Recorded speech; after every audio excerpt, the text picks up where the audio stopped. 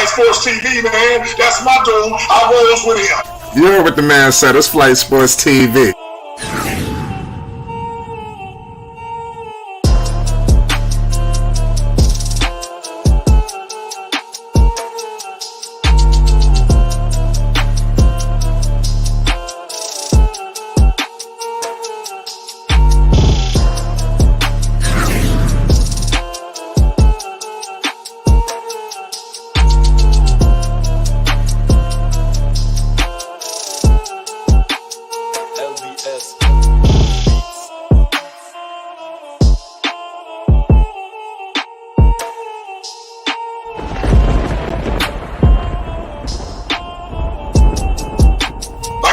Flight Sports TV, that's where it's at.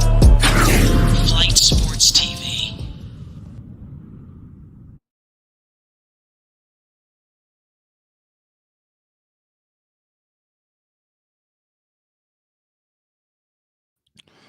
What's going on, people? It's Flight Sports TV. I appreciate y'all for checking with me. Y'all already know what it is. We back with another one of them things.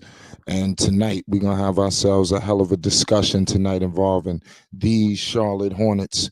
You already know what it is. Buzz City, a whole lot of things that got to be handled, a whole lot of things that need to be politicked. We got to break everything down, ladies and gentlemen. You already know what it is, man. It's so much going on, with this draft. We got to understand something. We got life changes, happening right now. Pardon me, in terms of this draft. This draft has been coveted for a few years now. If you've been living under a rock, people believe that there are some fortune changes here. We all know, before we get into what's happening with Charlotte, because we got to break some news involving some workouts that is taking place in the coming days. Literally, by Tuesday, the top picks will have already worked out, with Charlotte. We're going to break it all down to figure out the days, times, everything. We're going to break it all down, ladies and gentlemen. It's Flight Sports, but this NBA draft is truly a fortune changer for many franchises, including the Charlotte Hornets. But obviously, it's headlined. It's almost like we totally forgot what this draft is really about. It's almost like it's Victor Wembanyama, and then the draft starts. It almost seems nobody's even talking about Victor Wembanyama. That guy is basically so talented, such a life-changing player that we don't even discuss him. We just discussing everybody else because it's like he ain't even in the draft. That's just the way. Have we ever seen something like this before, where the top pick, it feel like he ain't even a part of the stuff, but nonetheless, man, the San Antonio Spurs have their life-changing player. Now what's up with Charlotte? The ping pong balls did swing their way. Now, the crazy part is they not the San Antonio Spurs. This NBA draft for the Charlotte Hornets, because they pretty much, the draft starts, Charlotte pretty much got the first pick. If you want to keep it 100, just let me break it all the way down, before somebody switch and snatch that up. Just let it be known. You heard it here first at Flight Sports TV. Pay the utmost homage. You already know the NBA draft starts with the Charlotte Hornets at number 1. That's when the draft starts, ladies and gentlemen. You heard it here. So let's see what happens, because Charlotte has a life-changing decision of their own. This is truly, we are at the great, divide for the Charlotte Hornets, ladies and gentlemen. The sea could part either way. We either going up or we going to hell. It's Flight Sports. Listen, we ain't come to play. We got a whole lot of MB1 talk, a whole lot of Charlotte Hornets talk, a whole lot of Triple B talk. You already know what it is, and we're going to be discussing all things of the array of basketball. We got the legendary All Access Dex in the building. Dex, talk to the people. We live. Yes, sir. Shout out to Flight Sports TV, the machine, the voice of the voiceless, the people's champ, the hottest in these streets. Shout out to the panel as it reaches premium peak. Shout out to the chat and all of its cacophony spewing out of the cracks and crevices of Flight Sports Block. And big ups to everybody that pulled up. But hold up, your job is not done. Wait a minute, there's more. Hit the like button, hit the subscribe button, and hit that notification bell so you won't miss one iota of an exuberant experience. Like, thank you for another beautiful stream that we have endeavored in. And I believe this is going to be very informative, very exciting, and downright amazing. You invited all of us to a front row, up close seat to this extravaganza of the mindset and the psychological pursuits of the Charlotte Hornets. And let me tell you, Flight, all through the NBA landscape, the inquisitors are out, and they are highly inquisitive about this number 2 pick. The number 1 pick is already foregone. We already know what's going to happen there. The Spurs and their legion to foreign players, the protection of the NBA sending high class elite foreign players to the San Antonio Spurs to be doctored up by MK Ultra himself, Greg Popovich. But the weight and excitement is all about the number 2 pick. Who will it be? Scoop or Brandon? What do the Charlotte Hornets see in these 2 men? One coming from the collegiate aspect and the other coming from the G League pipeline. This is going to be a wonder flight. Some going to be excited, some going to be upset, because a lot of people are hanging their hats on the Charlotte Hornets draft pick in 2023-24 season. Like, Absolutely. Listen, I want to break the news to the people now. This is being reported by all publications locally in the Queen City. It's being reported that Scoot Henderson, we don't know where he's going to go. He will have his workout finally with the Charlotte Hornets this upcoming Sunday. And I think that's big. We did see the workout with the Portland Trailblazers. Now, you could take whatever you want to take from that. I guess I don't know if he half-assed Portland, because the people do that. When on these workouts, I might have to refresh some people. I know we in NBA Finals mode, but truthfully, here at Flight Sports, we buckled up, locked and loaded for the Charlotte Hornets. We really in draft mode, and we in a conundrum. So shit got to happen. So we really keeping all tabs on things, ladies and gentlemen. So let's see what the workout brings in Charlotte. Who's to say Scoot Henderson don't go berserk? He don't just go all out ballistic. I'm reporting that, because don't be surprised if he wasn't really feeling Portland. He went up there and just coasted. Some players don't even work out for teams, so that's big for Scoot Henderson, and what he's going to be doing for the Charlotte Hornets, because they desperately need help. They need to make sure they draft an all-star with this pick. God damn it, I mean a superstar. You understand? So if Scoot Henderson is that man, remember, I ain't got no allegiance. Maybe some of y'all do, and I'm all for that. My allegiance is for the Hornets and Lamelo Ball to get to the playoffs through hella high water. I don't give a damn who it is. So let's move on.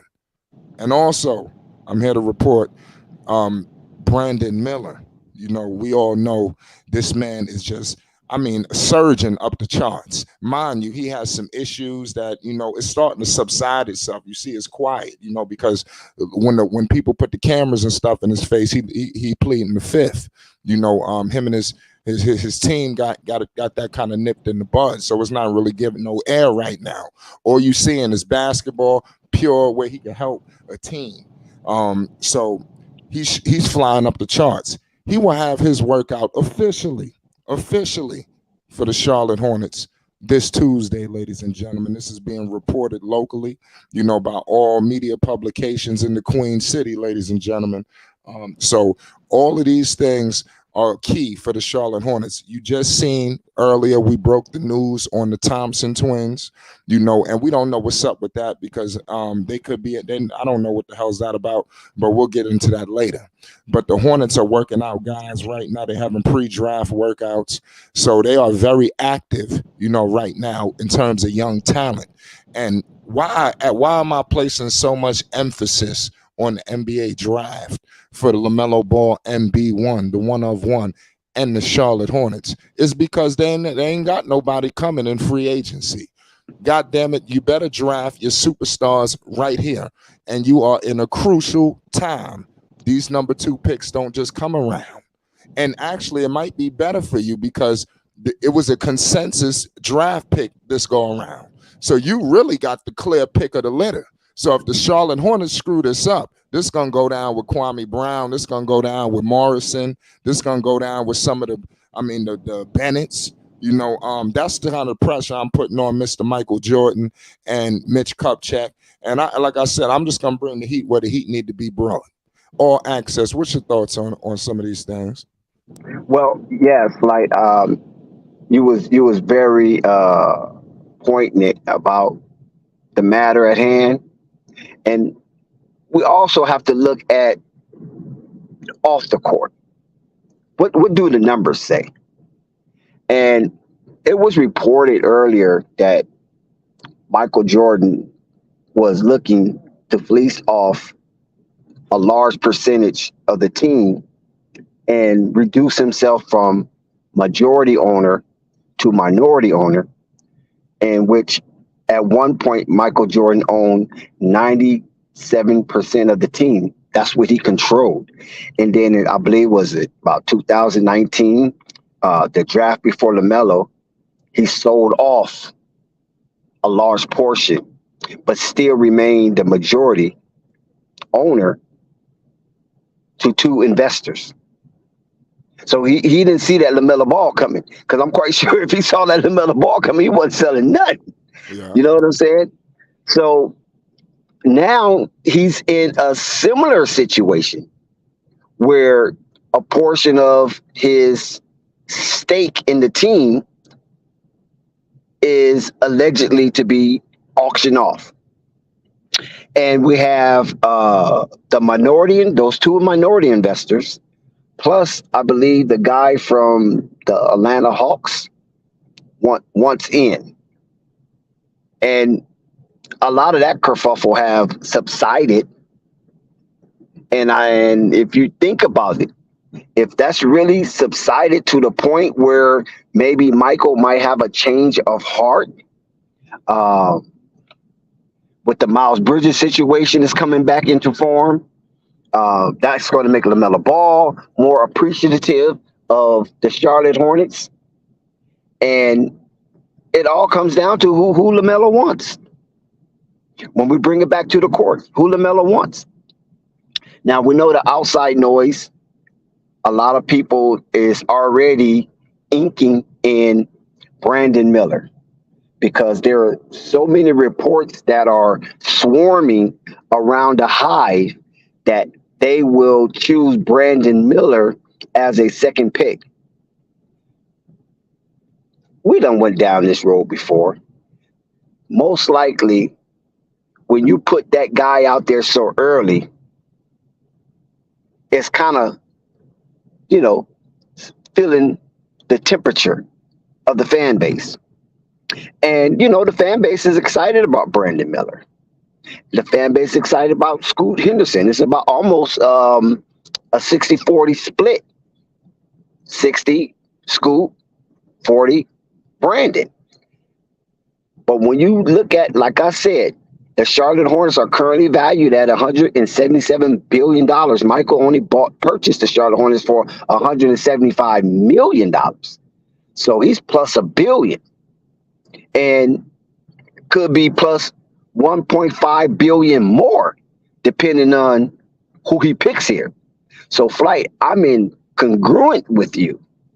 I'm in consensus with you that this can't be messed up. He can't mess this up, because the NBA basically is dropping Mike 2 great picks within a 5-year span to get this right. Normally, no team don't get nothing like this. You follow me? Unless they just so bad. I mean, if you last place always in the cellar and dancing in the bottom of the basement, of course you're gonna get good draft picks because you're always in a lottery. But Charlotte has been somewhat competitive over the last 4 years. So for them to get an opportunity to draft number 2 1 year and number 2 another year, they can't screw this up. Like, they got to get this right. I'm telling you, fam, they have to get this right, or else Charlotte will be wiping themselves. They will be sabotaging the whole organization. So I think Mike is playing this on the equilibrium. I don't think he's leaning too much this or leaning too much that based on the nature of the value of the franchise. And if he can hit another home run with another exciting player, that when that player scores a bucket, the crowd comes out of their chairs, then Charlotte would probably double his worth and will be damn near a $4 billion value team in 2 years. I totally And that will agree. wipe away a lot of sorrow and sadness and tears that the organization have endured throughout the year and being stigmatized as a stickler of pain. Like, Yeah, absolutely, Dex, man. This is crazy, But like I said, back to what I want to let people know as well, because we get so caught up with the number 2 pick that we totally forget that the Hornets also have 2 picks in the first round. Dex, so are you aware that they have the 27th pick? Are the people aware? So this is a big night for Charlotte. Especially for a team that's not getting free agents. Nobody's requesting a trade saying, hey, I want to come down to the Queen City to play with Melo, even though they should, but I mean, it is what it is. Location, organization. I think it's fair to say that it's much more stable franchises than the Hornets, unfortunately. So they better make sure that this thing, just everything gets nailed. You understand? What's your thoughts on that late first round pick before we get into the multiple seconds? Dex, how doesn't that make the draft even more important and immense with the fact that they have 2 first round picks? I mean, that's a lot of flexibility, whether they want to move that, take that, or package the damn shit with some of them second rounds with some of these bums on the roster. Well, this is a big night, Dex. Talk to me about that number 27 pick, because I think a lot of people forget totally that they have 2 first round picks. now, like, one thing about that late pick, it's a crapshoot because once the top 3 goes and then the twin goes, then you kind of, like, it's whatever. I just believe that the Charlotte Hornets can maybe forego that last pick, that 27th pick, and maybe package Right. it with something, because See? I don't think they really, really need it, because the player I would love for them to get would be Imani Bates, and you can get him in the second round. You don't even need that 27 pick. I think that's too high for him based on the baggage that he's bringing into the league. Because if you get Brandon Miller, what most pundits are in consensus with, you don't know if Anthony Black is going to be around, because the Charlotte Hornets still need playmaking from the point guard position, despite LaMelo's success, because LaMelo's not playing 48 minutes of basketball. I know the LaMelo stands would want him to play 48 minutes of basketball. I'm quite sure his pops will too. You know what I'm saying? But that's just not going to happen. He's not going to play no 48 minutes of basketball. So they still going to need somebody that can come in and be productive. And you have another point guard at 6'7" with Anthony Black. Can he? Will he be around? I don't know. So instead of getting a Brandon Miller, you already guaranteed to have a stellar, outstanding, super uber athletic point guard who already play makes with grown men and Scoot Henderson. And then the position that Miller was going to play at 6'9", he probably played 3, probably played 4, maybe slightly a little 2, depending on the situation in the juncture of the game. You can go down. Maybe Taylor Hendricks might be available. You know what I'm saying? I mean, they got him ranked kind of high, but that don't mean NBA scouts got him ranked that high. This got him ranked that high just on initial draft lists. But that don't mean that he's going to be ranked that high, period, because Taylor Hendricks was ranked as the 84th player in the class of 22 coming out of high school in Florida. And he played there he stayed home. He didn't travel to go to the big school. He stayed home at UCF. So that player could still be around if Charlotte wanted to grab Scoot and still want to use their 27 draft pick. Taylor Hendricks could be around. So it could be a plethora of players that fit that position outside of Brandon Miller if they was to go that route. But if I'm the mind, if I'm the brain, I'm going to ship off that 27 pick and package it with one of the veterans I have to try to get rid of. And the main veteran that I will be targeting, it will not be Gordon Hayward. No, Gordon Hayward's going to stay. He's not going anywhere unless somebody's begging for him. If nobody's begging for him, I'm not trading him. But I will have him available for the break, the All-Star break. He will be available for the trade deadline. But right now, to start the season, no, I will not have him available. I will hold on to Gordon Hayward, and the person I would try to rock it off with jettison is Terry Rozier. I will try to package Terry Rozier in that 27 pick to maybe a contender. Somebody that's right there on the cusp of getting over the hump, whether it's in the Western Conference or the Eastern Conference. I will try to package Terry Rozier in that 27 pick so he'll be more attractive to be grabbed from the Charlotte Hornets. That's what I would do. And I would definitely draft Scoot. That's who I would draft. I would not draft Brandon Miller, because when you actually look at these top 50 players that's coming into the NBA, you have more of a leverage with that height, that position, and some of that shooting with many other players that's ranked a little below, but could be ranked in the top 30 that you probably can come in and, groom, shape, nourish, form, and get him into a position where he could be helpful to the team. That's what I would do if I had the chance to make this right. Because like I said before, and like you said before, Mike can't jack this one off. This would be an utter catastrophe if he jacks this one off.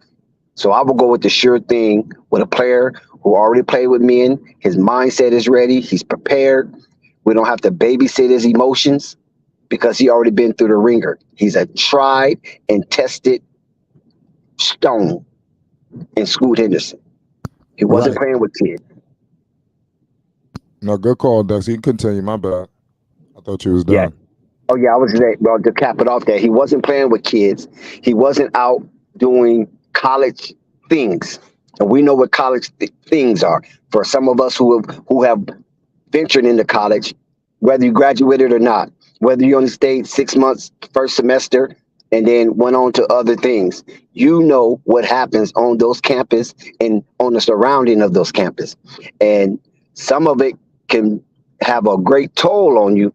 And this is why Brandon Miller have some extra luggage he has to unpack prior to coming into the NBA.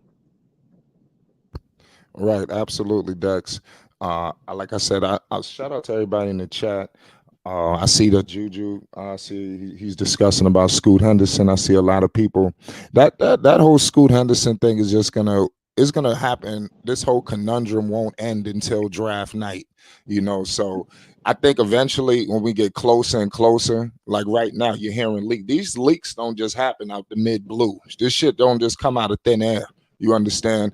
Somebody's leaking that they rock it with Mr. Miller. You understand? But like I stated before, with the draft workouts upcoming, you know, things are going to get even more crystal clear. And it would just be like you said, a downright catastrophe. They would just be completely stupid. You understand? If they was to somehow piss this draft off, you understand? Because they truly have the number one pick. The draft starts with Charlotte because Wembanyama, that's already sold. They got to make sure that they draft the best player outside of Wembanyama. Nobody, it should not be a situation where come next season, somebody else's ball. It should just be Victor and the whoever the hell the Charlotte Hornets pick. They should be the front runners. There's no way another team could just, get them like they did with some of these other picks. Because when you look at some of their I like the Williams pick. I'm feeling that one. I think that's going to be good for them. But when you look at some of these other teams, some of these other players, it's a lot of things that could be, moved around, but nonetheless, Charlotte is in a pivotal moment right now. I cannot echo that enough, because all these other teams like the Portland Trailblazers, they kind of got a direction on what they gonna do. Like Charlotte, literally, I know people think Melo just gonna sign. I mean, Dex, I don't know what's your thoughts on that, but he hasn't signed yet. Who's to say that he won't raise hell in there? But I'm not saying that's gonna happen. They have Miles there, more than likely coming back. I think they're gonna make things very comfortable for Lamelo Ball. But what does that say to the organization if they took Scoot Henderson to discuss a little argument here? Would that cause hell in terms of the personnel, the player personnel? Because does that send a bad message to LaMelo if they take Scoot? Just speaking to the Miller fans out there, what's your thoughts on that, Dex? Because LaMelo is the top-notch, clear-cut, undisputed, no debating floor general in Charlotte. You understand? So Well, what's your thoughts?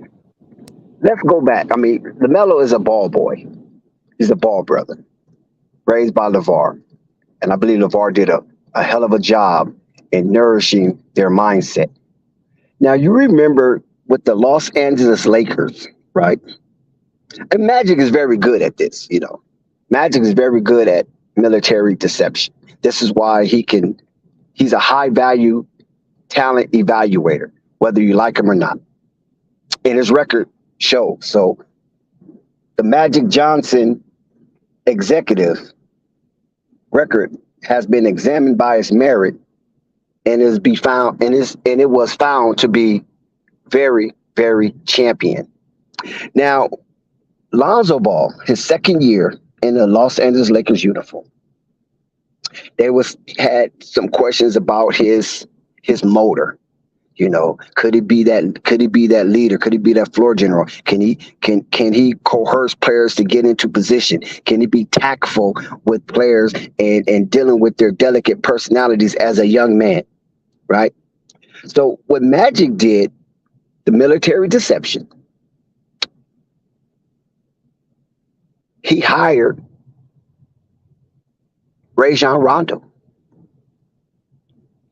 And people went through a stir. Oh, why you do that? Why you do that? You got Lonzo. Why you do that? Now you conflicting. Blah, blah, blah. And then Magic proudly explained, I got Rondo to push him. Rondo's that dog. So whatever dog is in Lonzo, Rondo can bring it out, according to Magic Johnson. We need that competition because we don't want Lonzo resting on his summer league and collegiate laurels. We want him to know this is NBA. It's different, and it's a separation from the summer league. So that was Magic deception, military deception, when he hired Rondo. Now, I'm quite sure that all of Lonzo's tenure and journey in the Los Angeles Lakers uniform, albeit 2 seasons, he was sharing being a confidant to his younger brother, Lamelo Ball, as well as Jello. I'm quite sure they sat around and powwow and talked about it. I remember one Ball family episode when it was all out with Demo and Jello, but Lamelo wasn't there, and Lonzo, and they were just, chopping it up about the NBA and things of that nature, right? So LaMelo already have a precursor. LaMelo already have a roadmap. LaMelo already have a defined direction when it comes to having height, having the ability, and having the character to withstand any storm. You don't want no jive turkey playing next to LaMelo. You don't want no jive turkey playing diagonal from LaMelo. You want LaMelo to be surrounded with inside a cage of pit bulls, Doberman pinchers, Rockwallers. That's what you want. You don't want somebody to come next to LaMelo and be a pussycat. If you're doing that, then you worshiping LaMelo. That's a worship aspect. That's not being a fan. That's even being past a stand. Because you want somebody next to LaMelo that's going to either push LaMelo and LaMelo push him, and it like men sharpen men, like steel sharpen steel. I guarantee you put somebody next to LaMelo where they storming down the court, and this young backcourt is indelible on the NBA and all of its components, will definitely control the landscape to the degree where they are Levant. The aesthetics of that force and drive will be not seen since the days of Joe Dumars and Isaiah Thomas. That's how dynamic it will be. Lightning and thunder. And LaMelo will be able to showcase his repertoire off the ball, something that we haven't really seen thus far. It's going to be crazy, amazing. Now, Flight, Michael Jordan have his ways. We know Michael Jordan have his ways. We know the Charlotte Hornets been a pocket of trouble for a long time. I'm talking deep, dense dysphoria. Deep, dense dysphoria.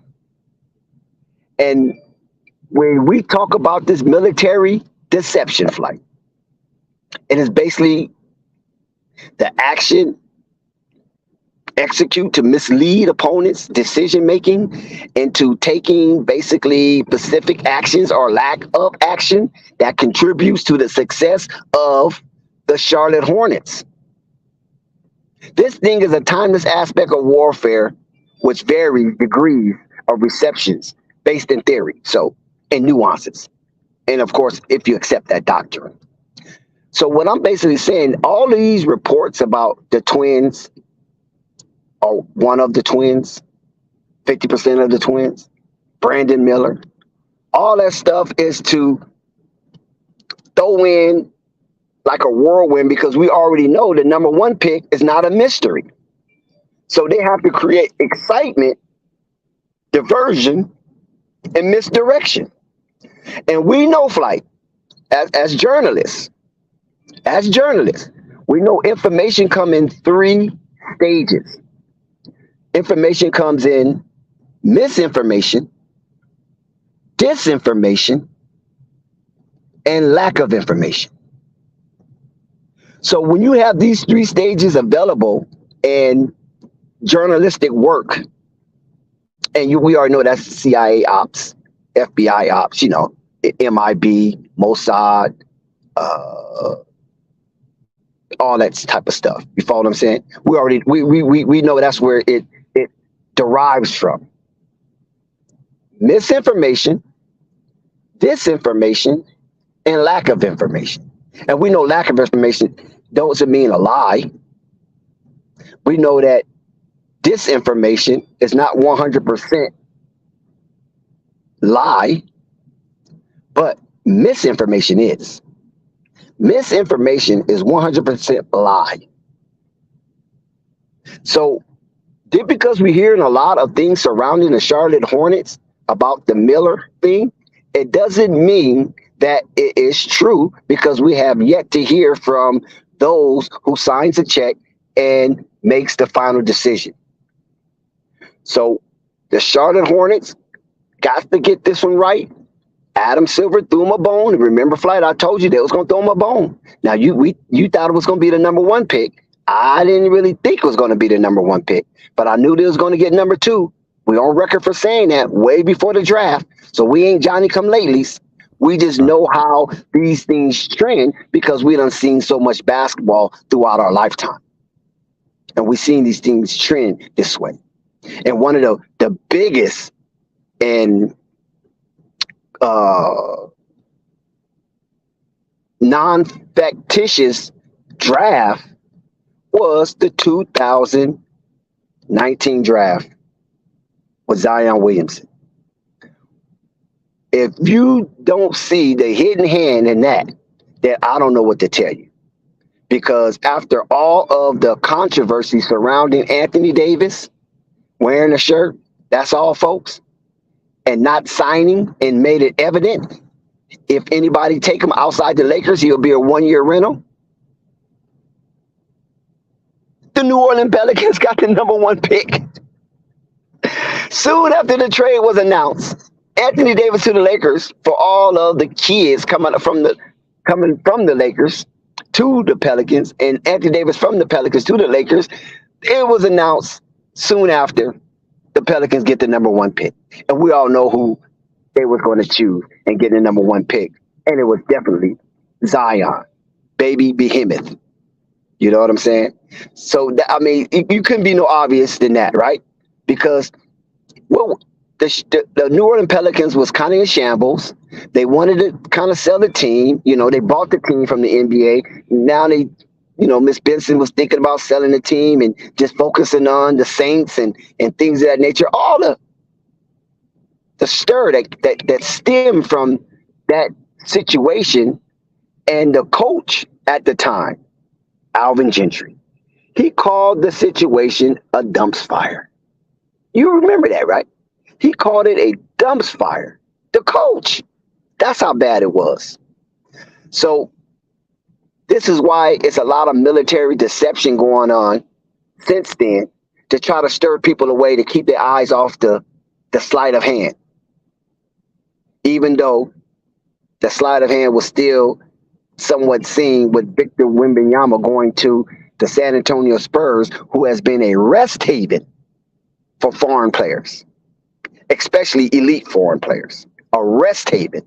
And we saw, I think Thunder or Rap God Unloaded pointed out the fact that Tony Parker owned a team that Wembanyama played on or was associated with or something to that nature. I did not have the information. It was shocking breaking news for me, straight up at Flight Sports TV. You get it like that? So there was a lot of conspiracy going on that made a lot of us feel that he was headed to San Antonio.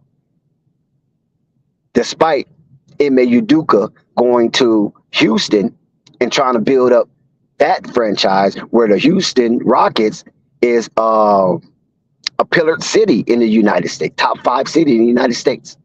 So that basketball program needs to be up and running on a high level sooner than later. So it was kind of a mystery, maybe not, maybe. And then, of course, it did go to a Texas team, but it didn't go to Houston. So the Charlotte Hornets have to get this right.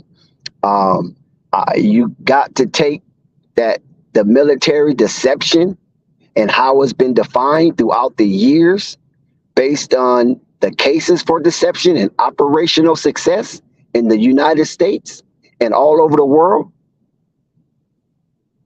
that the Charlotte Hornets could partake in some of that as well by letting the Brandon Miller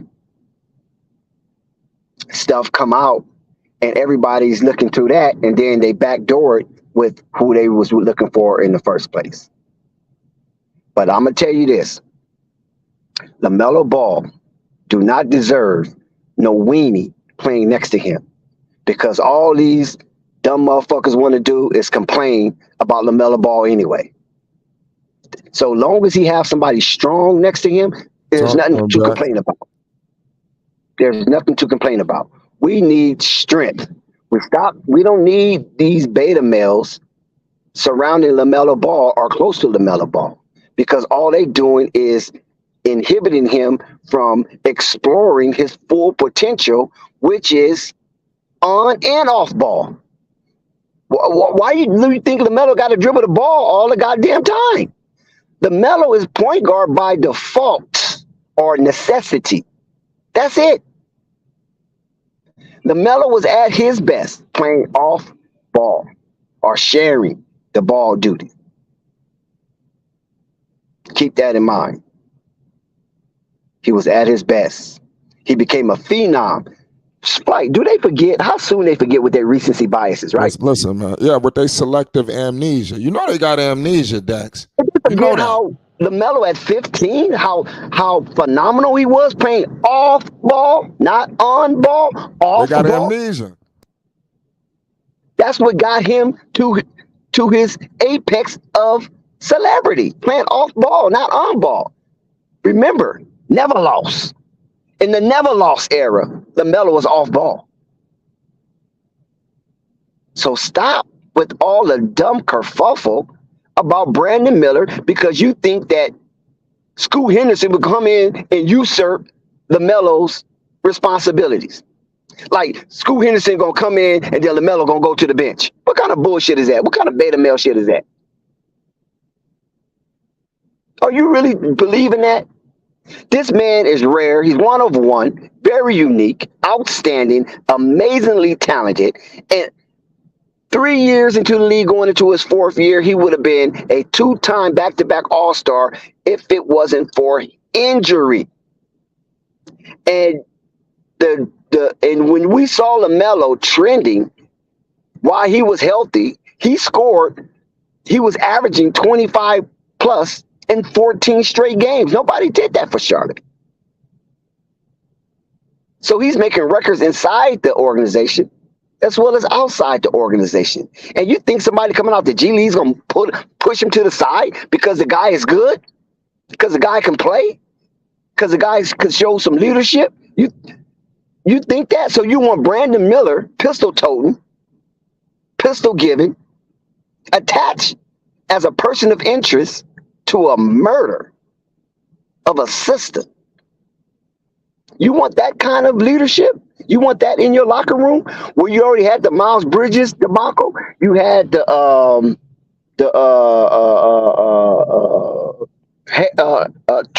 that guy name? Hurls. Fiasco getting arrested in Kentucky. You want the book night, bottomless, mimosa ass wrecking, sleeping in a car with his car running. You want the bottomless mimosa book night. I mean, come on, man. You guys got to make up your mind. Who do you want on the side of LaMelo leading? You don't want Gordon Hayward. You don't want Terry Rozier. You was barely want Miles Bridges, because Miles Bridges was trending and his trajectory was matching LaMelo, because it was a coin flip who the commissioner was going to call, Miles or LaMelo, for that All-Star bid as an alternate in replacement of Kevin Durant. And we know Melo got it. Melo was the bigger celebrity. And we know All-Star is a celebrity, famous contest. That's what the All-Star is. We know this. It's a fan vote. So it's based on celebrity a lot. Who they like. It's a preference thing. So he got that. And coming into the league, coming into the season, the next season, It was up for grabs who was going to be the face of the league. But it started to turn LaMelo way once Miles started showing bad behavior. And the Charlotte Hornets was kind of like fudging on his extension. They gave him an offer. He didn't want it. And it was fudging from that point, which is naturally you're going to turn down the first offer. That's just a negotiation 101 because you want leverage. You don't just take the first offer unless it's just overwhelmingly something you just can't turn down. That's something different. But normally, they come low and then you go higher. And then they come low, you go higher. They come low, you go higher. Then finally you meet in the middle and you get the contract signed. But with Miles Bridges, they was fudging because they was wondering, do we want this guy to be the face? Because that's what they was going to pay him, to be the young face of the franchise. But then you got LaMelo walking squeaky clean, according to NBA. Squeaky clean.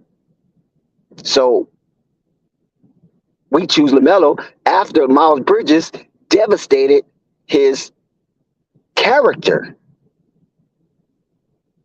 by having that off-court incident with his wife. He devastated his character and reduced his worth as a bargaining chip. LaMelo gets it. Remember, I was going around the stream saying LaMelo got this. Cliffy already talking in his favor. I saw it coming. They ain't gonna get LaMelo that. LaMelo came here. They were selling Gordon Hayward jersey. They paid Gordon Hayward $30 million. Who jerseys you try to recoup that money?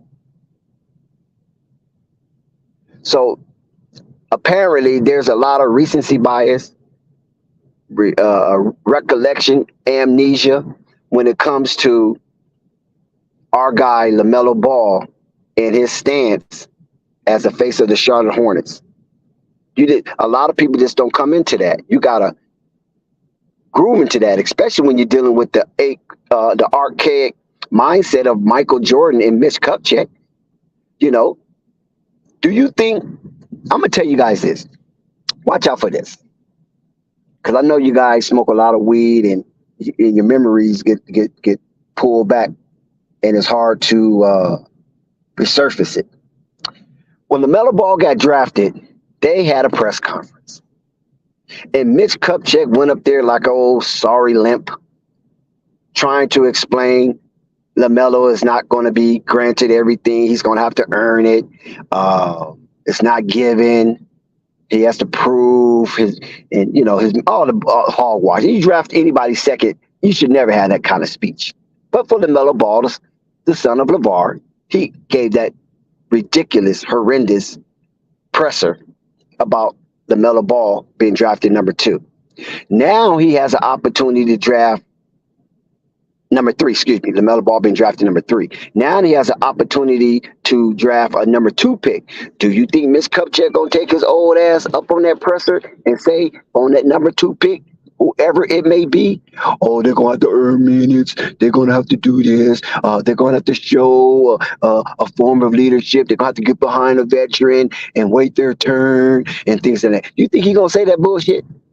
Honestly, fuck no. He's not going to do no shit like that. He did it with LaMelo based on LaMelo was already bigger than the Hornets. You know it, and I know it. He came in bigger than the Hornets. And as soon as he got on the Hornets, they value Risen. As soon as he came off the bench, they value Risen even more. And as soon as he became a full-time starter, their value exploded. Exploded. You can look at the value of the Charlotte Hornets from 2010, since when Mike bought it. Came the majority owner, to 2019, where he sold a large portion of shares to 2 investors, which he probably kicking himself in the ass for that, because the very next season, 2020, they was granted the third pick overall, and they got Lamelo Ball, and their value has been skyrocketing ever since. They've been on League Pass, they've been on national TV, they be talked about. Lamelo won Rookie of the Year. I mean, it just was a crazy journey for those 3 years coming into the fourth year right now with the Charlotte Hornets, and the value of that team up under the auspice and dictates of Michael Jordan. I can't forget Fred Whitfield. Hey, played his part. I can't forget James Jordan. Definitely played his part. And Larry Jordan played his part as well. The Jordan boys. Since the insertion of LaMelo Ball inside that organization.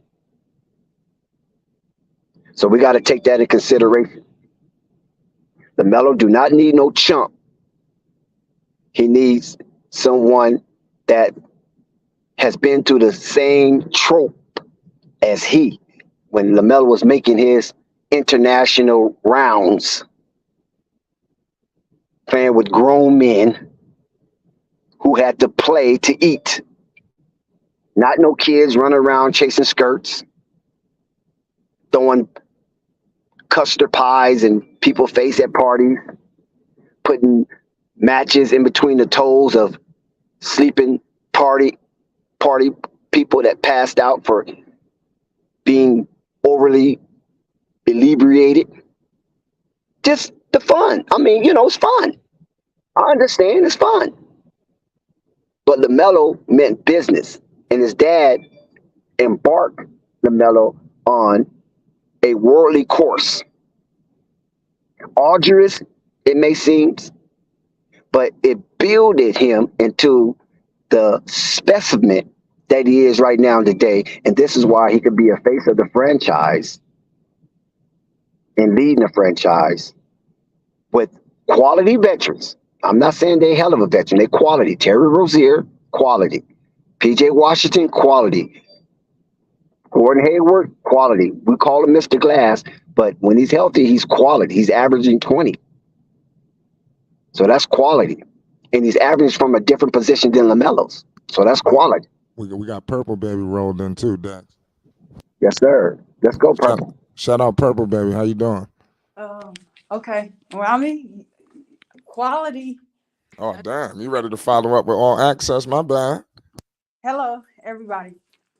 But quality is an interesting word, Dex. And that's what I gotta say with that. I just feel like you put too much on. You laying it on too thick. I don't value. I understand. Not Miller, but Scoot plays in the G League, and for whatever, it's undrafted players in the G League, by the way, and stuff. But playing against men is playing against men. I don't, for whatever Scoot has accomplished, I don't take his accomplishments away from him. But that means nothing to me. Zion played against boys. And look where Okay, keep going. Like, I just feel like I don't understand that point. Like, it don't make Zion any less dominant than what he was just because he played against boys in college.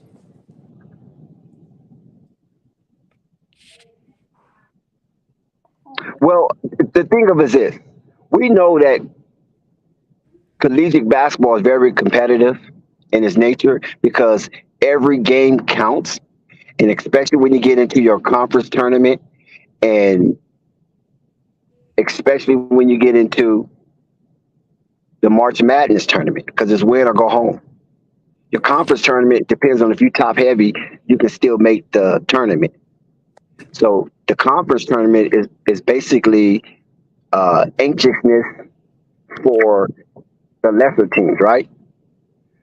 Now, that is competition, but a lot of it is still fun competition because they don't have to play and affect other people's eating and paying mortgages and rent and babies. You know, a lot of these players in the G League, they already have babies already. So they got mouths to feed outside themselves. So a per diem is not enough. I got to try to get into that league, and I don't need no youngster getting in the way, taking minutes away from me, and scouts not being able to get what they need because of the lack of minutes that I have on the floor. That's a different ball game. And when you got Lamelo Ball traveling with the JBA, traveling with what was that other place? Lithuania, traveling Spire. Okay, Spire. He had some fun with some youngsters, but then he went over to the NBL dealing with more grown men. That is developing of a mindset that you're not getting that out of college. That's what I'm saying. I'm not talking about who is the better athlete or who is the better player, or who can dribble this way or who can slam like this. I'm talking about mindsets, because we have seen a lot of youngsters come into the league and fall by the wayside based on mindset, not being tough-minded and not wearing their feelings on their sleeves, based on dealing with criticism from other players inside that locker room. Don't think everything is horky-dory.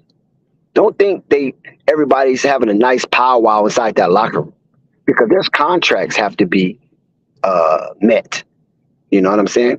And there's contracts had to be striving for. So it's a hard game. It's not an easy game at all. When you get offside the court, when the entertainment part stops and the business part starts. So what I'm saying is that school has a tremendous advantage in that aspect of the player.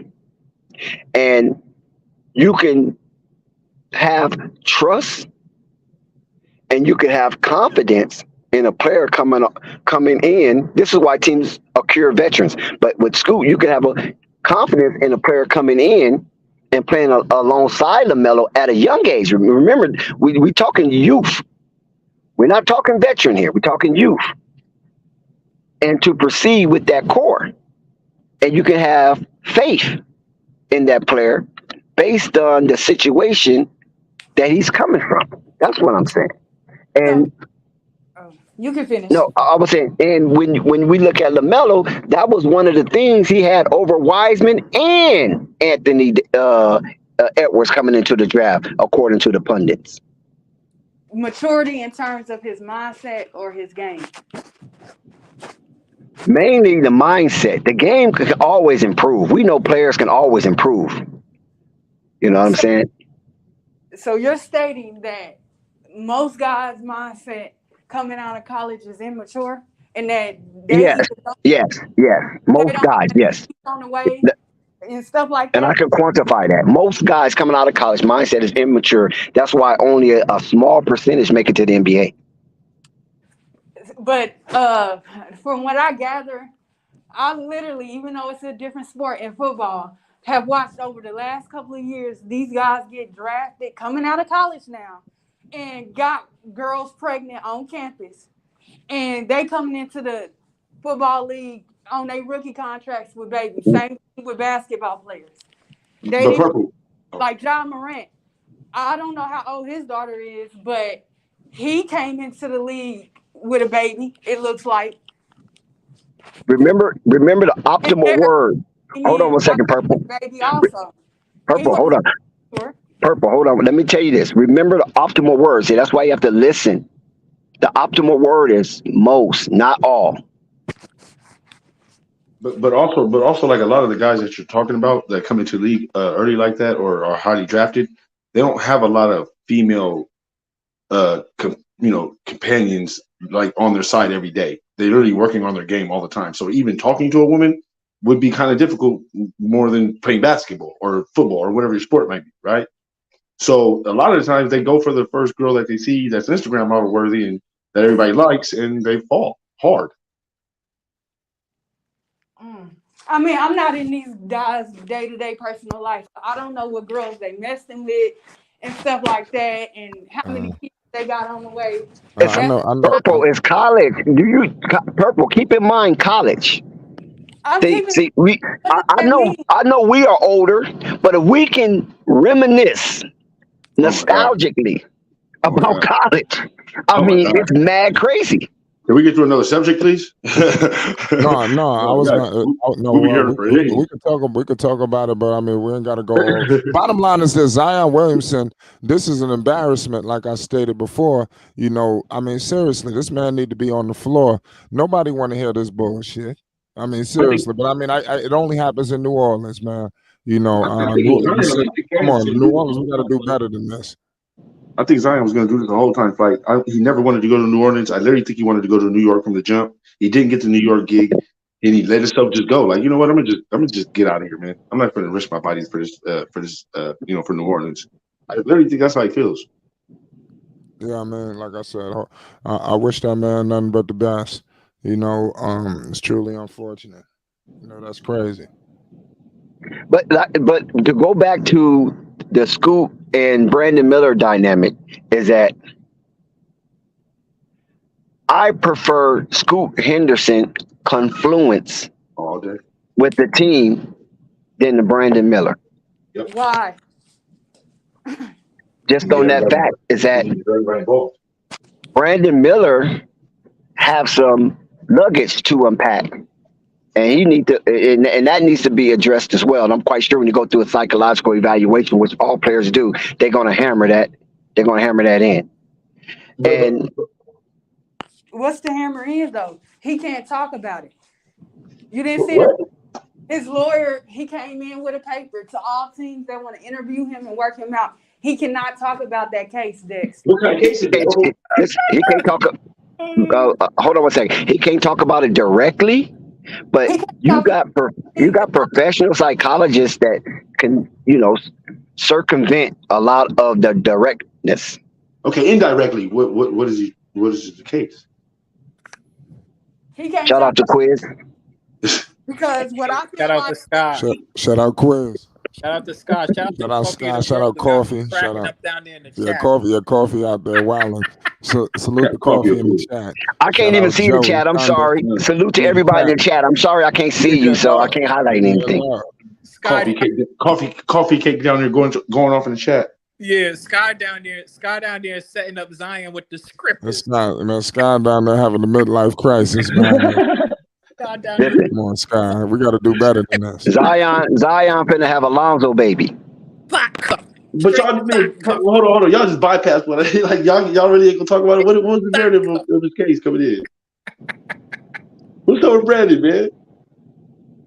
I just feel like if he had better lawyers and a better team, how they put that story out, I think it came out in January. Oh, y'all being so vague with this. What's the story? Purple, what's going on?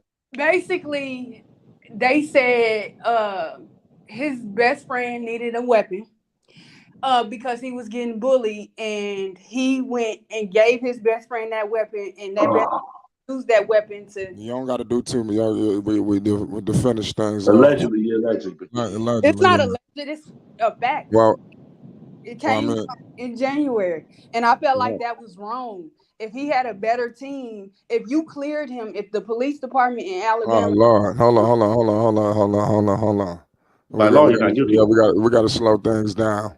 You know, we wish Miller the best. We don't want to get too much into the the boys. Yeah, I didn't want to know specifics. I just want to know what it was about. I thought it was another female or something like that. We hope this thing gets subsided. Stuff. This thing really upsetted you, Purple Baby? No, I just feel like they did him wrong. You talking about a guy at the time that was, I mean, he's still top 3, but once that news came out, they was talking about him dropping outside the top 5. And that pissed me off because I'm like, if the police cleared him and they said on the stand that he was cleared from any wrongdoing, why did his name even come up in the case for? Did they put another person in his place? Like, do they have another player that they're naming as that's just as good as him and they want to put ahead of him now? No. The media do that? Because he was cleared of any wrongdoing. No, I know. I'm just saying, like, the media now talking about like another player to move to his spot. Okay. That was back in January or December. Okay. Where and March Madness was beginning, and they knocked them. It didn't last for long because immediately, Okay. Well, you know Well, how it now it is is when you because catch now a he is case, going to get man. You number know what I 3. mean? Like, people start clearing out.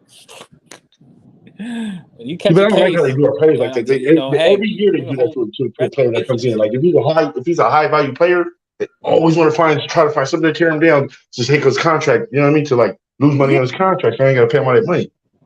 Make him feel like he's No, better they're than what not he trying is. to tear him down. Actually, they're trying to obfuscate a lot of it. Oh, So yeah, they giving him kind of a pass. To be honest with you, what you they're not mean? ripping him. Kind of a pass. kind of a pass. Are you serious? Yeah, because he was a person of interest in a highly classified case down there. You know, No, no he offense, wasn't. no offense to our Caucasian brothers, but I mean, a lot of these guys be, supposedly, Let's just supposedly, we're in out here on doing it. We FYF. don't hear So nothing. We don't hear nothing. Yeah, let's not No, make this I racial, don't think you could. fellas. I don't think you yeah, can I mean, compare that like that because it was a life loss. So I don't know. Hold on, I'm a little bit lost. I don't know Yeah, exactly who I'm lost you're now speaking too. about, but I will tell you this: when a person has a case and you don't know what's going on, and it's classified, especially when you start talking about all the other interests involved. People, generally, you know what I mean. Corporations, I mean, it's just standard that people step aside. Like, you know what I mean. I'm not sure, how Yeah, deep I'm that quite goes, sure it was but a cease and desist on that based on what you just said, Quiz. You know what I'm saying? Because there's a lot of marketing involved with these right, high caliber NBA draft players because their face is visible all day while they on the floor, right? right, Yeah, right. Unlike only like other football. sport you can compare it to is soccer. Even baseball wear caps and helmets. So basketball and soccer, you get a good look at your commodity. You know what I'm saying? All game. So they have to put a cease and desist out until some of this water passes over. But I Well, not just understand that, and it's a good thing because he's still a young man. well, not just that though. Like you have a lot of players in baseball as well. So it's kind of like, oh man, I forgot who that player is. But literally, you have a select few in basketball, and in soccer that. So that's another thing as well. You got to be careful when you're a young man in this country anyway, especially when you're, you know what I Young mean, man. one of us. You got to be careful. College, these young players, you see what's going on, even with the stuff with Zion, whatever. There's a lot of stuff to get you sidetracked and distracted. You know what I mean? So you have to be on your P's and Q's because I agree. a lot of That's a fact. people don't have careers. A lot of people lost careers. A lot of people, like, I don't know, man. A lot of You people don't have a good team around them either, though. So these are young guys literally doing young things that don't know that is literally going to cost them in the future yet. And what you don't know is what you don't know yet. You know what I mean? So they're going to have collegiate to live and learn collegiate off of that athletes aspect. collegiate athletes are generally pretty protected on campuses. I Yeah, don't know how many of you That's guys right. been to colleges, yeah, but collegiate athletes are like they're like a frat in and of themselves, yeah. right? So most of the time they're usually amongst themselves and things of that nature. But being in college is a lot of nonsense to get involved, especially when you're a young person out there exploring the world. You know what I mean? So Yeah. and even just as a young brother out there, I would tell brothers to be careful about not just what you're doing. Be careful of the people you moving around with, because it's too Man, easy to get caught up in trouble. that sounds Do you so know how good, easy it man. is to get caught up in trouble at a homecoming, just messing with your homies from out of town coming up? You know what I mean? That's what I'm saying. It sounds so good coming out your mouth, man. But golly, is that so hard for young men to do? But it's super hard when you're young because you don't even know no better. Like, you know how many Well, your times I brain won't almost even got tell you caught that you up? know better yet. You don't So, even know any better at that time. You just know my homies coming from out of town. We having fun. We yeah, go to the club. You might even be straight. They ain't chasing around some chicks. Next thing you know, everything popping. Or you get pulled like over you because said, you somebody don't got a even know better gun. to even But know better. but but So, quiz is one thing. But quiz is one thing if you throwing hands. That's kind of a prerequisite when you go out. Be ready to throw hands, right? In college. No, that's a But fact. That's a fact. But you can get into a nowadays, fight. It's man, easy to get into a fight. yeah, yeah, yeah. It's It's easy to get easy. into It's a you so don't fight. even easy. want And to then shoot. your hubris is taking over. So you wanna, check this out, chump. I'm representing FAMU. Fool, I'm representing Howard. Yeah, FAMU. facts. You know what I'm Right. saying? We know how it go down. We know how it go All right, down. Dex, we put it like this: so if a John Morant was in our generation, towards our generation, do you think he would literally be handling himself a whole different way? No, If he's he was still in be a our young man. generation, He's Yeah. still doing the same thing, probably. To be no, honest. no way, no even way. You don't in our think so? generation, No way. Michael Jordan was doing his Not in thing, our Charles Barkley was generation, doing his thing. because Like remember, they had their things they were doing. Like everybody had their quirks. They yeah, wouldn't, but he wouldn't have had the but social media. It would have been out there, but he was still been doing what he right, was doing. he can get covered up. Jordan and Magic Johnson would have been ridiculed, bro. But For the listen, things he they can get were covered up. doing. Bro, they was getting covered up so much. It wasn't like writers weren't even going to But write the about thing things that about they it were is, doing. like, the difference is that here's the thing. Like, when you're like, believe me, I'm sure LeBron has had. You think that LeBron been squeaky clean the whole time? The Bro, higher you that mean you videos are, around on LeBron doing dirt? But listen, hold the up. higher you are, We can't assume now. the more If support you you get. assume, you can assume anything. So Right. I wouldn't even use that as a barometer because being squeaky clean. Because yes, he's been squeaky clean. No, he has not. But we all I'm talking about saying is, guys who's being Dex, reported as and is factual, listen, not Dex, no Dex. assumptions. Yeah, Like right. I'm not trying to listen. We never seen. We can't go back. We never seen Magic or Mike get caught up in with Gilbert Arenas situations. You know what I mean? So, we can't say that happened. But I'm just saying that But they might have had their other situations though. They might have right, other exactly. situations. Well, listen. I'll give you a perfect example. Right? Like, it doesn't make a difference who you are. You could always end up in a crazy situation. Remember what happened to Kobe? Right? Remember when Kobe had his situation? That's And self-inflicted. yeah, they had to go through. He had to go But through that's all kinds of things. self-inflicted though. Listen, that's self-inflicted. Listen, it was, but my point is that they didn't just like tear him down and toss him to the curb. They're like, hey, you know what? Let him go through the Shit. process. You know what I mean? Nah, what Dude, you they talking tore about? him That was down. no process. They convicted that No, man. they didn't tore tear him him down, down. dude. They let him play. They let him still play No, basketball. listen, Quiz, stop. Quiz, stop. Stop what? He Stop was while still you playing stop. basketball. They was tearing Kobe to They would have pieces. had a totally different stereotype of Kobe Bryant. If he wouldn't have balled out in the playoffs while he was on trial, they would have had a They totally would have different smothered narrative of his him. name, bro. He balled out. They had no choice. He was balling out, while he was playing. He was coming off a court playing, but they I think you didn't stop him a from playing little basketball. They didn't put him on over an and over your 8-game head. suspension. I just Listen, Kobe was getting killed. They didn't put him on an 8-game suspension like they did John Morant. No. They couldn't put him on an 8-game suspension because he was on trial at the how are you going to do that? And he's on trial. I mean, before he went on trial, when the allegations came out and we knew he was going to court, he was still playing. They didn't suspend him or nothing. They said, hey, due process, let it play out. He took a few hits in the media. I'm not saying that he was squeaky clean, Dex. He But I'm lost saying practically that all of his they didn't endorsements. destroy his career. Hold on. They still smudge his name to this day. They don't even say Kobe's name without talking about Colorado. Did you hear what Lisa Leslie had to go through? Bro, they don't even say Kobe's name trying to without take up for Kobe? What You happened? remember that? And when they speak about Colorado, they don't even say he's innocent. Hold on. I part. want to hear this one. I didn't hear that, Dex. Tell me about the Lisa Leslie thing. Oh man, they try to exfoliate her in the media with the feminist movement for taking up for Kobe, and she had to go on a media run to clear that up. Like, hold on, y'all, I'm a female too, but I know this man. Yep. They wanted they want to use Lisa Leslie to drag Kobe legacy in the dirt. And this is after he passed. Soon after he passed, they brought it up. Oh, yeah, that's dirty, though. That's dirty. That's what I'm trying to tell you. The women still bring it up. They didn't give Kobe no pass. Yeah, all the women brought it up. Dex, I'm not trying to say that. I'm not trying to remember. He had a serious situation, but it really wasn't. So that was the problem. He got lied on. People still. I mean, there was some bad light, but his career didn't die. It was a bad light. No. Look, I'm telling you, they tried to flush his career. Kobe's career took a whole nother trajectory when he scored like 50 points in 4 straight games or something. Right, exactly. That man was playing for his life. So hold on. Don't jump just yet. Go ahead, Dex. I'm with you. So it's an old adage saying that winning is a great web of life. Fact. So the Lakers was on their four-peat, remember?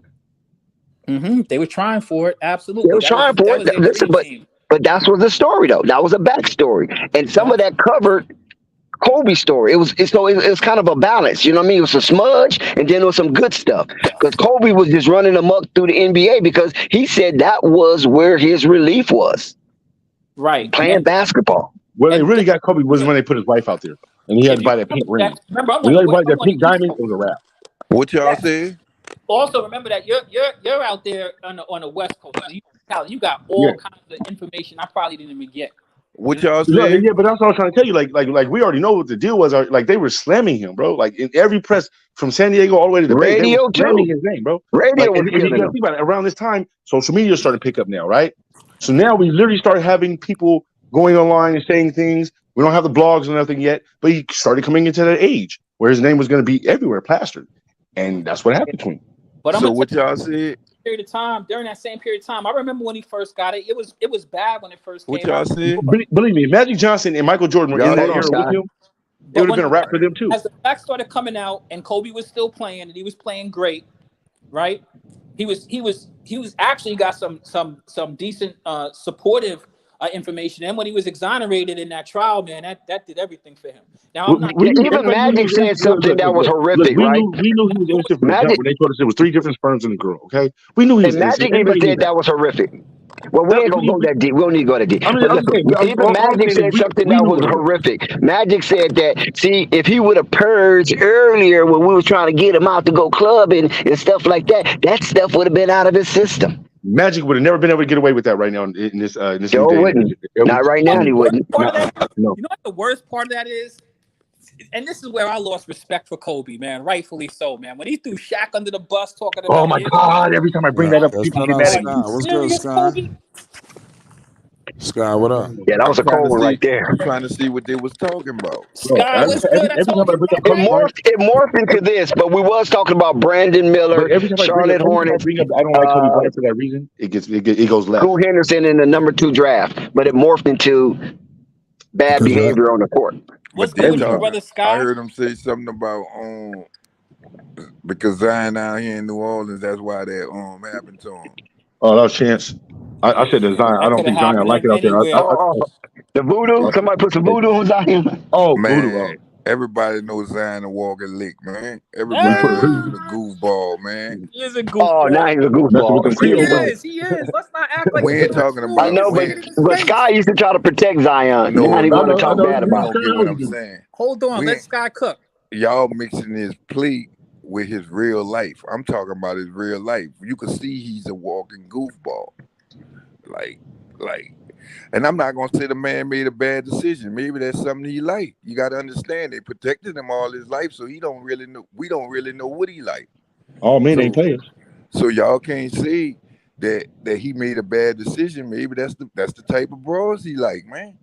No, but I was telling Purple, like, not all men know how to talk to women anyway. Like, you're not growing up talking to them on a regular Man, basis the because they're playing point I'm basketball with getting them. Yeah, at is, man, Zion been chasing snow bunnies man, ever since he got it. that's what I'm So bunnies telling is different. y'all, man. The point I'm getting at, y'all saying he chasing snow bunnies. It has nothing to do with him chasing snow bunnies. The dude been sheltered all his life. Yeah. You give him that type of money, and what you think he gonna do? Like a donkey. He Find the talked to easiest chicks possible and Listen, smother them. I'm not mad at what Zion did or what he's going to let's do. try to keep it kosher. You know, That's what I'm we can saying. talk So about it, but some guys might want to take it to the next level. nah, what I No, mean don't by take that it to the is, next level. what I mean by that is Got you, flight, bro. Flight. What I mean by that Shut up, flight, buddy. bro. But I'm glad Everybody, Sky's back on the panel. yeah, everybody criticizing the dude, right? But maybe that ain't nobody taking to account that's Mike what he like. Dude might It be is a what he whole like. It ain't no Yeah, Mike. we know that. man. He might We're be a talking about the whole. game, though. From what I see, is he a sex fiend? So if he a sex fiend, man, I You think think he that's how got the right he gained choice. 300 pounds? Having sex Man, and he eating got the sandwiches? right choice, man. He got a whole porn star. She liked it. You hear me? You got bolognese. You got you got the desserts down there in New Orleans. Yeah. Man, this Do what me a y'all favor, don't man. Shit, understand. we gotta start learning how to talk, man. You gotta say she do movies or something, man. I mean, Man, goddamn. all I right, mean, but come what on. Adult, You y'all put it on the keep stream, man. films. y'all keep Come on, saying man. Adult Just use better entertainment. words. this We gotta help adult. Flight on the streams, man. We gotta be more Yeah, cordial. Yeah, adult man. vocab and Otherwise, stuff entertainment. like Yeah, this But is what I'm monetized. It's monetized. We ain't freelance. yes. all right.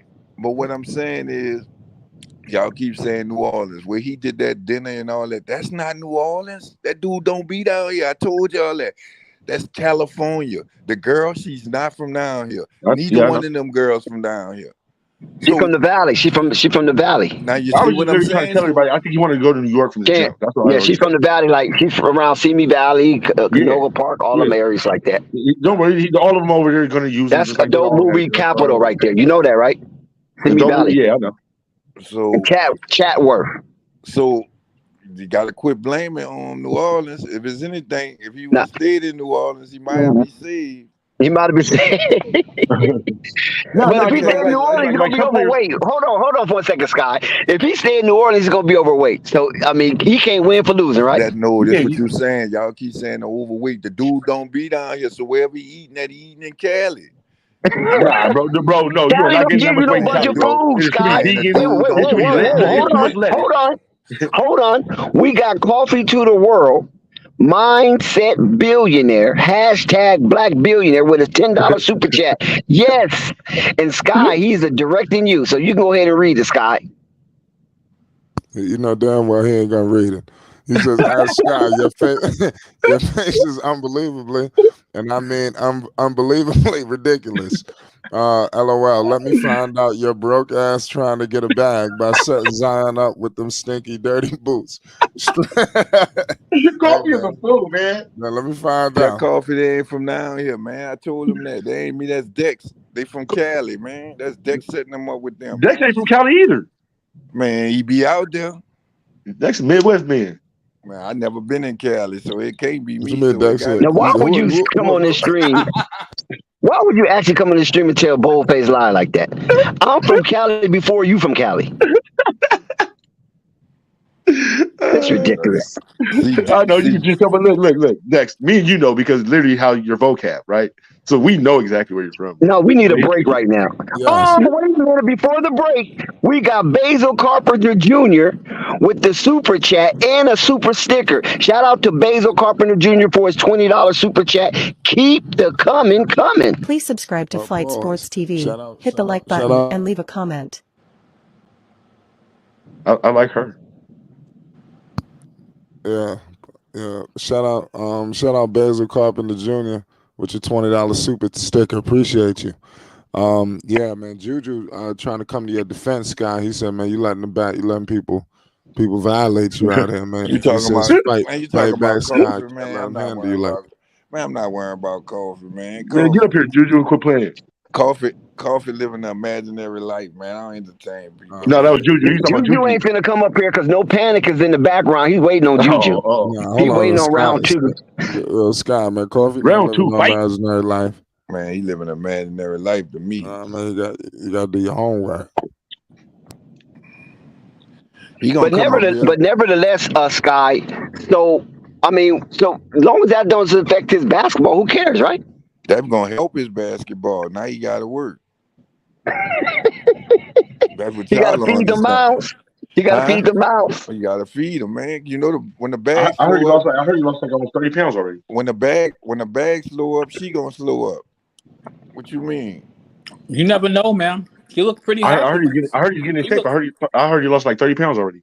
He ate because he ain't eating. He eating different things now. Well, that's She because said now she- he out in she said Cali. He in Cali working out now, so he eating Nah, less. she said she helped him lose weight. Listen, you don't gotta take it to the next level. You see, I'm gonna catch you before Boy, they you do itching. it. Flight, She they said she itching helped for him it. work out. That's why it'd be like some people are doing good, but you always we trying to take it to the next level. Well, And you then if better I not let take that no naps slide, during the stream. I'm and telling you right now. if I let that slide, then here comes somebody else with another trying to one up the next one. It's All right, a never ending cycle. Flight, Trying to be on best behavior, all right? No, I Okay, mean, look. Let me other warn ways. Flight. Flight, if you take a nap or if you dip off, Oh, Dex, this is the question I have. Why can y'all answer why is Zion always the poster boy for me, bro? What's wrong with that dude, bro? For what? He's just a poster boy for stupid stuff.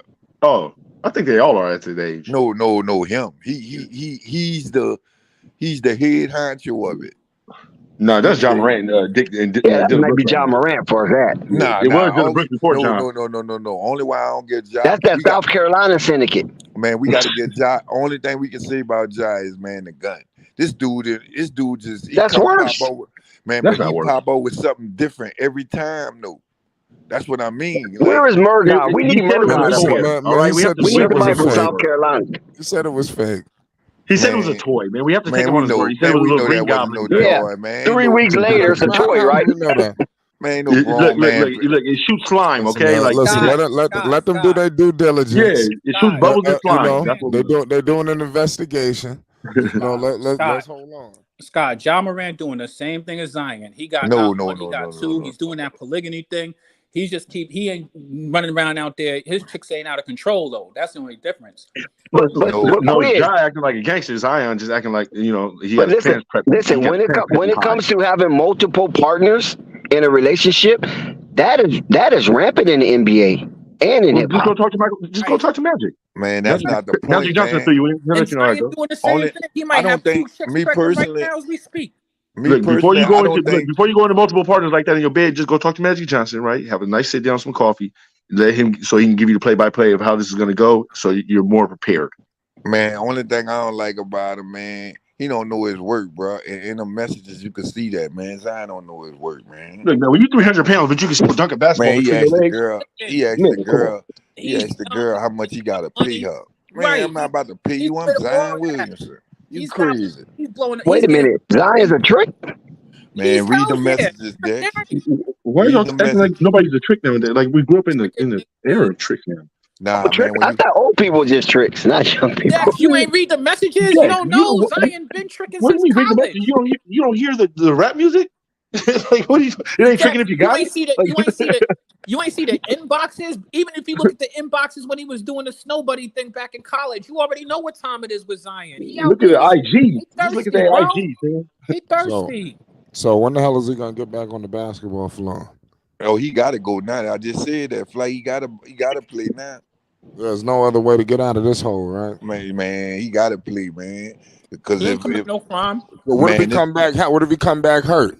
man, that's what I'm saying. He Oh, have they to got play. The point I'm getting at is He been hurt the whole time. why he have to play? Because it might be his last contract. If that's his last contract, man, she go throw him on child support. She gonna get majority of it. Tell him put So down the you Ben saying he Yates. gonna be Blake She Griffin good all over again? anyway. She good anyway. You already know how it Tell is. him She put down good the Ben anyway. Yates. But she might actually love him. Man, she Never don't know. love that boy, man. Stop it, Quiz. Stop it, She Quiz. might. Ain't no love out here in these Stop, streets. Man, bro. Like Look, they was in we was love in rocking that with you, video. right? You ain't We see was that rocking video? with you, right? Then you wanted to put a Quiz. stun on us Let me like tell that. you That something, wasn't bro. even cool. Ain't no I'm in love out here in love these with a streets. stripper. You ain't know. She in love with herself. man, I ain't gonna I've lie. It been in would have these been. streets. I've been in these streets a long time. Ain't no love in these streets, man. Oh, Dex, it would have No, been We more Now you know could be. believable. that. Now you We could become know that. business partners. You could become business Know that. partners. But And ain't no love in even these then, you streets. might not get the right side of that business deal. Man, it So would you have gotta be been more careful. believable if he would have stayed with that girl he was on that picture with from high school. It would have been more A believable. lot of people should have busted LeBron She and stayed might with have that got high fat school. on him. She might have got fat on him. You know, sometimes them girls get fat on them. Look, she might have grew ugly on the inside to him. Man, he could have fixed her up the way he wanted to. He got enough money. He about to get Nah, off of man. that Look, He bitch. didn't want a Frank. He didn't want a Look, Frankenstein. Come on, like I mean, come on, cuz there's Scott. not enough money to change these women, fam. You can't just pay the money to change it. I don't think she. y'all. We gotta slow it down. I'm sorry. We gotta shift it because y'all going off the road. I may not always be on the mic. Y'all violate. Hey, you the moderator. Yeah, I know. Yeah, y'all gotta slow it down. It's like y'all not cooperating with me, so we just gotta change the subject. Because Quiz literally Purple came out of Baby lead the singing. chore. Yes. Purple Baby, what you got, Purple Baby? We gonna feed off you because Yeah, us the men, we female acting a people. fool right now. You started singing. You started singing and shit. You know, it's time. We're getting too carried away. Damn, I can't. Quiz done had us some hen. You done had you some hen dogs. We having too much fun. I'm gonna get you a copyright strike. I get more No, serious it's now. not not a copyright. It's just I mean, we don't gotta go He's too trying to get far. monetized. And we're already that, but Chance, I mean, we got other guys that's gonna take it to the next level. If I let you say porn star, if I let you say that, if I let you say that, then here come Chance. He gonna try to one up you to get a cheap reaction from nothing. I mean, it's just saying it's just a bunch of stupidity, for nothing. We got to get to the pure, straight cut talk, but we dibble and dabble. We could have continued. Yeah, he said. We got Purple Dex Baby said on something here. about Let's get the different female women. perspective. Yeah, Let's see what the go females ahead. got to say about this. What you say? Purple, your mic hot? Oh, purple. He was asking purple. She probably got logged off for a I'm minute. trying to hear a woman's perspective. She probably got logged off for a moment or something. Where's Jessica at? Where's Purple at Hot Pockets? That's her favorite player, Zion. She missing when Zion is up here. She said she was going to hop Oh on. yeah, we don't want to get cussed out on no Zion with Purple Baby. She'll go ham. What about Zion? Here we go. See, told you. Hey, my boy, I got scared. Can he bounce back from this and get back on the basketball floor? You know, we was just discussing that. His injury. I don't care about what's going on in his personal life. That's his business. Oh wow! Now y'all heard that. Now She started. y'all heard that. What you got to say now? Trying to talk down on these women. Oh, Dexter, why would you do it like that? I'm throwing y'all under the bus. That was them, Purple Baby. I had nothing to do with that foolishness. He ran the bus on the curb and knocked us over. Like, wow. Purple, can I ask you a question? What's up? All right. Now I know you want to just talk about basketball, but I'm sure you've seen those salacious messages sent by the scorned other chick he was trying to move out to New Orleans. I mean, you ain't got no opinion about this? Like, you think that it's real, or you think that, I mean, it sounds like some of the stuff she's saying was real. I mean, she went into details, pulled out receipts and all of that. Shout out Basil. You don't think that Basil. you think she's just hating, or like she sounded like she was a woman. Hold on, Quiz. I'm sorry, Quiz. Shout out Basil. Says shout out to my family, Flight Sports TV, love. We appreciate you with your $20 super chat. You already know what it is. Respect, baby.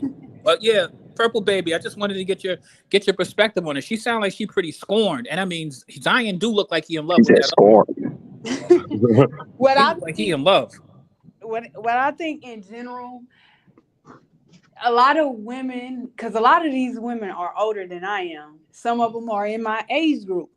What I think is they mess with these younger guys as a flex to the younger girls and girls in their age group because they think they want something. But when they treat them like the men in their age group would treat them, like mess with them and leave them alone, then they get mad. And so that's when the exposing begins. Like, as long as he's not putting his hands on you or calling you out your name or anything like that, I don't care. Like, I don't care. So you talk to somebody that don't care. All these guys are just bait for a missile to be thrown at a female. Yeah, some of them trick off on the girl. That's their business. It's something that I don't care about. You setting yourself up for that. Yeah, I care about that though, man, because it's just the way they're being treated. I do, man. I mean, they're still young kids. Chance, you're not having a hard time out there, are you? Never. That would never happen. No, it's too never many. say never, homie. If that's the case, bro, then I would win the lottery tomorrow and you be in the same situation out there. No, I won't. I will. Look, I live in San Diego. I will be down in TJ. I live in San Diego. I will be down in TJ chilling in 15 minutes. Running to a beautiful ex-adult film star. You know what I mean? No, I'm good. I don't need no adult film stars. I don't know, sir. I will be down in Mexico then if that's the case. Start tricking like Evel Knievel. Well, you must not be having. You don't got no magazines then. Go down to the script club. Wait. Dex, did you say magazines? You still doing magazines in the bathroom? Club. Listen, then you go. No, I'm saying, you never went through no magazines? Back in 1956. Oh yeah, right. Yeah, see, there you go. I know you ain't go back to 1966. So Quiz got a point. That's all I'm saying. Quiz got a point. Never say never know. Because if you been through the magazines and you get a whole bunch of money at one time. Hey, bad habits hard to break, bro. I mean, if it comes to that day, then I will be the best gentleman. My bad, y'all. I'm sorry. I gotta acknowledge my man Coffee to the World. Salute to Coffee to the World with his $50 super chat. He says, "At Sky, your face is unbelievable, ridiculous, like shot dented. Your lizard face keep sneaking out that basement. You set Zion up trying to get 4 surgeries on your face with them." Coffee is a fool. Where is he coming up with this stuff? Yeah, damn. That was a hell of a job. Sky go. Yeah, Coffee going hard at the. He going hard. Sky not going. Sky not going. No, Sky gonna say something about this. Believe that. Sky got his ears. And yeah, she gonna say something. Give her 2.3. She'll be back on saying something to you. Well, the thing. Okay. Let's get back to the matter at hand. Yeah. I'm gonna let Chance go first, so he can. I'm just feeling very protective over these guys right now because they're young, they're dumbfounded, their frontal lobe is not already developed, and they're literally getting taken advantage of by these older women. Like Not the the power front of the lobe. P. Like it's literally the power of the P, bro. Like they're literally because they're basing everything off, the power of that instead of thinking. They're not thinking right now at that age. Man, they're young, man. You know what? I know, bro. I know, but that's why the older ones are One of worse these though. dudes got, what is he like 20? Was he like 21, 22? But that's why the older ones are worse though, because the older ones already know what they're doing, right? So they can literally hook you and get you locked under their web faster than the younger ones. Chance. Okay, Let me share with you the cycle. Let me share with them the cycle. Hold on a second, Dex. Let me share with them the cycle, right? First off, you get all of this money, right? You go get your mama a house, right? Get your people on, right? What you gonna do next? You're going to get yourself a vehicle, right? Now you got the Fly V. Maybe you got two of them. You see Zion got the Z in the side of his head. You see he got the chain on. What do you think all of that's for? To flex. And then when you find, when you go to the gentleman's club and you find that, you know what I mean, that girl who, you know what I mean? Like everybody got their eyes on and she's on you and you ain't got nothing but when you balling, you know what I mean? Like you could fall into that trap easy. That's the whole thing. This generation, they love the gentlemen's clubs. You know that. Magic City, it's not no mystery. That's what they do. They go there and blow the bag. And come on, and you young, and you got that, like all of that stuff that you getting is all to show off to these women. So they want to flex everything. What you say. Bro, we do it at 40. Like you do it at 18 to 40. Like you're still doing it at 40 and 50 years old. So I totally get where you're coming from. Like 60s. What are we talking? Like, what are we talking literally, about? a man would drive. Look. Literally, a man would probably drive a old Chrysler. Like literally, he would not care. Like an old BMW, he would be good. But you get the new ones because of the women. But the women don't do that for you. They do that for the women as well to flex. So what I'm saying is, basically, these young men are just being rused and used as just young pawns to make themselves look better and to make the other young women jealous of the older. Like it's literally a game between them. We're just there to help. Chance, you said you go back to 1966, so I'm about to drop something on you that I know you remember. I was just joking. We're good here. Remember that old song by the Eurythmics? Dreams are made of these. Some of them want to use you. Some of them want to be used by you. Come on. But they don't listen to that kind of music, man. They listen to. But I'm just saying the point is timeless. Like these dudes, you over here like, oh yeah, he's being used, but that's what he wants to do, bro. Like he's out there living as a young man. I know, I get it. No, but I just don't want him to look. I just don't want him. He might not even feel it being used. Look. Can we move off this? Can we move off to Whitney Williams? Get back to basketball, right? So hold on, this is basketball, Dex. Nah, man, that's what you guys like to do. That Whitney Williams shit. We just saying like these kids are really getting robbed out here. Like literally $40,000 for a kid. Then you got to pay for the lawyers. Then you got to pay for you're paying out of the pocket, and you literally don't even know where your money's going. You guys are traumatized right now. No, I mean I'm just saying. You don't think it's going to affect the brothers, man? Are you guys single? Or are you guys in relationships? I'm single. No, I'm single. Okay, you talk like you single, Trent. You damn right. Both of y'all talk like y'all single. Nah, it's not. There's only one perspective. It's not a balance. Talk about, Dex? What do you want me to talk about? You want me to talk about he should get married? He looked like he in love. He might want to get married to that girl. You think that's what he should do, Dex? In California, you don't. He's not going to get married in California. I'm quite sure he'll probably be in South Carolina getting married. Dex, you think that Zion should get married right now? Let me ask you. You got a kid on the way? I don't have no preference of what Zion do because it's the age gap between me and him, and I don't even know how he thinks. So I don't know if marriage would be the right thing or appropriate thing for him right now. Look at what he's choosing. Right. So what's my marital status got to do with me talking about Zion though? That's what I'm confused. Because at least, listen, you single, right? Yeah, I am. But it shows your masculinity over. Oh no, you did not try to demasculate me. I didn't say toxic. I didn't put toxic with it. I just said masculinity. You know what I'm saying? It just shows. Listen, that's why I asked because I'm peeping. I'm just trying to find out. Let Dex get his kudo points, man. Let Dex get his kudo points tonight. You know, what I'm saying he's gonna get a nice meal and a back rub. So just let him get it in. Yeah, I think. That's I mean, you know what I'm saying? That's all I'm saying. I mean, you guys act like there's no femininity in your life. No, I'll take it, Dex. Look, Dex, I'll take it. Dang on, why? Dex, if I was married right now, I'd still be talking. Like I'm talking about back. I don't think so. I disagree, Quiz. Stop it. Stop it. You can say whatever you want. You never been a young man in college, Dex? Come on, you already know what it is. I just got finished talking about the cycle that But brother would go through. I'm talking about right now, the way you guys are talking, at least alluding to, it's just overly masculinity. That's what No, I'm saying. no, no, Then where's the balance at? we're being overly. Let's just say we're being What do overly you mean cautious. balance? We're being I'm overly. confused. I'm still We're being confused. It's great like fathers right now. Okay. it's like the girl is scandalous or something. We Yes, she don't is. know her heart. No, we do know. But anyway, right now we're being fathers. Okay, that's what they need. They need fathers to step up and say, not these little young girls, man. Just concentrate on basketball right now. Okay, Yeah. get your little will. You know what I mean? But concentrate on balling. Plus, Not Dex, So you'll tell your son not to have a girlfriend? you can have a girlfriend. Don't try to concentrate on getting married at a young age. Like there's no love in this right now.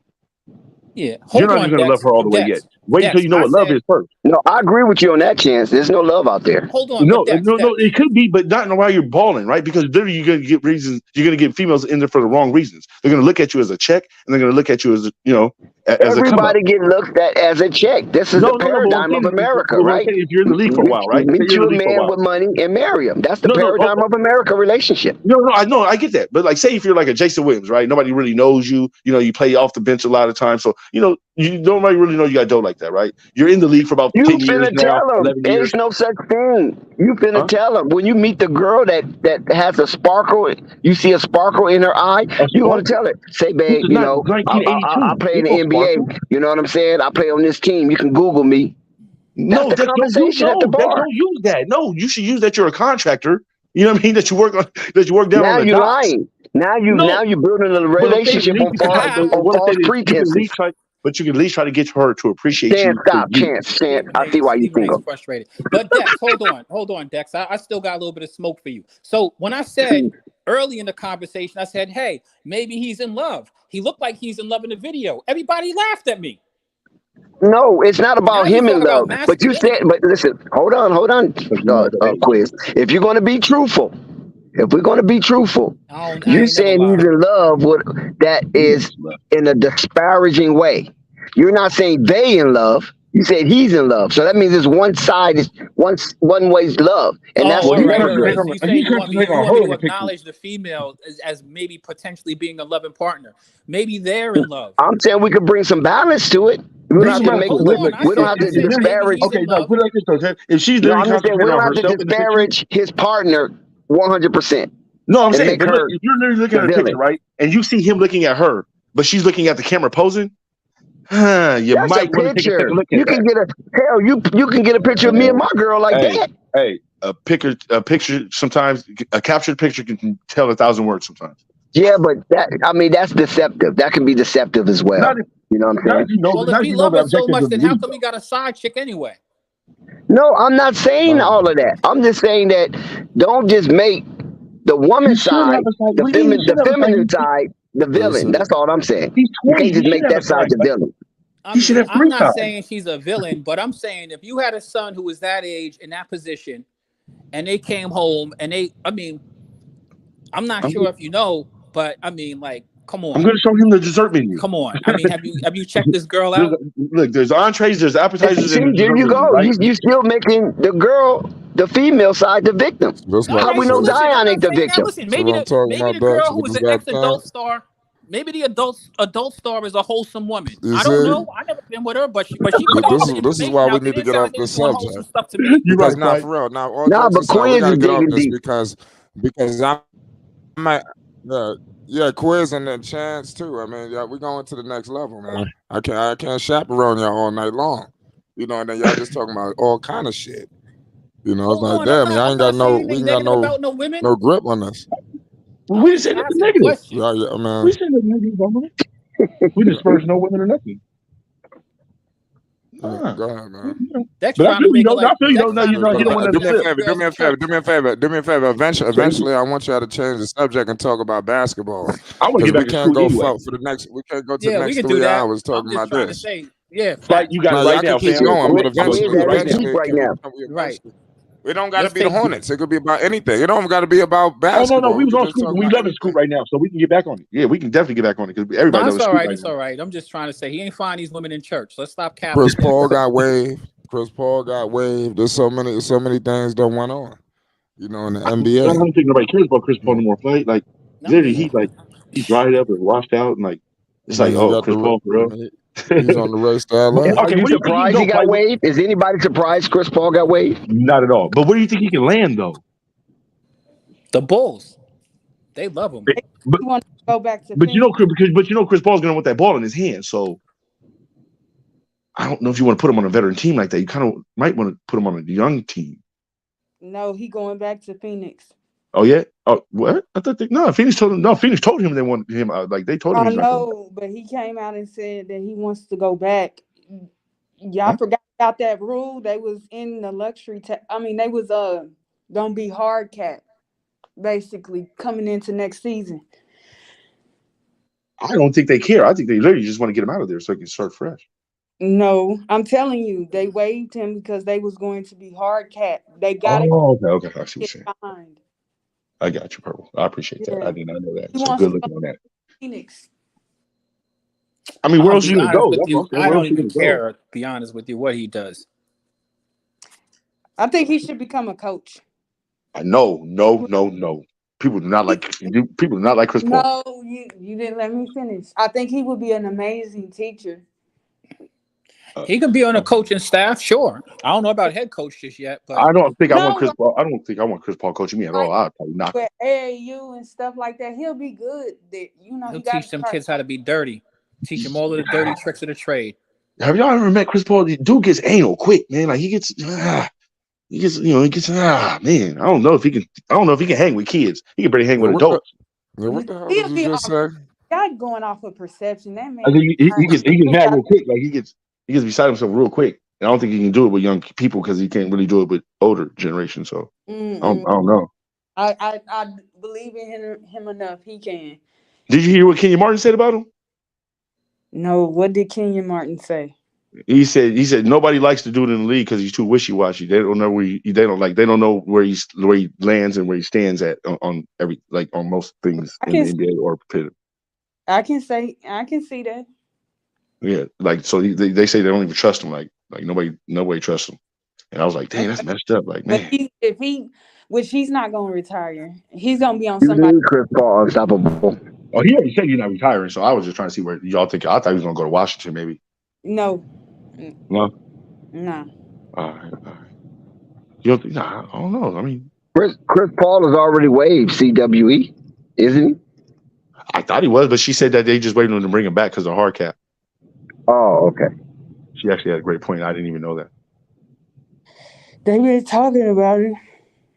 I just because I remember I was like, okay, he got waived, and then quite literally the same day they was like he wants to come back, so he's supposed to be going back. I don't understand why. Well, I understand from the team's perspective. That's the part I don't understand. I know why Chris Paul would want to go back, but I don't get why the team would want him back. Yeah, I know that, Joey. Like, why do you think the team wants him back though, Purple? Like, I don't get that. Of course, he wants to be back in Phoenix. It's hot. Because who else you gonna get? What other point guard is available? You can go get some young talent and build around it. I mean, you literally have Booker and Durant. Though they want to win now. I'm not saying that you can't, with a nice little young guard, combo guard, something like that. Somebody that's not going to worry about having the ball all the time. Like you have Kevin Durant and Booker, so they need a bench. They need the rest of the I ain't gonna lie, man. I got breaking news, man. It's unfortunate, man. I got breaking, and it's so crazy because it happens to be everything that I just was sitting here talking about. I'm here to tell you we got breaking news involving Pelican star Zion Williamson. A third woman has come out. We're more more remarks, man. This is the God honest truth. I'm not bullshitting right now. What did she say?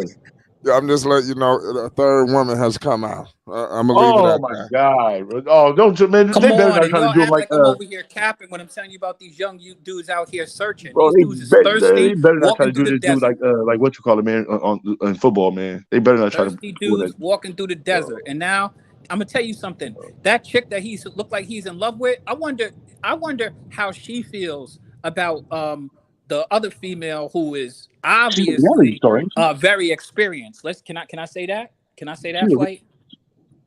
The experienced woman. The other woman is the experienced woman. Can I Yeah, say much that? better, much better. But yeah, this woman is coming out talking about that he's an addict. See? Yeah. So this is the so You this is getting already know nasty. that. You The already Pelicans know gonna that. have Wait. He's an to. addict to what? I thought he was a food addict. Listen, Yeah. you gotta do the whole. You're gonna have to figure it out. Go Yeah, on your we phone already and know get to the that. bottom of it. The The third dude's woman. addicted. Look, he's addicted to This not. 58 to pizza. Flight. Yeah, figure it out. You Like gotta already do put the math. that information out there in that Instagram earlier. I'm not sure if you peeped that. That thing said the exact same thing. Just letting you know. I didn't know it was the third one. Yeah, because you got to understand, like it's important. Like, see, look, here's the only thing with Dex. I know he wants to listen. These women have track records. These women are in an industry. They are in the adult industry. Let's not let that pass us by. Okay, but my point is only this: These aren't adult industry, you get paid to perform, but you know most girls got bodies, so it ain't too much wholesomeness out there. all right. That's the Having problem. bodies is one thing. Having bodies on film for I'm not even gonna get deep into it. Yeah. That just listen. What? The only thing that's different between doing it on film and doing it in your private abode is what? Less people see it. That's all. Yeah, but it's being done. Can't talk about Let's what that's for sure. No. She definitely can't talk about what she ain't doing. She done Oh done. man, no, this thing is getting nasty. I'm diving into the Dex says something. I mean, I'm reading the reports now from this new woman. The third one. Come on, now this is getting nasty. I mean, come on, stop holding back. Fighting the food, man. Yeah, all right, fuck it. Listen, man. All right, listen. Go ahead, Mike. Yo, listen, I ain't gonna lie. She talking about basically, he be trying to record and shit. Yeah, he trying to get tapes. Yeah, there's nothing wrong with that. What are you guys talking about? Hold on. This not a good look, Dex. No, I disagree. There's nothing wrong with what you do as consenting adults. Listen. There's nothing wrong with you do as consenting adults. You got to remember, these are consenting adults. These are no minors. You know what I'm saying? This is not no child abuse. These are consenting adults in the private of their abode. Do as you will if you're comfortable with it. Why are you coming out trying to destroy this man? Because they're looking for a cash grab. That's all. At least he didn't just break out his phone and start filming. He asked her, can you film? Like, can we get the information before we get to your editorial? Surviving Zion. There we go, Flight. I like that. Hold on. They're gonna do like Deshaun. What's gonna do like Deshaun? Why it's gonna be like 15 come out? Watch. Finish breaking it down, Flight. You weren't done. Listen, Tiger Woods already went through this. I just gave the best, the most. Charlie Sheen already went through this. There's a whole lot of celebrities out there with that. Charlie Sheen came out the other end with roses on his. Man, come on, man. They made Charlie Sheen look like a good guy after that. Oh my goodness! I can't wait to get off of here and go take a look at this. This is hilarious. I want to see how far they're going to go on this show. They're going to literally try to take this to the end. I hope this like 15 minutes. The NBA, he gonna get suspended indefinitely. Watch. Oh my god! No, I don't think that's not going to come to that. This ain't got nothing to do with basketball. But when he said that he'll play when he's ready, that's where things get weird with him. They try to do it to Deshaun. Let me tell you something. Let one of these people get on national television. Start crying. Put on, I mean, I didn't say it. It's going there. You already see where this is headed, right? Y'all don't know if you ever watch these shows. When something go down with listen to me. When something go down with a woman, right? This is what I watch. Listen, I've been watching these shows forever. You understand? Listen, when something go down like with a guy did something with a woman, the woman moderator always come down hard. I don't know if you ever peeped that. The woman moderator always come down hard. Like now it's time for her to come to the table. Go ahead. But like I was saying earlier, they have a feminist agenda. I mean, that's just. I mean, they've been trying to do this for years. I mean, they did Jim Brown the same way with Raquel Welch and things of that nature back in the day, saying he was overly aggressive in the sex scene and things of that nature. They did Wilt Chamberlain like this when he played in movies. I mean, Bill Cosby, for crying out loud. They're gonna always try to do this to try to usurp power from from us. Well, it's But not even listen, that, bro. Like literally, what that if does is Zion, become a black hold on man one paycheck. second. Hold on one second. If Zion did not do this to an underage person, then it's nothing. It's nothing. But that's the point, though. But as media or black media as we are, we shouldn't make a big deal out of it. We should literally congratulate him for being nice enough to ask for the video. Like, do you mind if like he was grown about it? Yeah. Like, what's the video problem? gonna come No, out. Mike Tyson had an underage rap god. She was underage. She was a black teen finalist, black Which teen one? pageant. That was the Washington chick from Yeah, the pageant, right? I didn't know yeah, that she yeah, was underage. That's first to me. No, But she listen, wasn't underage. this Zion He, story, he was over jump for underage. I think I she was want like 18, 17, Yeah, like no, that. she was like Flight. 19. She was like almost Yeah, 20 years she old. was She she didn't was go to she jump was for in, no I didn't underage. hear anything about her being a minor. But listen, Flight, keep your ear to the street because this How can she be Zion 20 in thing. a teen pageant? Hold I, on, I, Zion, she hold might have on, turned. Flight. Go. Keep your ear to the street because this is. Remember when the Tiger Woods thing came out? You know what I mean? And it was just like Yeah. 1, 2, 3. Like this is starting to take that energy right now. We Deshaun got Watson. With Tiger Woods, it was only crucifixion in public opinion. You follow what I'm saying? Because Hold on, Tiger listen to what Woods I'm was saying. with adult and had consent to whatever he was doing. The thing, what was a criminal act was that when he got hit by the golf club, and he ran his car and had an accident. Oh man. That's Why where would the criminal act came in. it be the other way? Yo, I got, hold on, man. Yo, I'm not more talking about information. all that. Yo, I know he was it's Wait, getting Flight got more worse. information. Hold on, I'm Flight just got more saying that all information. these It's women getting just started worse. coming out. Wait, Flight got more getting information. worse. Go ahead, Flight. I told you, Flight, keep your ears to the street. That's right, my brother. It's Keep on getting dropping the worse. signs on the appliance. Go ahead, Flight. Tell me how the shorty got pictures out. Oh no, You knew it was coming no, out. fam, You knew it was no, coming. fam, Your word to my mother. no, Your word to You fam. my guys mother. better not go looking for me. Okay, wait, hold on, no, Flight, hold on, Flight. Please don't tell me they're compromising. Please don't tell me they're compromising, bro. No, it's just confirmation. Like he's in the bed, like laying down. But they're not She got a compromising though. picture. Like they're not compromising. It's a money grab. We all know this. Nah, they're Yeah, it's not not a letting good that look. shit. They're not letting Yo, that. Zion about to get suspended bro, indefinitely. I just don't want you to be out there like Listen, whack 100 right no, now, He bro. ain't finna they're get not letting suspended that for girl life that's for having that. a baby with him. Nah, They're not letting that girl that he's cuffing with. Okay. They're gonna make sure that she knows that he ain't loyal to you, chick. Trying to act Yeah, like but they're not I'm in accusing him love. of anything. They're just accusing him of being a freak. I They mean, know you that. can't They go to know court for that. that man been dirty as all hell. Exactly. That's all. I mean, he have You is not a his only boo. sex. And if he was smart, over there acting his like PR he would tell him loves to you. come say something. Zion. Listen, guys. Zion Hold on a have second. a sex fetish issue within himself, but with consenting adults. There's nothing wrong with somebody can come out with a picture with Zion putting candle wax on them. Wait, So be it. when did If the it's fact that he's a adult, He has a chick pregnant, and he has another chick who might be pregnant, and we don't even know how many more females Now are that coming part out. I have a it problem with, doesn't bro. matter. What I'm saying, it doesn't matter. That's just an image thing. Listen, It doesn't I'm telling you matter what with the doesn't NBA. matter. He didn't It don't commit no matter what crime. Dex. It don't matter what you say. He's trending right now, and everybody gonna be talking Of about him. course. Of They can talk course. about it on I the mean, court, but they can't something to criminally do talk nothing to about. him. Just like when he was in college. They can't criminally do nothing to him unless they try. Never mind. I'm not even gonna go that far, but they can't criminally do nothing to him. It's not. No, He they ain't can't do committed no nothing to him. crimes. He Because ain't he All they got a can do is bunch of just tease him women. about. All they can tease him about is like being like a black Charlie Sheen or something. Like Yeah, that's it. Listen, That's all. he's found his way to work off the weight. So let's if he leave was him smart, all alone. he would do is come out and like have the two women on his arm and say, "Look, Yeah, these like, are man, my these are my friends. broads. These That's are what I'm talking my about, friends. champ. You see? We throw parties.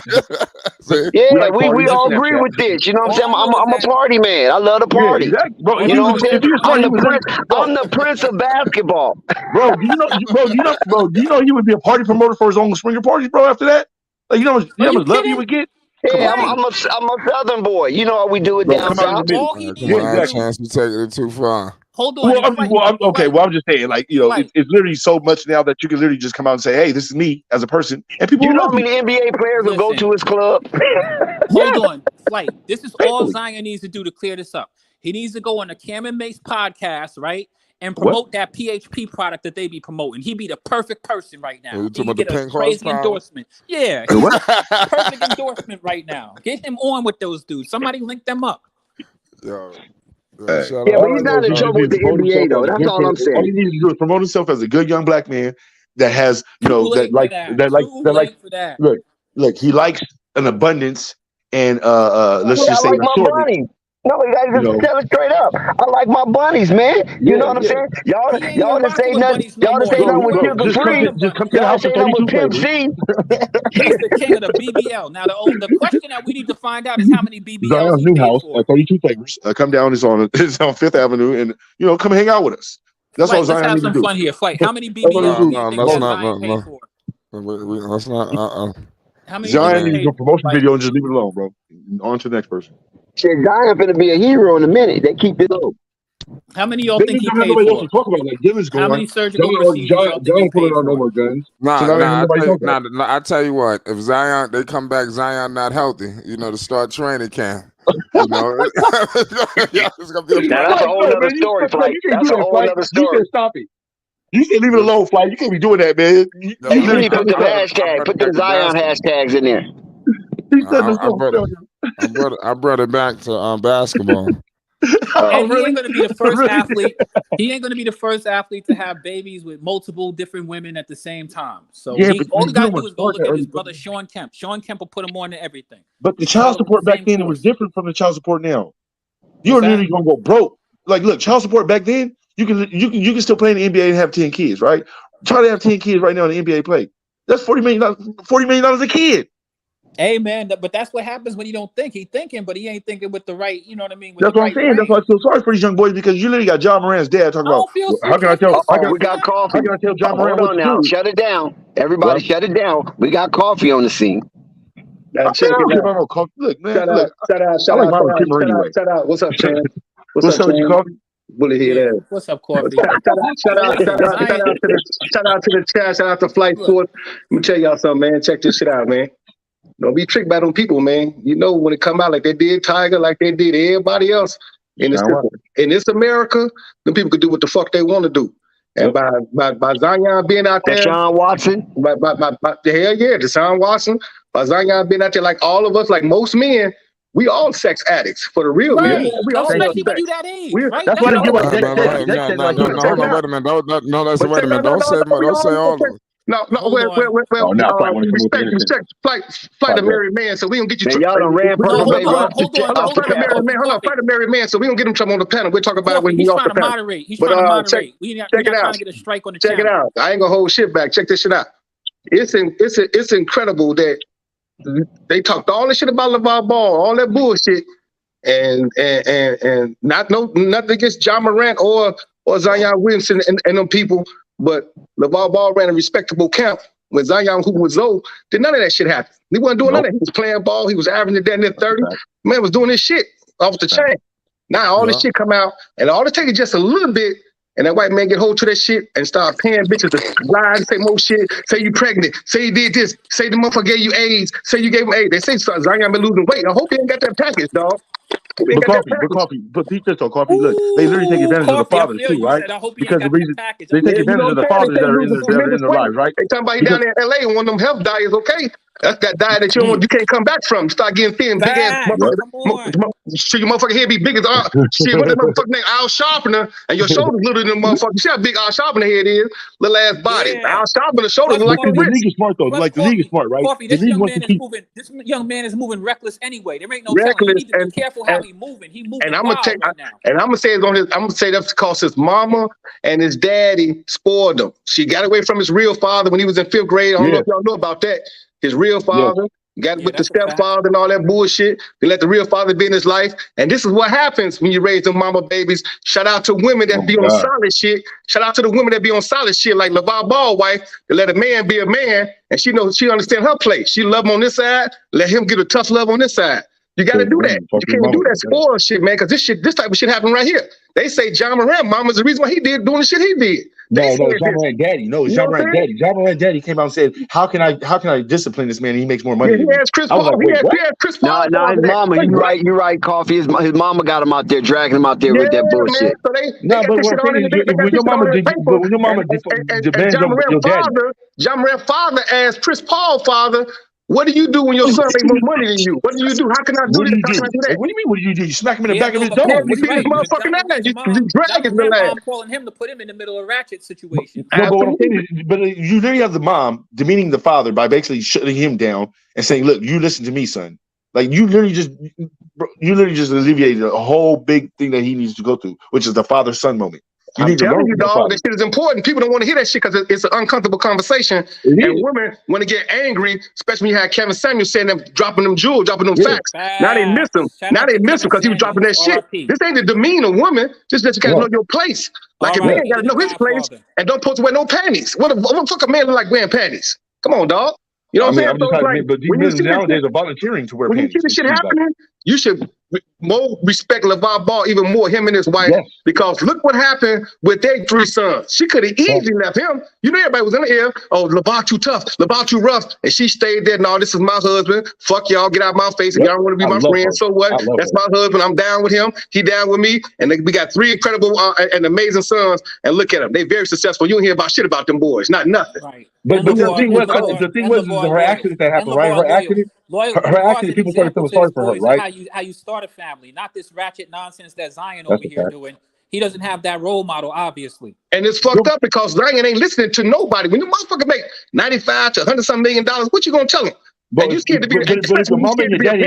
You scared to be a parent. You can't be scared to be no parent. You gotta say, nigga, you gotta deal with the Marvin Gaye shit. Nigga, look, I'll bring this rock, take your eyes out. I'll pop your ass. Look, you said stepdaddy, right? You said stepdaddy raised him, right? What about Shaquille? Shaquille, that stepdaddy raised him, and he raised him militant, right? And look, like, he raised him militant. Absolutely, he raised him militant. See what Zion stepfather was doing? He looked at that bag. That motherfucker came out of grammar school. He was dunking the shit. He's like, I can't get on this bitch bad side. I got to stay on her side because this motherfucker gonna go pro. Then he get in high school without doing all that windmilling and all that shit. All that sophomore year high school and all that. He just played his part like motherfucker do when they get in the hat trying to get money. Together? I don't even hear about it. Yeah, they still together, but he don't fuck with his father. You know, she put that poison in his head. Your father and shit. Your father and shit, all that goofy shit. Now he don't fuck with his father when real love is there. He don't rock with his stepdaddy either. It's the same thing as Anthony Hardaway. Anthony Hardaway work up here in Chicago as a janitor, as a fucking janitor. This is Penny Hardaway. His father in Chicago as a janitor because his mom kicked him out the shit. You gotta be, man. You gotta know your place. If you don't, your son will go up and be a reckless. Like the mothers already have it. They already have what they want to happen. You're just in the way now as a father. Because now your viewpoint is going to go against hers. And that's Wait a minute, y'all. That's not all women. Right. We're not talking about. We talking about the ones. We talking about the ones that's knuckleheads. We talking about the ones that's on bullshit. They know who they are. When you got your dirty ass panties, the middle of your panties like Suzy Q paper, you on bullshit. Look what the NBA does though. The NBA literally will show the mom, right? I think y'all missed that. I think you missed that. The bitch middle of her panties like Suzy Q paper. No, Suzy Q paper, that dirty ass piece of paper in the middle. Come on now. Middle of that bitch panties. Come on now. I just ain't want to stop there. Come on now. Come on. Here's my thing. For them low life bitches, I ain't got no respect for them because they be on bullshit trying to get a bag. Sit out here working. For the respectful women, you gotta say it in a better way, Coffee, please. For the respectful, okay. Let me say it in a respectful way. The middle they penny like hot wing paper. You know hot wing paper? Oh my God. Oh my God. Oh my God. He was already bad enough. Hot wing paper fucked up. Hot wing paper fucked up. Hot wing paper fucked up. No, you got to make sure, let that man be a man and you be a woman. That's why I'm mad at Dwayne Wade right now. On your side and on this side, let that man be a tough man and raise his ass and knock the shit out of his ass when he get out of order. Me and Dwayne Wade need to have a cool chat right now. I just want to steer things this way. Listen, check it out. As I don't think there's anything wrong with us as fellow brothers looking at Zion like as a younger brother of ours. Like, look, you moving reckless.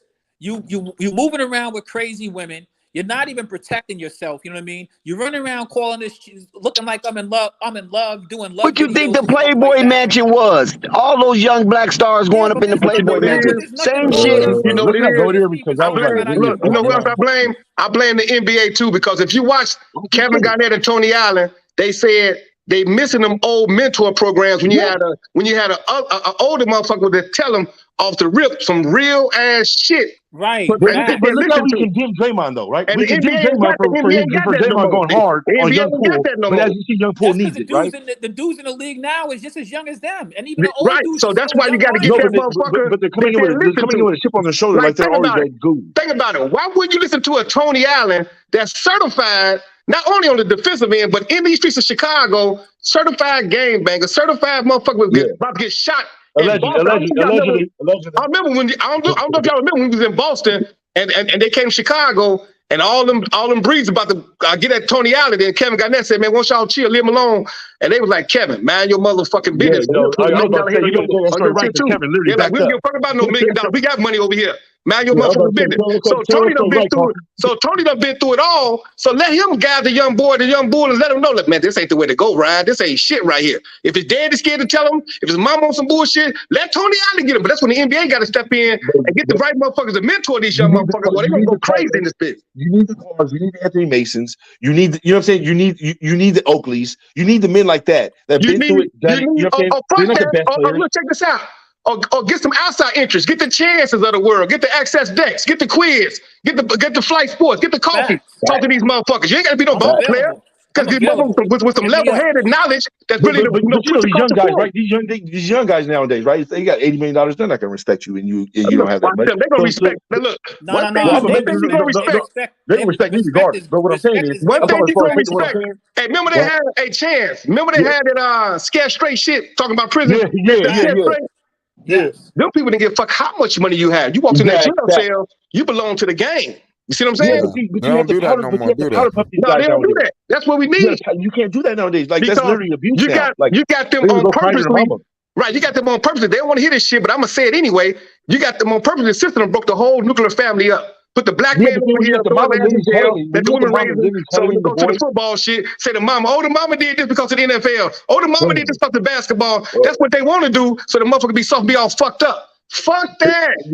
But it makes me mad when you're only showing the mom and literally the dad's right there. They get it on purpose. Look, it's not even the mom. Like the mom was out there every day teaching him how to shoot the ball. Look, it's not even the mama's right, but Chance, it's not even the mama's fault. It's the system. It's the shit that people scared to say. It's a shit that people your mama want to sit right there ringside, if she want to sit courtside every day, right, and get on camera with you when you win, bro, that's your fault. Chance, it's the shit that people scared to say. It's that white man's fault. He did this shit on purpose. When you go to court, it's against us. Court ain't never have no black family. They have us do shit. But you ain't got to go for it.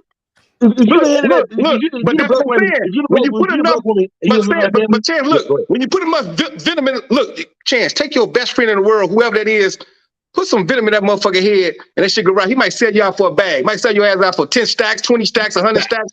Think about it. Who can you really count on today to not sell you out? Tell them up there, give them up for 100 stacks. They'll turn state services on you, Joe. They'll turn states. Bro, I literally tell a woman, if I can't trust my mama, how am I trust you? Look. That's what I'm saying. And that's real shit. That's real shit because most motherfuckers can't trust their mama. Don't nobody want to say this shit. But a woman to tell you, oh, you can't trust your mama, but you can trust me. Man, I can't trust your filthy ass, little stinking ass, Halloween paper ass. Your panties, in the middle of your panties like Halloween paper. The middle of your panties look like Halloween paper. That's what time you're on as a person. Like, you want me to trust you so bad for what? Because I got a bag coming? You know what I'm saying? That's real. Like you should be looking at it like, you know what? Maybe you should get back with your mother. Maybe we should do a group thing as a family. Like, why are you talking about that? I got a question. I got a question for you, Coffee. So what's the solution for Zion? Hey, Joey, Williamson? get your goof ass out of here. Go ahead. I said, what's the solution for Zion Williamson to get back on the floor, you know, and put some of this shit behind him? Put him with Zoe. Put him with Zoe Ball. Zoe Ball gonna be good. People worry about Zoe Ball knees and all that type of shit. The man good, man. The man just trying to get out that motherfucking out that contract. And they trying to play all people trying to play together, man. They trying to play together. Don't nobody want to hear. But when it happens, be like, damn, they made this shit happen. Look at Melo. Melo down there, motherfucking across the world having the ball. Fuck that contract. People like, he gonna stand out to the drive. Fuck the drive. He told you to get his brother. Niggas didn't listen. Now he got all the power. I ain't signing shit. I don't need this money. I told y'all down there 2 years ago, the motherfucker gonna be a billionaire. Look at this young motherfucker. Look at him. I think you got to put over there with Melo. Melo would be pissed. I said 2 years ago, the man gonna be a billionaire. Look how he moving right now. Now look how he moving. Huh? They don't care about that little puss ass Supermax. The man about to be a billionaire and everything else he doing. So they want to play. They want to play together. So people say he might be through. He might not play no basketball. It might be over. Good. That's what he wants. To buy his contract out then. Why the boy ain't buying the contract out? They know the motherfucker ain't finished. They want to buy that contract out. Hurry up, buy the contract out. He ain't calling, ain't returning no calls, none of that shit. I want y'all to buy the contract out. But I don't think Melo wants to play with no babies, though. I don't think Melo was going to go for that. Like, he's not going to be like, yeah, go get Zion so bad. No. Zion, look. Melo want to play with his brothers. And Zion, if he get a chance to play with Zoe, he won't be on none of that stupid shit. Dogs out there, man. He wants some dogs out there with him. You know look. Zion had a dog out there when he had Zoe. You see how much Zion was averaging? See what they was doing? You see what they was doing? Shit. With the when he came with Zoe, man, that motherfucker the greatest. The motherfucker like he played in the league for damn near 5 years already. He was just a rookie. Bro, but he seemed like he was looking up to Zoe a little bit because he was like under Zoe. You know what I'm saying? Like he respected him a lot, bro. Yeah. When you respect a motherfucker, you're gonna do the right thing. You ain't gonna be out here wilding. You want to do the right. You're gonna do the right thing. Keep your weight in order because it's a team. It's an army. Who can I go to the art? Who can I go to the war with? Who can I go in the alleys with this dark alley? These your gangsters. These your people. But you got motherfuckers on the team. He don't respect the motherfuckers on the team, dog. He don't respect none of them. I think if you look from the father down, that's why it comes with respect. Because it's like, okay, I see how you act. I see how your game is. I see how you are as a man and as a person. Yeah, and that don't have a good relationship either. I don't think. Why they not working out in the off season? That's what I'm saying. Be together. That's what I'm saying. See that shit. All that shit matter. All that shit matter. He don't want to be. Who the fuck want to be in New Orleans besides that good ass food? Wait, Fight, did you say that Alonzo and Zion should be working out together? Is that what you said? I said that Zion and Brandon Ingram should. Oh, Brandon Ingram, yeah. I think Brandon Ingram was like a loner. They should have Brandon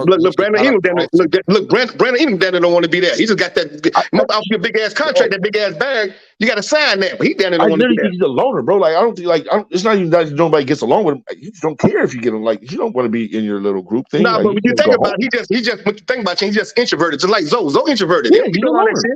He's not a loner. He just means introverted. He mean he ain't put all that loud talk. He ain't put all that loud talk, all that riffraff shit. No. But that doesn't mean you're an introvert. You're just not a rah guy, right? An introvert is somebody that really doesn't. No, listen, I need to say we got breaking news. Damian Lillard. Y'all won't believe this. I think time is ticking, ladies and gentlemen. He just posted he just put out a post on his Instagram with him saying time, with him basically saying that he checking the time. And you hear all these rumors. You hearing all these rumors of I love to go to Miami. I love to go to. But you know why that is though, right? You know why that is, right? Because most owners don't be checking with their star player. You got to check with your star player, man. If that ain't what your star player want, don't be drafting them motherfuckers. And that ain't what your star player want. Like you got to check with him. You got to check with Melo. God, I don't mean to cut you off. I was gonna make a video on this. Basically, Damian Lillard, he want Mikal Bridges from Brooklyn. See? So basically, that's what I'm saying. They could get him. They used the third pick and get Bridges. Bridges is an Iron Man. He said on the podcast, Bridges, that's my dog. He was like, he want to go to Brooklyn. He said he wouldn't mind going to Brooklyn or Miami. So you got to give. But he's saying that Bam and Mikal Bridges. Do you think he would stay in Portland if they get? They're not getting Bam, but they could get Bridges. Look, no, I'm asking you, Flight. Do you think that he would stay in Portland if they got Mikal Bridges to come to Portland with them? Yeah. Okay. You got to get a star player what they want, man. You got to. You can't just. I agree. These picks coming up, and you ain't checking with the star player. You're just picking these motherfuckers. Most of you owners ain't play no ball. They on some looking at their analytics shit. Fuck the analytics shit. I think if you wanted to stay in Portland, he would have said, if you bring somebody to Portland, then let's work. He's not saying that. He's literally saying he wants to go, and these are the teams he wants to go to. No, but he's saying put it out there. You know why? He got to say shit because that draft coming up. So you put all this shit out there. So okay, y'all take Wait. Don't bombard him. Joey asked you a question, Coffee. Who you taking, Miller or Scoop? Miller. I'm taking Miller. Explain. I'm taking Miller. Look. You know what? I'm not even taking Miller. I'm taking whatever Lamelo Ball wants. Lamelo, what you want? Okay, are we gonna sign contract? Sign Jello Ball, give him a contract guaranteed. Now, Melo, what else you want, Melo? Oh, okay. Get dude. Melo, what else you want, Melo? You got to check with Melo. Fuck that shit. Them talking about, I don't give a fuck how good he is in college. If Melo don't want him, you can't get him. Period. I'm gonna bring him over. I'm gonna work him out. If you and Melo like each other, y'all know how to coexist. Then let's do our thing. No, can't do like that. Can't do like that. Remember, hey, Chance, remember when Jordan and Scotty, they brought Tony Kukoc over there to the Bulls, they didn't want that motherfucker, they did it anyway. That shit was hard. Yeah, I know, but hold on. But what was the key thing that Tony Kukoc did? He didn't quit. He didn't give up. He was a tough dude, but exactly, bro. That's what we need, right? But Chance, he just put heat on. But Chance, he just put heat on them. He put heat on the whole system, on Jerry Krause, on Jerry Randolph, everybody.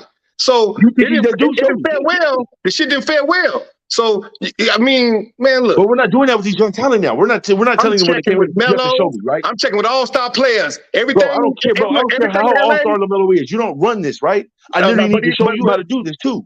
But no, you say he don't run it? No, I'm saying he doesn't run the organization, right? So literally, if you're the general manager, hear me out. His floppy I agree with you, Coffee. But what I'm saying is, you get the person you want to get, right? And then you talk to Melo about it, right? And you say, hey, do you fit with this guy? How do you believe you? Of course, you don't get the person you want to get. Chance, you fucked that up right there. You asked Melo who you want to get. Now we got the person we got to get. No. He's too young, bro. No, are you serious? Chance. Yeah, now you sound ridiculous. He might not make the smartest decision for him. Look, Chance, you underestimate that brother. Look, Chance. You talking that bullshit, Carl. We talking about Lamelo Ball, the motherfucker that went pro at 15, 16, all across the water, got his own shoe, ain't nobody never done it. This motherfucker platinum. He know this game of basketball. He a scientist. Hey, Chance, you know how you know your shit and you a genius at your shit? Well, Melo a genius at his basketball shit, and it's come easy to him. Real easy. So you think a basic question of asking Melo some simplicity? Melo, what you want? You think he don't know what the fuck he want? He play ball player. He play with these guys all in the summer, all in UCLA, all that shit. He know these motherfuckers. I get it. No, I literally get it. I'm not. I think you're taking it more like as like he doesn't know no better. No, not like that. Like you might pick a person, right? And he literally might not fit the way y'all ball as a system, right? You might. If you would have picked this other person, it might have been a better choice. That's why you asked Lamelo. Lamelo, no, he gonna know more than you. Look, Chance, he gonna know more than them people because he downtown the team done played with him somewhere, or his guys don't rock with him somewhere, and he done saw the motherfucker's persona. He done saw their whole character. He know the whole vibe. You know what I'm saying? Look. What is that saying? You don't know until you know him up, and even then you don't know that much. Right. But look, I take Lamelo's decision that Miss Cat checked them shit and on some real shit. I wouldn't even want to go to Charlotte. The way they be sitting motherfuckers on the bench, they be fucking motherfuckers' careers up the first year, the second year. North Carolina, Georgia shit, right? You ask him opinion, because you want to bring him in and make him seem like or feel like he's important. You have to do that. We know that, right? That's why you asked. Right. That's why you asked Melo. Let Melo bring him in. Melo say, you know what? I'm not the general manager. If I'm literally going to Melo, so you pick the team. Right. You remember Buddy that hoop with Melo down at the West Lane School that they end up didn't draft that motherfucker and doing the dog. He played with him in high school, played with him down there and went to the school down in Detroit. Michigan. Dog, that's because motherfucker you supposed to took. But they once again fuck Melo. So he's like, what he did what he did was patient. And they was like, his foot, whatever, he should be back in July. And what did he do? He come back, he was round across overseas, shooting and dunking and doing all type of shit. Niggas, I've been ready. I've been cold, and fuck that contract. I don't give a fuck about no $250 or $200 million. You know where they messed up Melo, right? Is they literally took Isaiah Thomas away. That's what I'm talking about. That's what I'm talking about. Isaiah. That's what I'm talking about. They said, fuck you. They said, fuck you, Melo. We ain't picking him. We ain't fucking with your brother. Fuck you, Melo. He like, all right, all these keep fucking. He should ball with his brother. The right time. And now, 5 years. You talking about expired? Right. Hey, why you guys listen, man? Hold on, man. Why you guys can't just wait till a person finish and then the next person? You know what I'm saying? You guys just convoluting everything. Slow down. Chance talking about you, Chance. Dex talking about you, Chance. Dex talking about you. No, he was talking about you. Just slow down. Let you ask Coffee one question, then before he answers, you come in with another one. I told you talking about Chance. I mean, Chance, I told you talking about Chance. See, you trying to blame me for somebody didn't even do yet? Hey, Chance, Nah, we just always trying to blame Chance, Chance. you right. Hey, Chance, you right though. Chance, you do be interrupting motherfuckers, man. You trying to play me like that. You gonna start riding along with it. Like, but you're right though, Chance. You do be on some bullshit, man. Come on, man. Chance need to be on some Ritalin. Somebody give Chance some Ritalin. Right along like Kevin Hart. Okay. Get that man some Ritalin, man. Calm his ass down. I see we got two older veterans trying to get at the young bull. Okay. Okay. You ain't that young. You ain't that young. Hey, Chance, you ain't that young. You right there, dog. You been that Geritol shit too, nigga. Hey, Dex, you really too much now. Now you're going too hard, brother. You're going too hard, brother. Get Chance and Robitussin. You're attacking my age. You're attacking my age. You're going too hard. Some Geritol is a big game. I'm a young bull out here, Dex. I'm a young bull. Chance, don't take it personal, dog. We all use Geritol sometimes, dog. No, Chance, you 40. Chance, you 40, Chance. Hey, Dex, man. Hey, Dex, man. The police might be watching. Don't be telling my age and stuff. Next, I'm going to talk about your government. Next, I'm going to talk about your government. Young women on the police force are listening what you done done out here? The police might be watching. What you done done? You all right? No, young women on the police force are listening to this. Chance, I'm scouting it from the halfway house. I love y'all guys, man. I love y'all. That's real shit. I love y'all more. Hey, but that's right. He should have took Isaiah Thomas, and they didn't. They basically said Isaiah Jackson. Yeah, I mean Isaiah Jackson. They said F Melo in all situations. Don't include him in the meetings. Don't even when you play him. He says waited his turn. And like right now, it's Zach trying to get his lick back, and now he getting all the licks back, and he ain't signing that contract. Yeah, they already said it. I just really got to give Melo a couple of years before he can actually start choosing his own players to put. No. He been come on, dog. This is his fourth year. He's been in there 3 years. Come on, dog. Huh? The man knew what he wanted. On his third year. Yeah, I think he played with 3 already. Fourth year coming up right now. Oh wow, that's fast. Yeah, man, this is 4th year. So yeah. So the man didn't know what he wanted the first year. You shouldn't have played him the first year. So they've been on BS ever since the beginning. And he waited it out. He waited out just like LeVar said. He waited out. LeVar said, I can sit back and wait again. I can wait but another year. But I don't need this young boy right now making all these major decisions. Look, who you know that's the owner making great decisions out of all them teams? It's 30 teams? I'm not even gonna try to put myself out there and look exactly. How many owners making great decisions? Look, I would take your Miami Heat. They be making some great decisions. That's Pat Riley, though. We all know Pat. Pat be making some great decisions. You know, so when you look at this shit, Pat Riley gonna do whatever's best for the team. And he's passionate, and he'll be sitting on that bread. He get that bread up. He's passionate. You know what I'm saying? You hear what Jimmy Butler said. We play with the Bulls. We used to hate Miami. Now, you know, it's cool to be with Miami, and I plan on retiring with Miami. I only got one problem with my guy Riley, and that is literally because he paid Duncan Robinson all that money too early. Well, but check it out, Chance. You ain't gonna never be 100 with everybody. Think about it. You know what I'm saying? We all got a problem with somebody. We all got a problem with somebody. You better be 100. But what y'all got is a good problem. Y'all got a great problem. Y'all didn't be heading to the finals y'all didn't be heading to the finals every other year. Would you pick up that contract from Duncan's? No, well, look. If we gonna do that, we gotta go down the line on every damn team with these bad contracts. That's not what I asked you, though. Hold on, though. I'm talking about literally Duncan Penderhughes. Would you literally get Duncan Penderhughes' contract over that $100 million that he's making? Well, look, you can't play on that for one getting the bag. Look, offer you 100, you taking 100, and you can't do it. But are you gonna put that 100 on your? You gonna put that 100 on your roster? I wouldn't do it. Look, I wouldn't do it. Exactly. I wouldn't do it. But you know, it's a lot of owners that make decisions. It's a lot of owners that make decisions with that bag. Make the incorrect decision. And put it on, like I made. Who was that?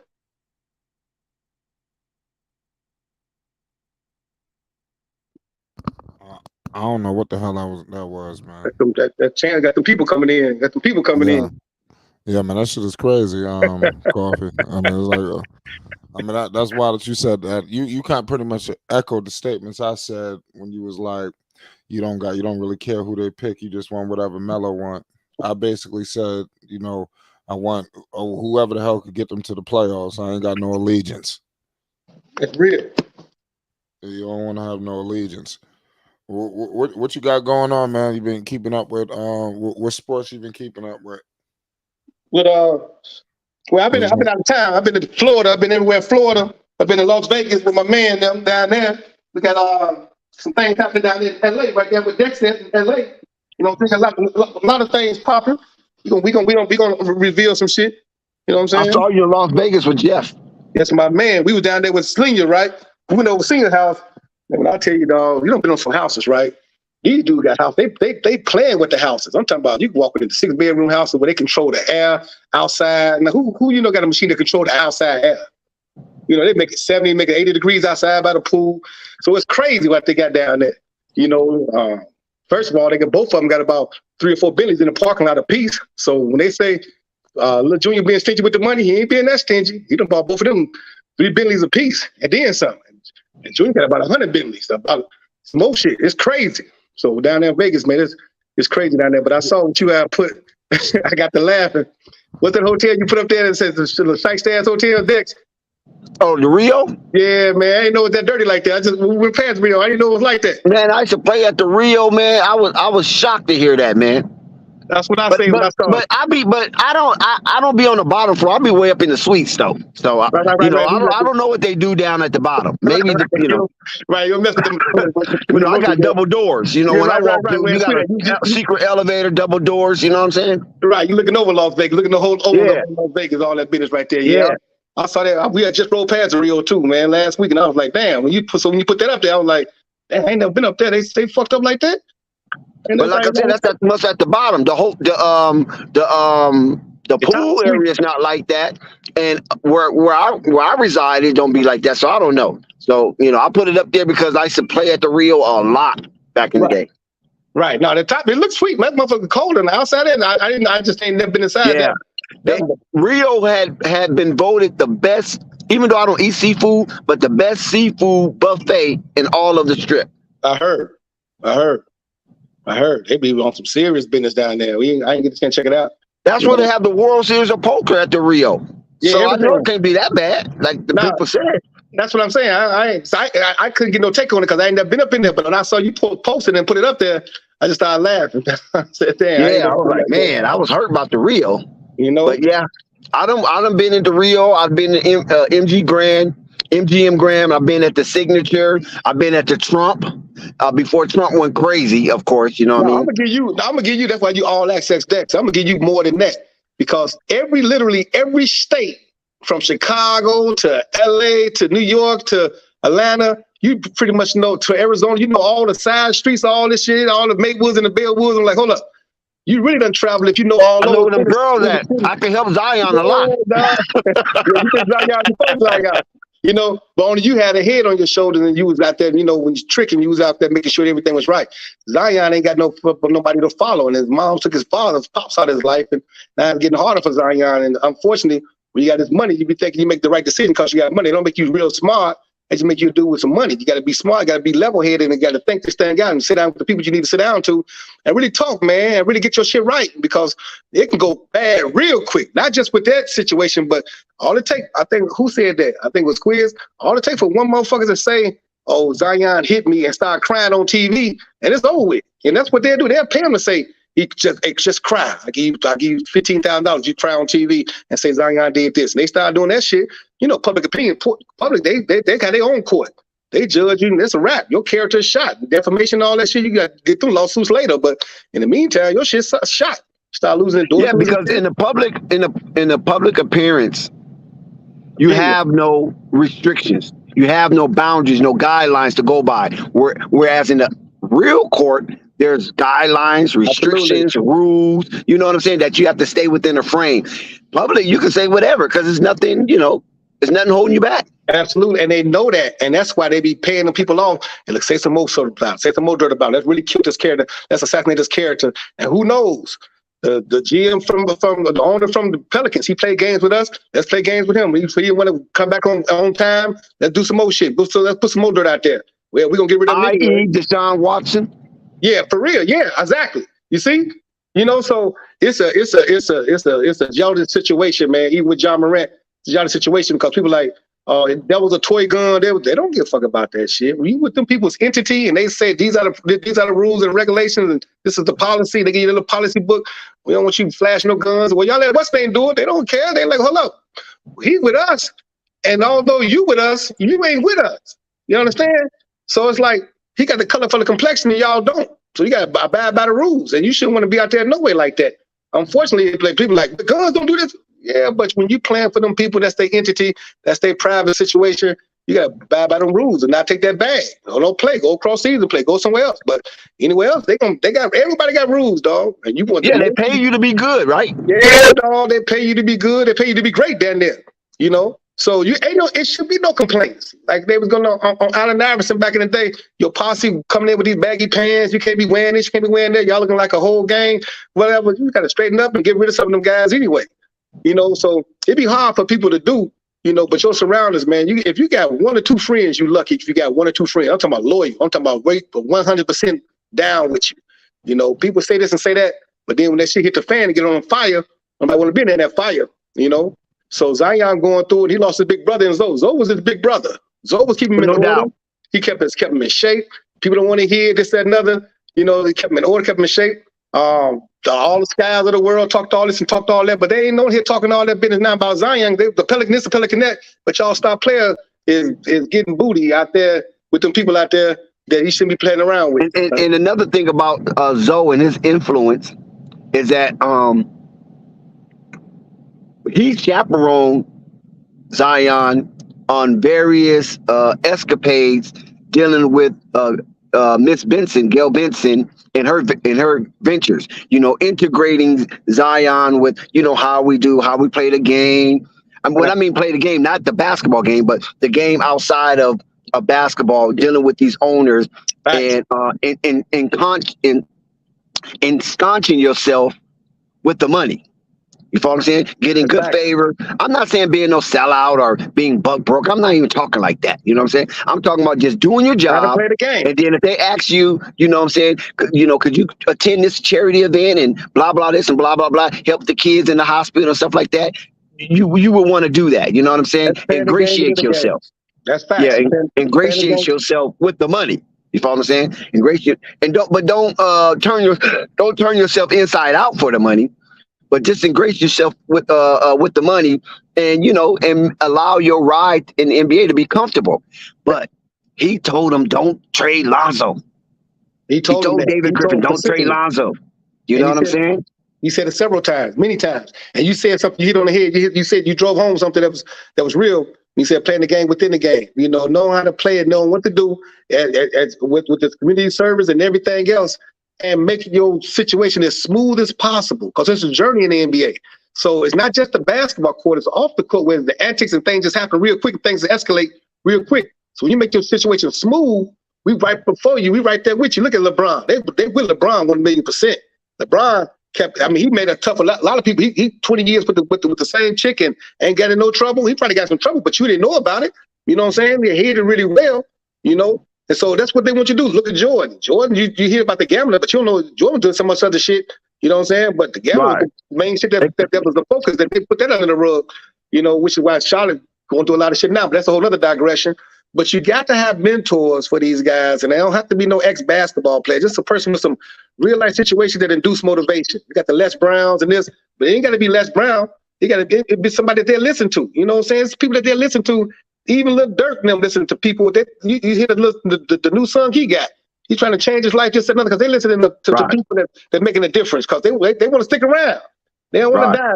By the time they get to 30, by the time they get to 35, they dead. They up out of here. They trying to live. We have to admit, a lot of times we need help in navigating these shark-infested waters. Facts.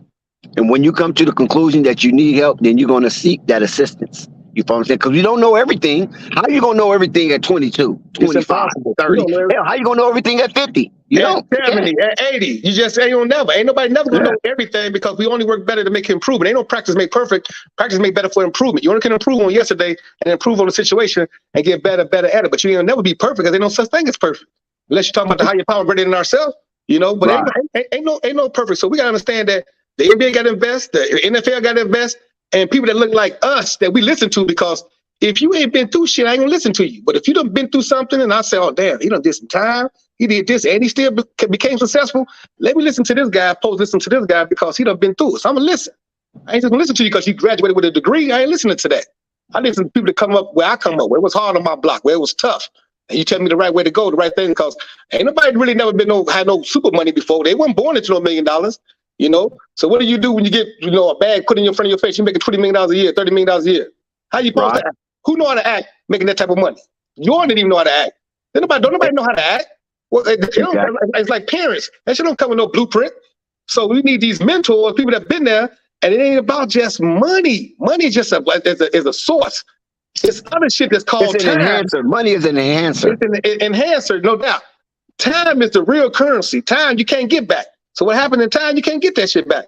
So hopefully these chicks that's coming out talking about, I'm pregnant too, I'm pregnant too, I'm pregnant too, I'm pregnant too. It's a chain reaction to chicks coming out because everybody he ever done laid in the bed with gonna come out and say he did me too. He did something to me too. I got this. I done caught chlamydia. I done caught this. A lot of people gonna come out with shit. I got proof. I got sex with him. I got pictures. A lot of shit gonna come out now. Just a whole lot of bullshit. That's how it started. A chain reaction.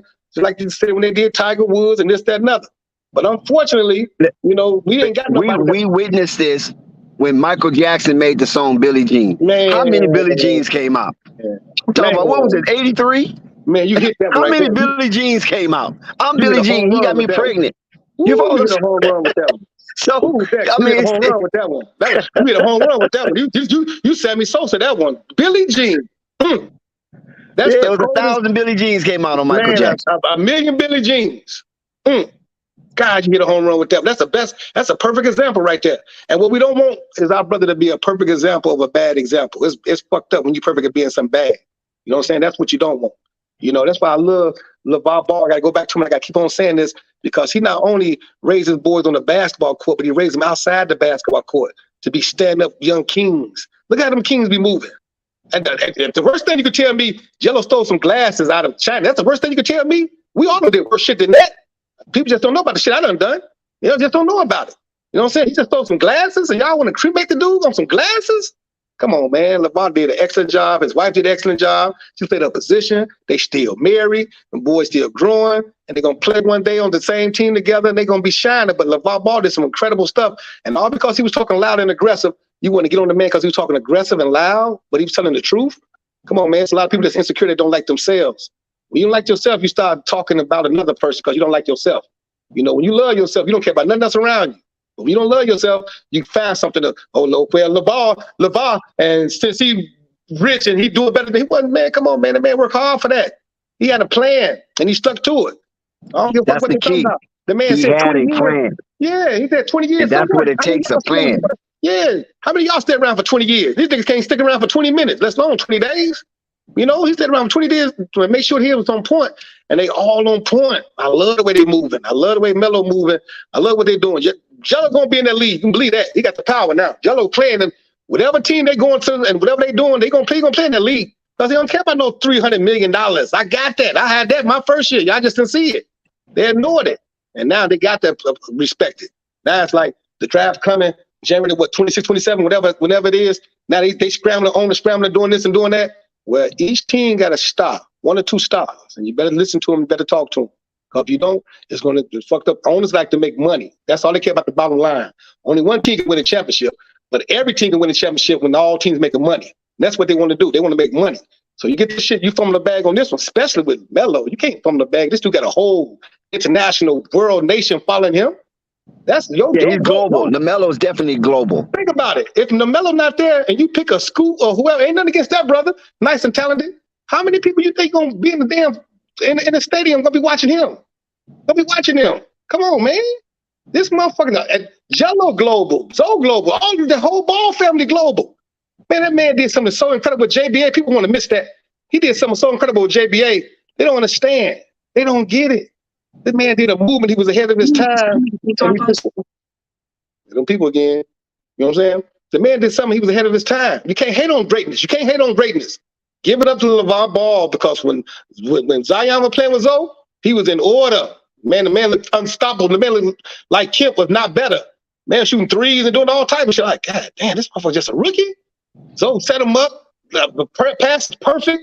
Gave him confidence. Oh, man, it was over with. Now, and he told them, do not trade or whatever y'all do. I know y'all like the way I dunk and I do these windmills and all this shit, but Zoe make me look real good out here, make it real easy for me. Don't get rid of this dude. Whatever you do, I know y'all don't see what it is that he got effect on my, not just my athletic ability, but he got effect on my mentals. And when they did that, Zion ain't never been the same since. Like people say what they want to say. You can just see it. You can say what they want to say, exactly. You know what I'm saying? And even during the season, he was playing Point Zion by the dictates of David Griffin. And, he barked back on that, talking about, hey, man, the offense run better with Zoe, man. You know what I'm saying? I mean, it's cool. Maybe every now and then play a little Point Zion. It's fun. But don't try to make it permanent and swing Zoe to the corner and wait on a kick out. You know what I'm saying? It's like when you had Charles Barkley, he'll play point every now and then, but you have Maurice Cheeks playing the point the majority of the time. Cheeks bring the ball up. Point, Barkley get out the rim, here go, and then everybody run. But the majority of the time, it's Cheeks. You don't have no Zion bringing the ball up. It's like, I don't want LeBron to bring the ball up, even though he can bring the ball up. LeBron, to me, is like a good solid 3 and a 4. Even though he got the ability to bring the ball up and do all this other shit, put him at the 3 and the 4. And then that's just extra. Get on the ball, it's about run. You know what I'm saying? Make your point guard, let your point guard be your point guard. And see, and this is why I like Scoot Henderson over Brandon Miller, because it reminds me of the Lamelo in the era of never lost.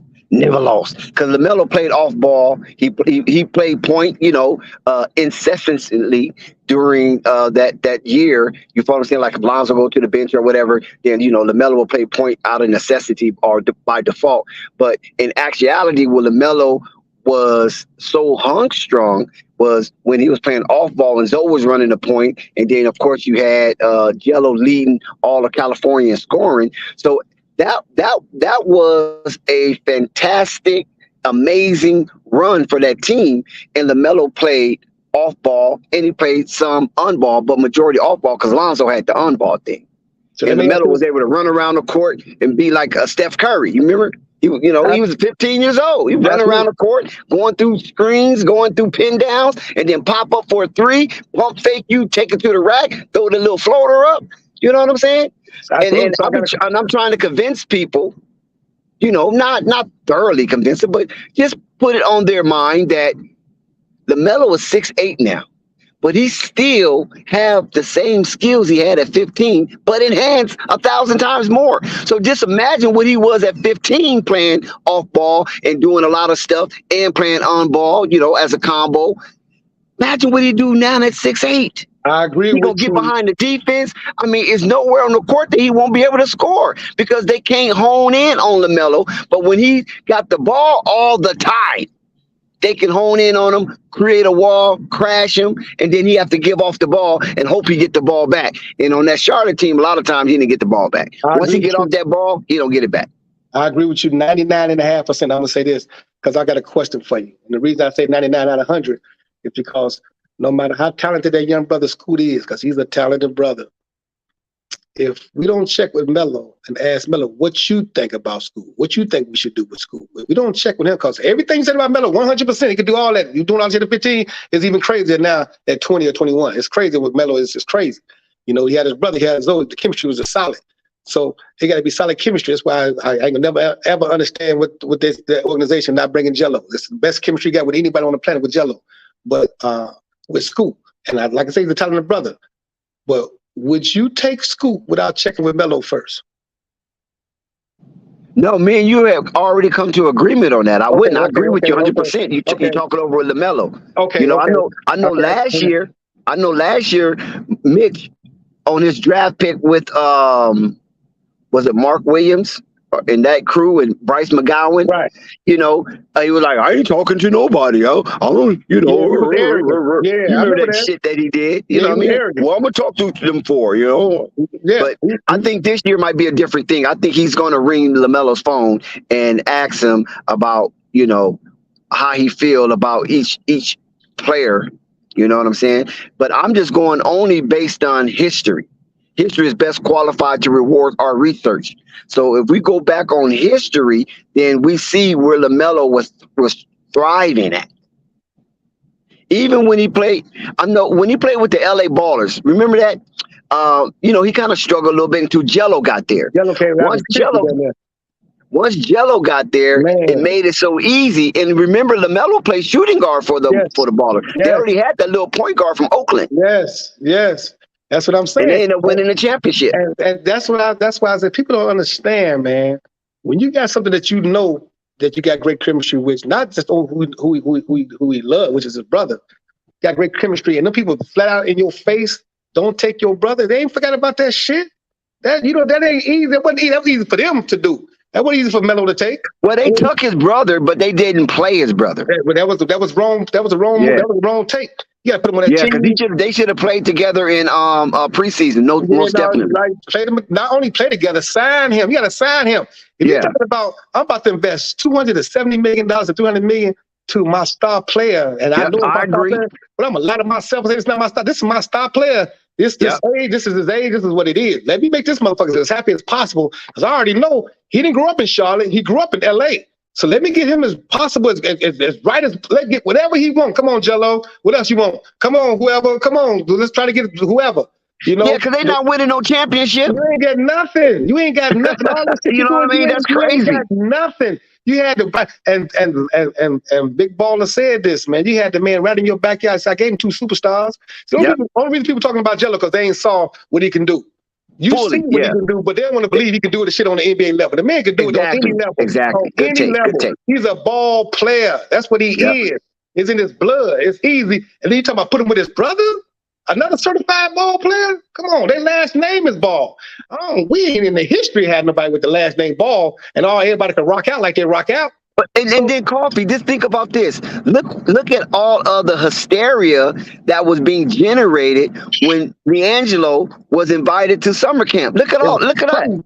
It was crazy. They can sense the pickup from that. It was nobody else on that team besides LaMelo generated that much interest. You saw it in Las Vegas when the man was going. It was packed. It was packed.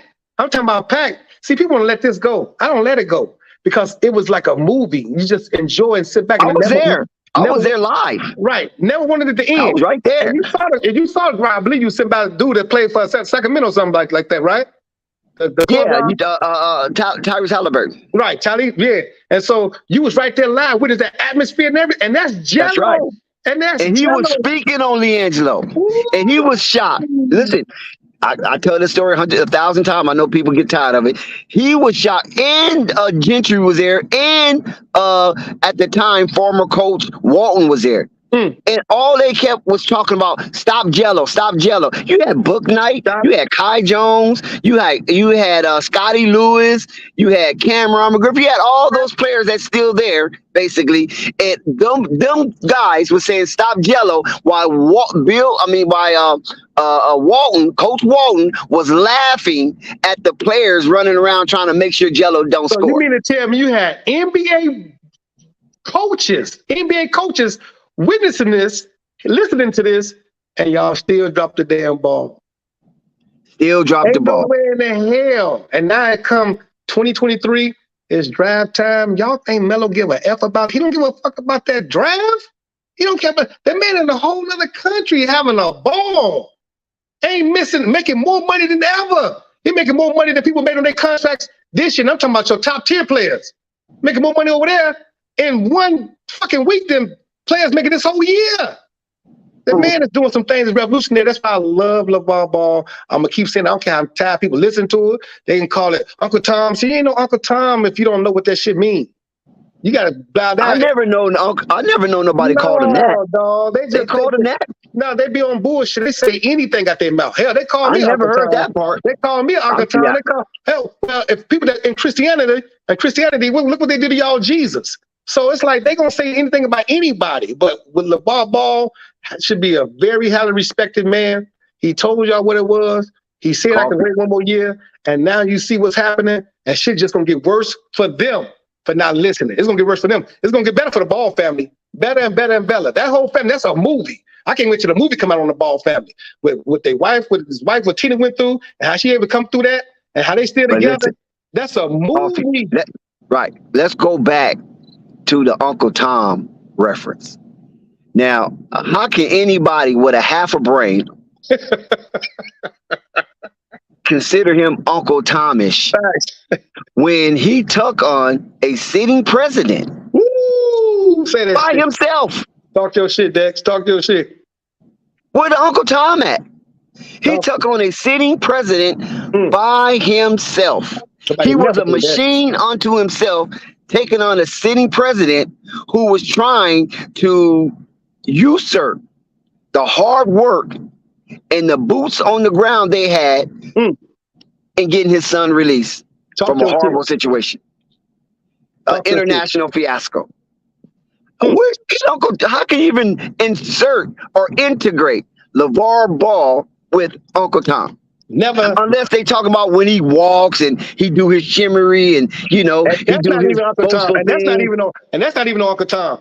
I don't even know where they can get that from. That's LeVar Ball having fun, entertaining. Hopefully y'all catch on. Hopefully people catch on that good vibration, because they missing the vibration. Catch on, use his energy, because he's giving you great energy for free. He giving you great energy for free. And it never in the history happened before. Has a man took on a sitting president, like you said, a sitting president, and won. The man ain't not a former president, not a dead president, not a would-be president. A sitting president with the popularity that he had at the time. Come on, he kept on talking about. And he's like, "No, man, it didn't go down like that." I'm sending a man some shoes. LeVar Cole, man. You know what I'm saying? Could you understand? Think about if oh man, that BBB brand is so big. Think about if the boys, because they're coming back to the BBB. They never left the BBB. But think about when it's BBB and not Puma. They don't slight with Puma, none of the rest of it, whatever. But BBB is so effective and so cold. It's even bigger and gonna be even bigger now when they come back to it in terms of I'm repping BBB all day, all every day with this. That, we got footage. We got footage. Exclusive footage. Where Lamelo Ball is signing BBB merch. Come on. See? We got footage where LeVar Ball is signing MBO1 merch, MBO2 merch. Ooh, I didn't even know that. See, I love that because when that man came out, what was Melo? 16 had his own shoes, Zo had his own shoes. From ZO2, that shit was cold. That shit's never been done. That shit was cold. You can't stop nothing like that. People like, oh, the shoes are messed. Ain't nowhere in the hell the shoes messed up Zo. Ain't nowhere in the hell. He them Kobe's, he went all everybody else's shoes but the BBBs. Think about it. I'm surprised you missed that Coffee, because I had it on my story. I placed it on my story. I tagged Flight. You follow what I'm saying? And they looked at it. You know what I'm talking about, because some of them peek at my stories on Instagram. They looked at it and didn't hear a peek from them. Right. I know it piqued their interest, but they didn't say nothing. And I was sitting back seeing if they recognized what they was looking at, since they always try to separate the Lamelo from his dad. Oh, they were sick. You know what I'm saying? They be sick. They couldn't say nothing. He was signing BBB merch. Can say nothing.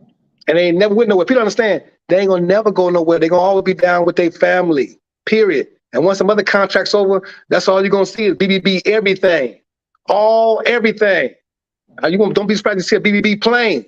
You know, that's because all they're doing is pumping it up even more. Every time you talk about LeVar, and every time you think you're getting over on some bullshit, on some sneaky slick shit, all you do is win, win, win. Like with that song, all I do is win, win, win, no matter what. All you do is win, win, win, no matter what. If you hate on LeVar, you hate on yourself, because ain't no reason for you to hate on him. Ain't no reason for you to hate on that man right there.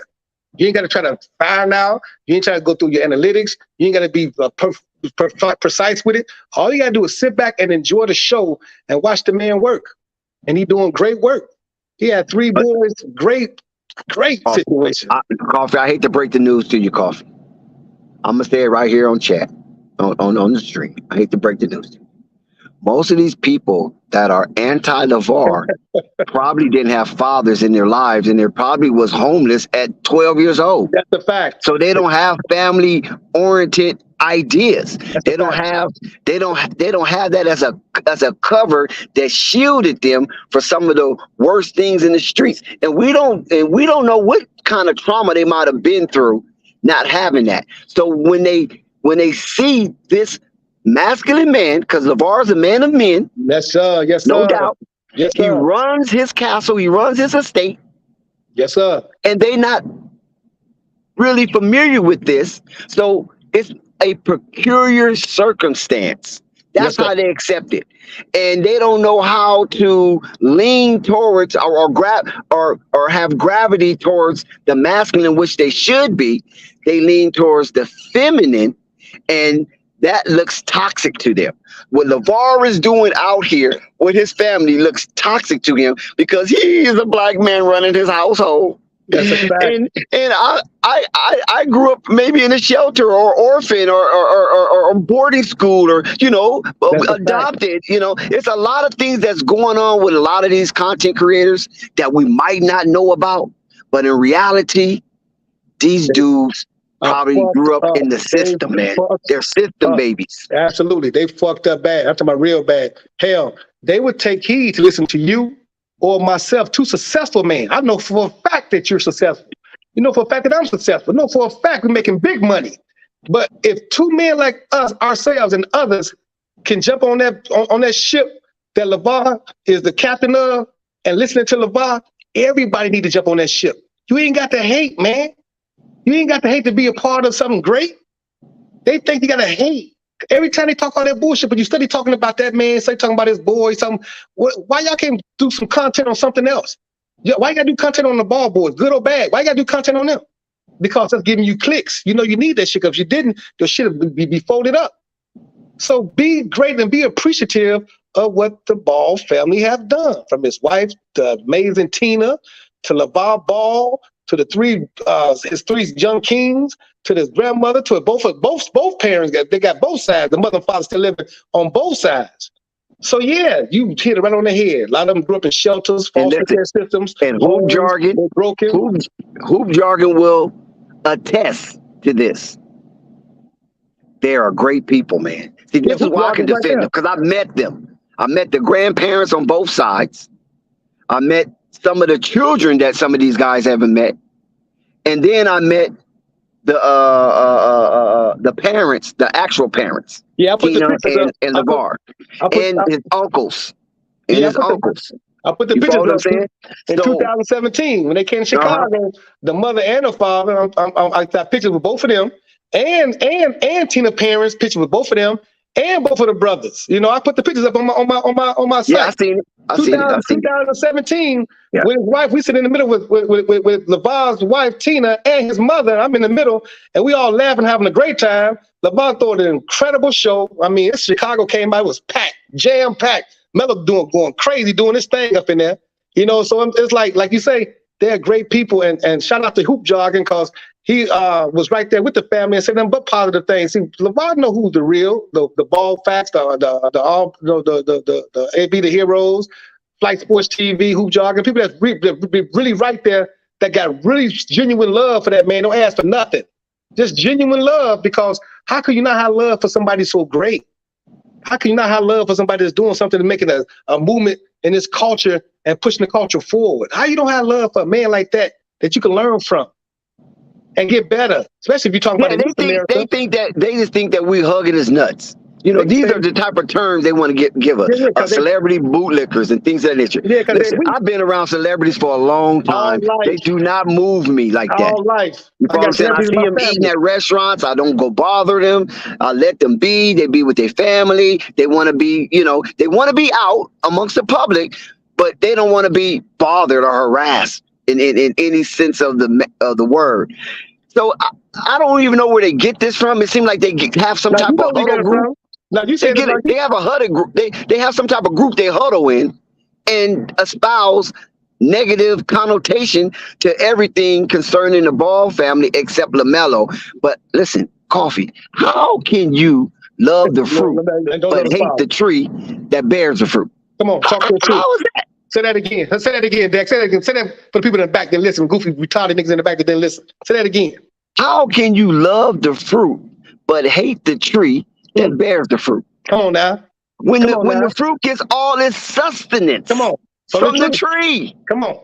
Talk that shit. That's so backwards. Come on. That's why I'm saying they want to accuse everybody else of being bootlicking or beta males, but they are the beta males. Because we're not starting that conversation and then swinging it their way. All we're doing is enjoying this atmosphere, and it hurts them to the spine to watch us enjoy this atmosphere. Of course, Dex, You and I know for a fact, can get up and wake up and catch a plane anywhere around us where we want to go to, anywhere, with no problem. Money ain't an issue. But we humble ourselves when we listen to those that's great, like LeVar. LeVar can do the same thing, wake up and go anywhere he want to go on this planet. But when you talk slick shit and say silly shit at the same time, you look retarded. Ain't no way in the hell you can love Melo, Jello, or Zoe without loving his father or his mother. You gotta love the foundation. You gotta love the foundation. That's what made it. That's what, if there's no LeVar and no Tina, how you gonna ever talk about any content? Y'all lucky. Y'all fortunate. Because if there's not no LeVar and Tina having these boys, y'all ain't got nothing else to talk about. And listen, I'm gonna tell you this, Coffee. I believe LeVar is fighting the Matrix. I'm fighting the Matrix. You fighting the Matrix. Of course. But these other cats, I can't vouch for if they fighting or trying to uphold, even build it even better. No, they not. And what's a sad commentary is we ain't gonna never lose. Remember Jay-Z said in that song, y'all think I'm gonna ever fall off? I ain't gonna never fall off. Exactly. Yeah. And that's what they want. They want you to fall off, and he ain't gonna never fall off. And people like us, we ain't gonna let him fall off. Why? Because we're gonna keep on escalating and keep on raising the bar with what we doing, and then we're gonna all come to the table as a cohesive unit and celebrate and have fun together, playing spades or golfing or doing whatever. They tripped out when I said, "Hey, LeVar, cut your grass." LeVar ain't got no grass. That's turf. I don't give a fuck. They're just saying to the man, right. I'm down with whatever you doing. Look, say that with Mr. Farrakhan. I cut his grass, and I know him personally. That's his whole family. That's my family. So they hate that, but they don't know who you know. As far as stars, yeah, exactly. They really don't know who you know. They got a clue. See, we celebrities. You a celebrity. Flight Sports TV is celebrity. Fight a celebrity. That's right. See, when you look at yourself as a celebrity, you didn't look at nobody else like that. You look at that person as a human being. Exactly. You know what I'm saying? But when you put people in categories and style, it's a celebrity, and he's bigger than you, then you don't care about yourself. You don't love yourself. Right. You don't love yourself enough. So when you don't love yourself, you look at other people and you demean them and you talk about them this and another because you really hate yourself. But when you love yourself, you can give everybody, you can big up everybody. Oh man, I love you, Access Dex. I love you, All Access. I love you, Flight. I love you, LeVar. I love you, AB. I love you, Ball Facts. And listen, I love you, Coffee, another note. We dedicated Flight Sports TV last year to the year of celebration. Yes, sir. And people had qualms about that. What the hell you celebrate? What you niggas celebrate? Like, what? You're breathing. You living. You here. You on flight. What do you mean? What are we celebrating? We're celebrating a communion, a community, camaraderie. Anything you can think of that is good, you're celebrating. Facts. But their minds have been so blocked and filtered with tainted information that they don't even can recognize that they're in the realm of celebration as well. So we dedicate 2023 to the year of gratitude. Be grateful for what we celebrated last season. Whatever you have reaped from your harvest, be grateful for that. Come on. And that's why we keep reaping. That's why we keep reaping from our harvest, and we keep making an obscene amount of money. You know what I'm saying? I ain't counting your pockets, but I'm making a whole lot of money over here. And I know you're making a whole lot of money. But that's because we humble and we reaped our harvest, but we don't understand to know who to get a praise and who to acknowledgement to.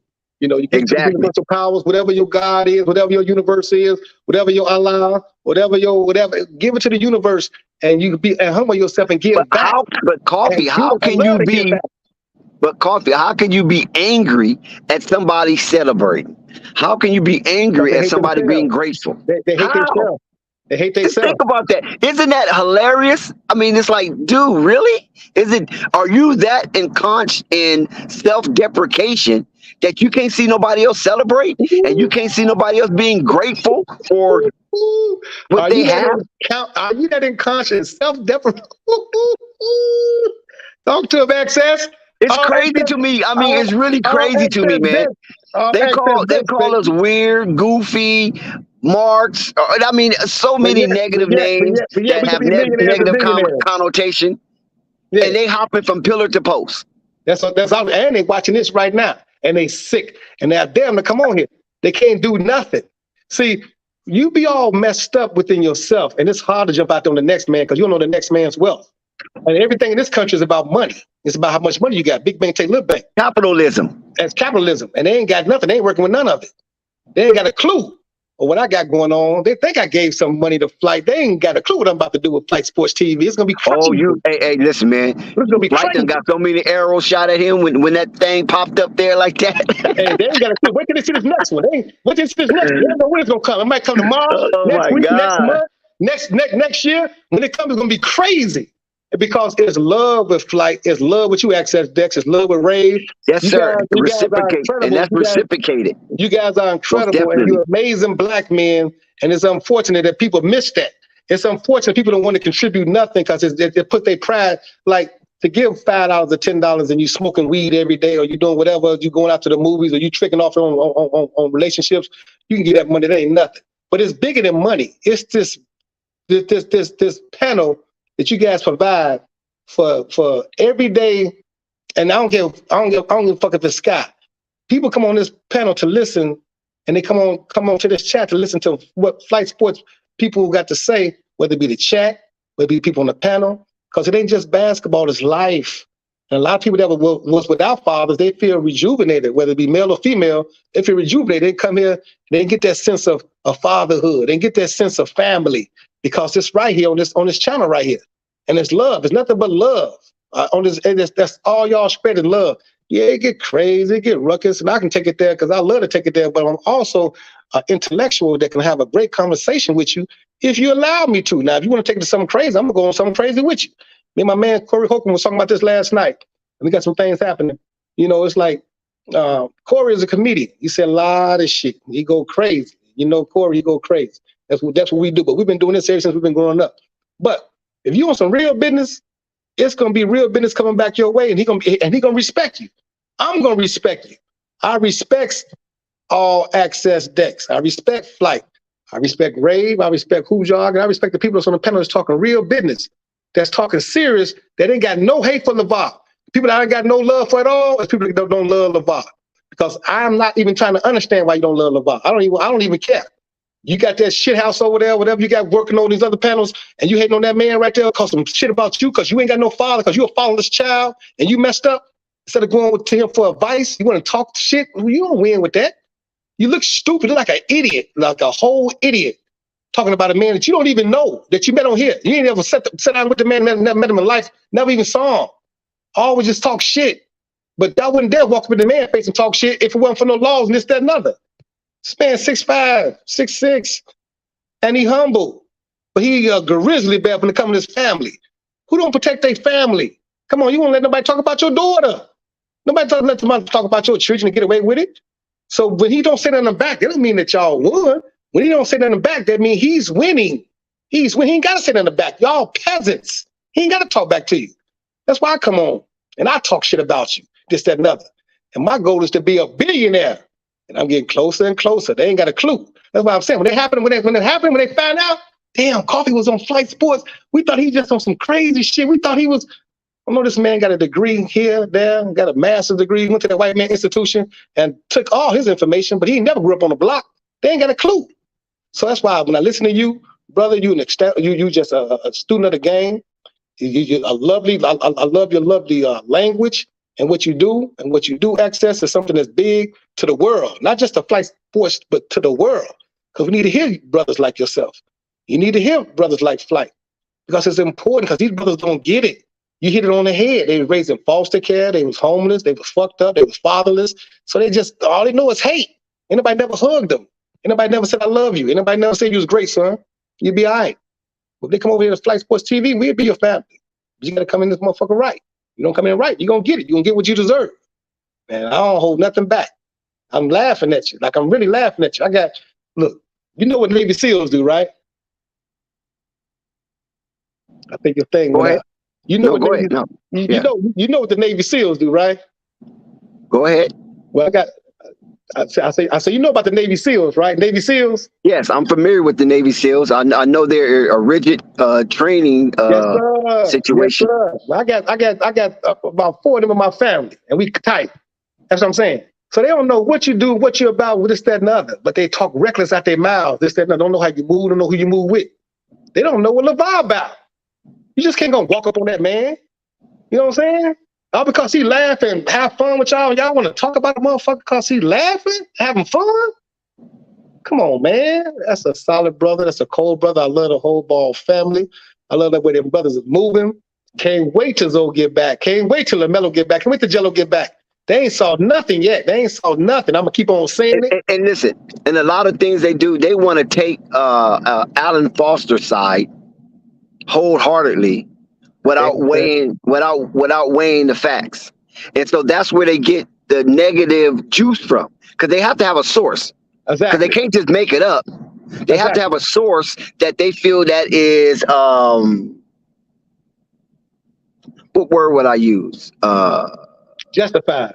Not reliable, not justified, but credentials. A source with credentials. You know what I'm saying? And so every time the Ball brothers do something spectacular and make new waves, then Alan Foster crawl up out of that rock. You know what I'm saying? And then he has a counter to whatever they're doing.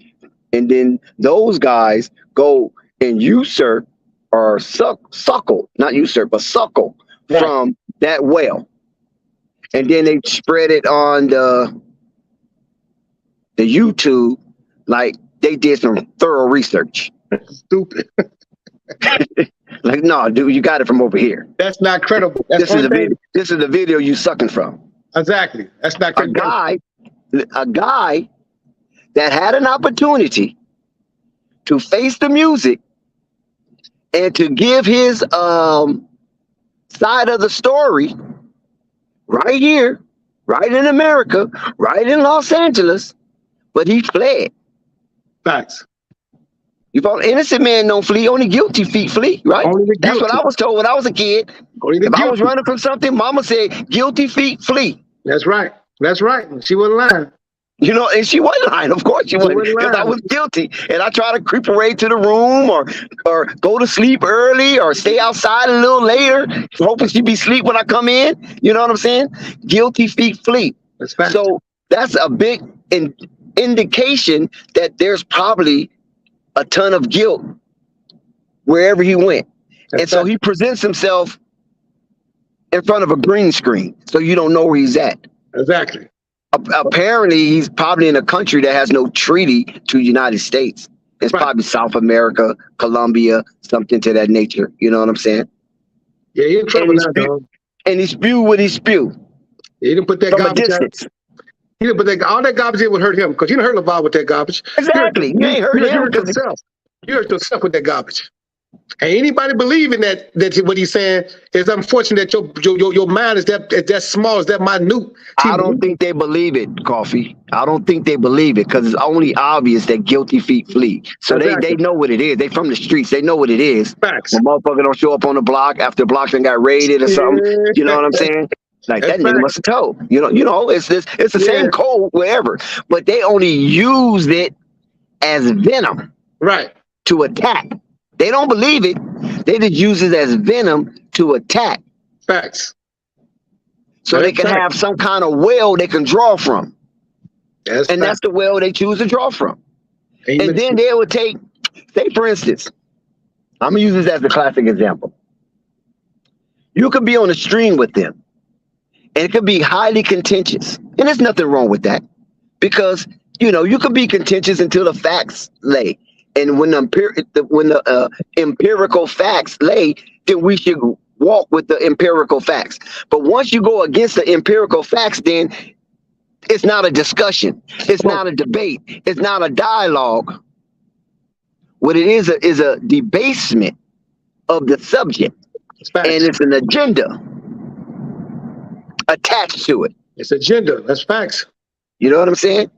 So if that was the case with a stream or few streams, and I'm laying out the empirical information that I know, and then you ignore it. You ignore it. On purpose. But on purpose. You ignore it. You act like it's never been said. You don't even highlight it or even challenge it. You just ignore it. But when I say something that's kind of balance-wise, like say, for instance, if I say, Alan do feel in his own mind that he deserved a payment based on his equity sweat, based on the things that he have done equitably within the brand while he was there. So he feel he deserved payment. But then on the other end, the bar was like, nigga, you took $1 million. That's it. You done. That's right. Then wait. All Access said Allen deserves some payment. Right. They gonna take that part out. See, they take that part out. That's what they want to do. They're so fucked up. You know what I'm saying? It's dissecting, listening and hearing. You know, and that's unfortunate because LeVar gave you all the gems and LeVar gave you all the facts. Fuck Allen. I ain't gotta listen to Allen no more. LeVar gave you all the facts. But you understand how they do though. That's what they do. That's exactly what they do. They say, oh shit, he said that, and they go run with that. And I'm like, wait a minute, man. I said the other part too, but they not even listening no more. Yeah, they want to that. You know. Now I know. All Access. He knows. So he said he's. You know what I'm saying. I'm like, oh my god, that's an agenda. That's selective hearing with their agenda. That's selective hearing with their agenda. And that's all they do. And it makes themselves look bad because you're not making LeVar look bad with none of that shit. Exactly. LeVar is steady winning every day. He's winning every day. He's going to be around for a long time. He ain't going nowhere. I'm going to make sure he ain't going nowhere because of the love we got for him. And say, for instance, right? Say, for instance, you have A.B. the hero, right? You know, A.B. the hero is a godfather of this. Right. So we got to definitely give him his props. He's the godfather. And congratulations to your marriage, and I hope you prosper and have longevity with all your successful endeavors. Respect, AB, respect. So, say for instance, we chopping it up. We chopping it up, and AB giving us some of his historical information, traveling with the JBA World Tour. And we don't know what's behind closed doors. So he gives us some stuff behind closed doors. And then all of a sudden, he says like, yeah, man. And, it's a lot of little mix up with the payment because some guys wanted to stay, some guys wanted to leave. So they had to balance out the pay. Oh, they wasn't getting paid. Oh, yeah. That's the first thing. AB the hero said it wasn't getting paid. Wait a minute, he didn't say that. He didn't say that. That ain't what he said. They just tuck it and turn it all inside out. Right. That's what they do. He was just telling a story, a real story. Right. That's what they do. Now he ain't gonna tell nothing because you guys are trying to twist him. Yeah, he's gonna shut it down. Right. We can't get some of that good information. Right. Y'all want to mess the man's words up. He told y'all a story. Y'all don't twist it all around and put it all what y'all want it to be. Yeah. Oh, they had to wait on payment, or there was a hotel they checked in and couldn't get it because the date was off. Oh man, they couldn't even get hotels for the players. They sleeping on the street. The NBA was one of the best leagues, one of the best situations. LeVar put that thing together. That was amazing, absolutely phenomenal. These boys had a chance to go across seas, travel on the bus, front row seats for tickets, eat for free, and lay up in the hotel for free, and get to play ball for free in front of all them scouts, in front of the whole world. Yep. LeVar, amazing, man. He's amazing. Yep. People miss that. Shout out to Uncle Vern. Yep. I paid $100 for front row seats. I wanted the most expensive ticket to support that black-owned brand because that was a black-owned brand. That's right. You know what I'm saying? That's right. So I paid for them, and it was in Chicago too because I also want to see some Keezo Brown. I ain't gonna lie. I want to see some Keezo Brown, and I said I'm going to watch up close and personal to watch this guy. And I didn't know of Keezo Brown until Lonzo brought him to my attention. Mm-hmm. I didn't know who Keezo Brown was. Yeah, so I said, "Oh shit, I gotta go see this dude." Man, and he was smooth. Right, 80% of the guys in JBA was talented, very talented, very talented. Keezo was smooth. I said, "Wow, this guy plays with so much rhythm." And he knows where to get to on this spot because he's left-handed. He got that left-hand jump shot. Man. And that shit was smooth from the elbow. He didn't shoot that many three-pointers. And the dude scored when he was ended up, I think he had like 38 points or something. Man, look, them boys was cold. Them boys they had from New York, them boys they had from Atlanta, them Chi-Town boys. Man, the JBA was so cold. And people missed it. They missed it. They allowed themselves to miss it. You was watching talented brothers in a league formulated by a black man with a vision. Being a vision, he didn't only have a vision, he implemented this. He came out with this and implemented this. And guess who they was playing? Guess who Keezo Brown was playing? Another star in Curtis Hollins. Look at that. So you had Curtis Hollins on one end and Keezel Brown on the other end. That shit was electric. I think Curtis had about 28, but Keezel had like 38, almost 40. And it didn't even look like he had that many points. He was so smooth. Made it easy. Made it look easy. I love when LeVar had the JBA and had the bus together and put his own bus together and went across to the other country. And hold up, man, this man went to Lithuania. He went everywhere. I mean, didn't go to Lithuania. He went to Lithuania with Jello and Melo. Look what he did when he brought Big Baller Brand Terminal over to Lithuania too. Yeah, that was nice. He had that floor. You see how he had that floor? Man, come on, that floor was chilling. That was cool. Look, the man, look. Man, I don't even know what to start. I love LeVar so much, man, and what he do. Because if everybody took on just a piece of that puzzle and did that in this country, with all the millionaires and billionaires we get in this country, as a collective, we put our money together as a cohesive team, we won't need nobody. But it's all LeVar was showing you. I know Uncle Vern want to cook too. I just want to interject this one time, Uncle Vern. You can go ahead and chop it up with coffee. And listen, that league was an example of the totality of the United States of America being a second chance nation, because a lot of those players that played in the JBA were second chance players. Now, some of them might have forgoed in college and came in, but a wealth of those guys was second chance players who kind of messed up somewhere and got another opportunity to make a first impression. Facts. Yeah. You right, Dex. Yeah. Go ahead, Uncle V. And it's like that too with another situation too. I was gonna go there. Hey, Coffee. Hey, what's going on? What's up, baby? Shout out to the panel. Shout out to Flight Sports TV. I'm telling you. What up, Flight? Hey, look here, Coffee. But dig this though. This is what I wanted to ask you since we're going with that conversation, because I was going this through my mind, right? Yes, sir. When it's all said, I'm 64 years old, Coffee. When it's all said and done with, I wonder if they're gonna get LeVar, his proper respect, his proper due, you know what I'm saying? Like he's NIL, that NIL deal. That stuff only going on because of LeVar. You already know that. Yes, sir. Yes, sir. Yes, sir. Talk your shit, man. Young boys gonna realize that, going down the line and say, oh man, you know what I'm saying? Oh man, Iverson came through, man. We can wear our dreads, we can do all that now. We got the freedom to do that. Somebody had to fight for that stuff. Who you think fights for that little money they get, that big money? Yes, sir. Now, you understand that, right? Yes, sir. Young was gonna understand that. And another thing when we was going on, because you had made mention too about, we seeing these, not just these fathers of sports athletes and stuff like, because we can't say that necessarily that the LeVar is all-American everything, and he came out and he got these all-American children and all that. This had to come out the mud, Coffee. It had to come out. This had to be God, because it could be nothing else. You know what I'm saying? Yes, sir. It came through with skill and with practice. You understand me? And there's a lot of fathers out there doing that same thing, Coffee, right now.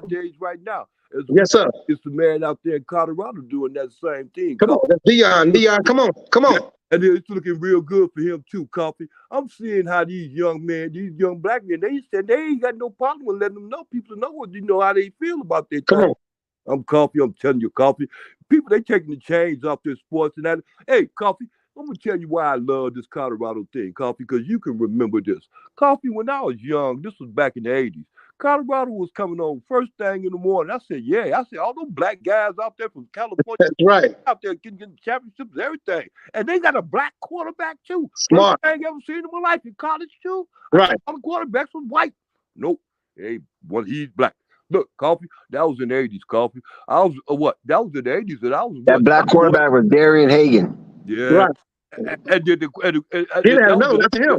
Cordell Stewart. Cordell Stewart, right. Cordell Stewart. Yeah. And what's the name? The other one, yeah. Oh man, you already know what's going on. Coffee. That was at 8. That was at 10 o'clock in the morning. 8 o'clock in the morning, I'm up looking at football. That was the best thing in the world, Coffee, because I can see the greatest team playing real early, Coffee. You know how we was in Chicago. We party all day on Fridays, and then we get up in the morning. The first thing we want to do is turn on the TV. I look on Saturday morning. After you watch the cartoons, that's what you watching next. After I'm just a bill to no Capitol Hill, that's what you watching next. You already know. And wake up in the morning, watch Colorado football. What was it on CBS? Yeah. CBS, NBC. Hey, Coffee. Look, I was a Colorado fan. Look, Coffee. I was a Colorado fan before I was a I think Deion Sanders fan. SEC was CBS, NBC was Notre Dame, Right. ABC was Big Ten, Big Ten, Pac-10, Big Ten. Right. Big Ten, Pac-10, Yeah. and I don't know really nobody else. Fox 32 had one of them too. Well, Fox came later on though. They came like later on, but I'm talking about like when we were younger, in our heyday, it was CBS, NBC, ABC. And ESPN was just coming into existence. They weren't even there yet. Yeah. ESPN was still showing rodeo. Remember, ESPN used to show rodeo and bowling and fishing, ping pong, and fishing. Yeah, right. They wasn't even in the major sports. Right. That was their shit. They wanted to start with the ABA. They started where they wanted to come out during that time when the ABA was around. That's why not to digress. I think ESPN first major sport was USFL. I think was it? I think it could have been, yeah. Right. They're probably right. I think, if I'm not mistaken, their first major sport was USFL. They was showing those games because there was kind of it was a blackout on the major networks because they was supporting the NFL. And the USFL was a counter league, like. Right. They had Deion. They had Andre Rison with Deion in Colorado, and Andre was saying what Deion doing in Colorado is historic. Like it's so, and we see this and we know this. But Andre Rison was saying because he's been coaching for over 16 years, and he was saying that. Yeah, over 16 years. And Andre Rison said that it took him to get the opportunity from somebody else because they didn't even acknowledge him being this NFL player. He had to do all this. They were like, well, you ain't never been a coach on your resume. But he's like, I've been NFL, I played everything, and I played with everybody. That's your resume right there. So what he was saying was he would go to these coaches meetings, and a lot of coaches would be using Deion Sanders as they see, we come like Deion Sanders, so y'all got to get your mind right and got to get strong because you see what Deion doing. So they would use Deion Sanders as an example. And so he'd come back and he was like, man, Deion, they using you as an example up there, but you gotta love that. The Deion Sanders and LeVar Balls, what are you doing with Shiloh and Shador, Sanders and his daughter Shalimar? That's amazing. Yeah. And all we saying is like same with LeVar, when black men step up, little puppies sit down. Yeah. Let these people, look at the black man, what they doing. If you're not going to support, right? If you're not going to support, we cry all the time. Oh, we don't get the equity. We don't get the fair shot. It's too much disparity in this and that. And then when a black person get up there, oh, you're a sellout. He got there. Oh, he kissed an ass. Or he kissed somebody's ring and he's Illuminati and all this other stuff. It's like, come on, man. You can't please these Negroes, man. No, you can't, dog. Don't try to. That's why I say to answer Uncle Vern's question, when they say, if I can ever get the credit, he already got the credit from people like yourself, myself, All Access Dex, Flight Sports TV, and anybody else to understand how this thing's supposed to go without being crazy and retarded, because you only talk about others when you hate yourself. In order to let me tell you this also. Deion Sanders is not the only black coach that was in historically black college arena. Right. They got other black coaches down there too. Highlight them. If Deion leaves, okay, screw Deion. Let's go highlight these other coaches if you don't like that. But no, they attach themselves to Deion and make him a monster. Man, the man, damn if he do it, he damn if he don't. You know what I'm saying? Isn't that crazy? Go get that bag and get that money. Because in this country, we didn't make this. You didn't make the rules. I didn't make the rules. Uncle Vern didn't make the rules. In this country, it shouldn't be called the United States of America. It should be called the United States of Corporation. It's all about money. Right. So country, definitely a corporation. We all our social security number is our corporate identification number. Yes. So you can't knock that man for getting a better situation, but not just himself, his family, and on top of that, he brings them to Colorado. Colorado know it. He brings it to Colorado. But not even that though. Not even that. No, so because that's like using a black platform as a catapult. But we ain't even saying that. But even while he was there, he was using his own money to help the facility. Come on, to finance a lot. While the leader of Jackson State, the president, was out frolicking around chasing young skirts. Yeah, that's what they do. That's what they do. But nobody wants to talk about that part. No, that's too right. That's too much about like right. It's like LeVar Ball. You can't say all the right shit about LeVar. I don't want to make up some negative shit about him. You can't make up no negative shit about LeVar. You don't you sound like a nut and a fool and a person on Respitol and Prolixin talking about this man like that. This man is amazing. The JBA was amazing, like Uncle Vern said. That man is responsible for all this name, image, likeness, all these NIL deals. Right. He's responsible for all this NBA, a night team, and this paying $500,000 for the player. Coffee. LeVar comes down the stream from the original lawsuit that was placed with the O'Bannon brothers as the face of that lawsuit, right? I remember that. And guess what? He's attached to the O'Bannon brothers. Did you know Charles O'Bannon was coaching in the JBA? He was coaching JBA, yes. I saw that. So they can't even say that. Oh, he just took from the O'Bannon's lawsuit and try to make his own thing. And, man, it's a lineage. That's what we're trying to tell you. The O'Bannons respect him. The O'Bannons respect. Look, the coach that used to coach, what's the young black coach who's coached Phoenix? What's his name? It came from UCLA. He played at UCLA. Yeah, smart guy. What's his name? Yeah, he want to put Devin Booker on the map. Right. Earl Watson. Smart black man. Smart young coach. He give all respect to LeVar. Everybody know LeVar is the GOAT, man. He cold, man. He cold. Earl Watson was a part of the JBA. Yeah, he sure was. He was like some of the behind the scenes part. But I seen him. I seen Earl Watson. Right, he sure was. Yeah, I think he was on the board. He was on the board right there. Exactly. Yeah, something like that. And O'Bannon, one of the coaches out there, when they over there across the sea, across the water.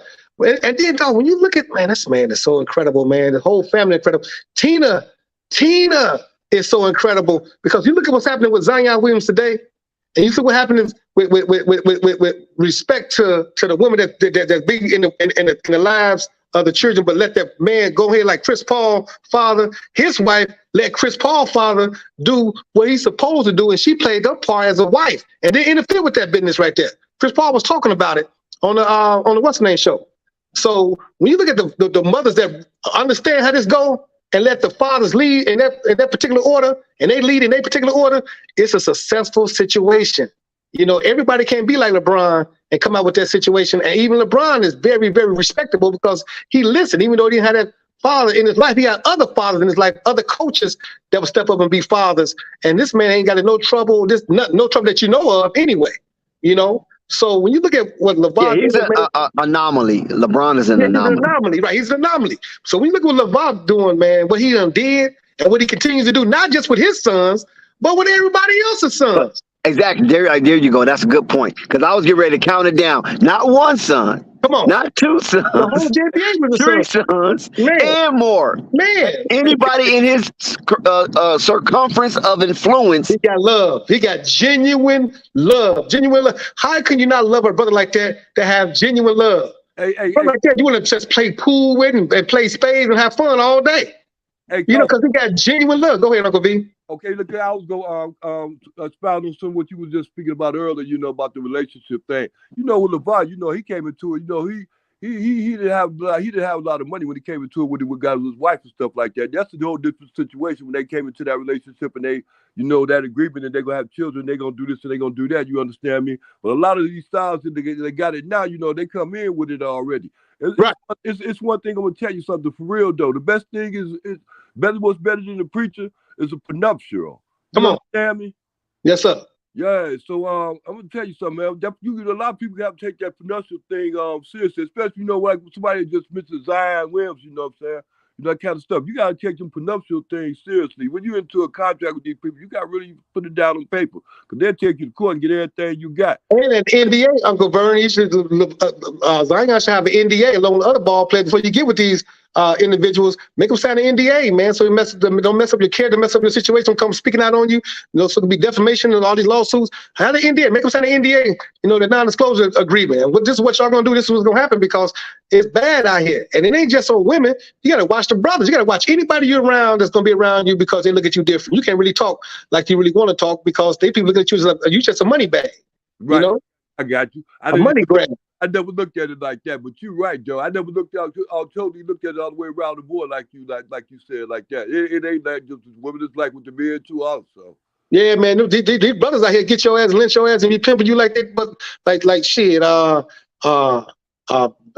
What's my man Bishop Don Juan? Damn, them pitching Snoop Doggy Dogg and them down there. What's his name, man? Come on. Yeah. You know, and Bishop have to be a good brother. Just happen to love Snoop and Ice T, but it get worse than that, man. These brothers be leeches. They be leeches. I know Don Juan. I know him personally. Yeah, that's my man. I know I be hanging out with his son. I ain't gonna get into them stories. The Bishop. The man got about 30 kids. I'm telling you, man, there's a lot going with Bishop. But I just look at LeVar and just the way he carry himself, man. I can't stop talking about him enough. His brother, it's just love all around. They got cohesiveness and they have established emotional harmony throughout that whole family.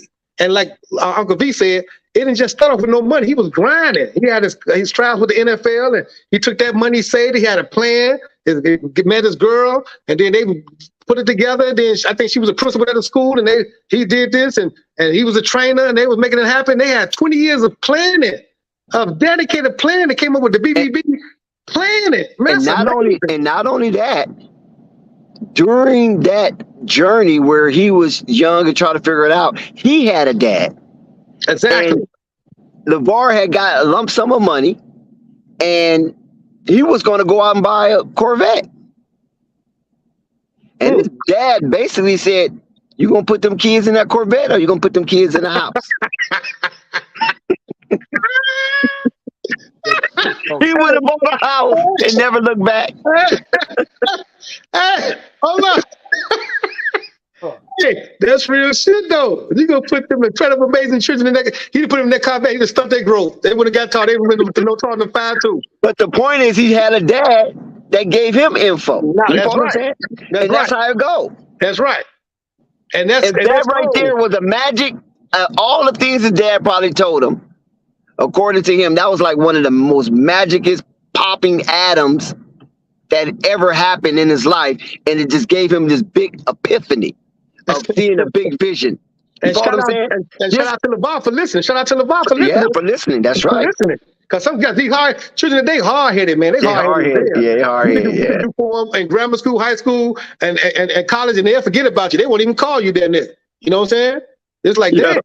It's like, damn. They won't even call. They no respect. So they're going wild. So shout out for LeVar for listening, because when he listened, it's like Michael Jordan getting cut. Michael Jordan got cut in sophomore year of high school, right? So you mean to tell me this coach didn't see nothing in Michael Jordan? He didn't see nothing. He wasn't blacking in everybody, couldn't jump out at nobody. He didn't see nothing. So at that point, Michael Jordan could easily could either choose to forget it, I ain't playing ball no more, or come back and prove this coach wrong. So what did Michael do? He came back and snapped not just on the coach, he came back and snapped on the whole world. So you look at LeVar, he can took what his father gave him and say, forget that, I'm buying this Corvette. Or snap on the world, and what did LeVar do? LeVar came back and snapped on the whole world and put them together and went across the water. See, they don't understand, JBA, that's international. That was huge at a time where nobody putting shit together. That was cold. But listen to this money markets strategy. So by him buying that house, I think he bought the house, was it in Anaheim? Probably Anaheim. I know it was Orange County. Might have been Anaheim. He was able to use that house as leverage of wealth. Come on. So while he was training his boys and, things of that nature, he could put that house up for refinance, get a nice lump sum, and use that money. Get the equity out of there. Get the equity out of there and get them boys on a good track with some financial backing, so they don't have to worry about anything. And look so what he could put his house up based on his vision, that his vision would be worth more than the house itself. I'm gonna invest in my children. Not no damn lottery ticket, not no other bullshit. My lottery tickets I got already. I'm gonna invest in them, and y'all gonna see in the end the main lottery. That's why when they talk all this bullshit. LeVar, he's the reason why they ran them heels, and they breaking down. Ain't no breakdown. Everybody break down. What the hell you talking about? Ain't no breakdown. Them boys was in solid shape, no situations, no major injuries, no nothing. until they got with these NBA teams and them bullshit trainers. Stay with LeVar, train with LeVar how he train you, and ain't no injuries, ain't no nothing. See, they act like it's just the ball boys that have injuries. Everybody having injuries. So what you gonna do? Blame everybody's shoes? What you come on, dog? You just talking shit because you hate yourself.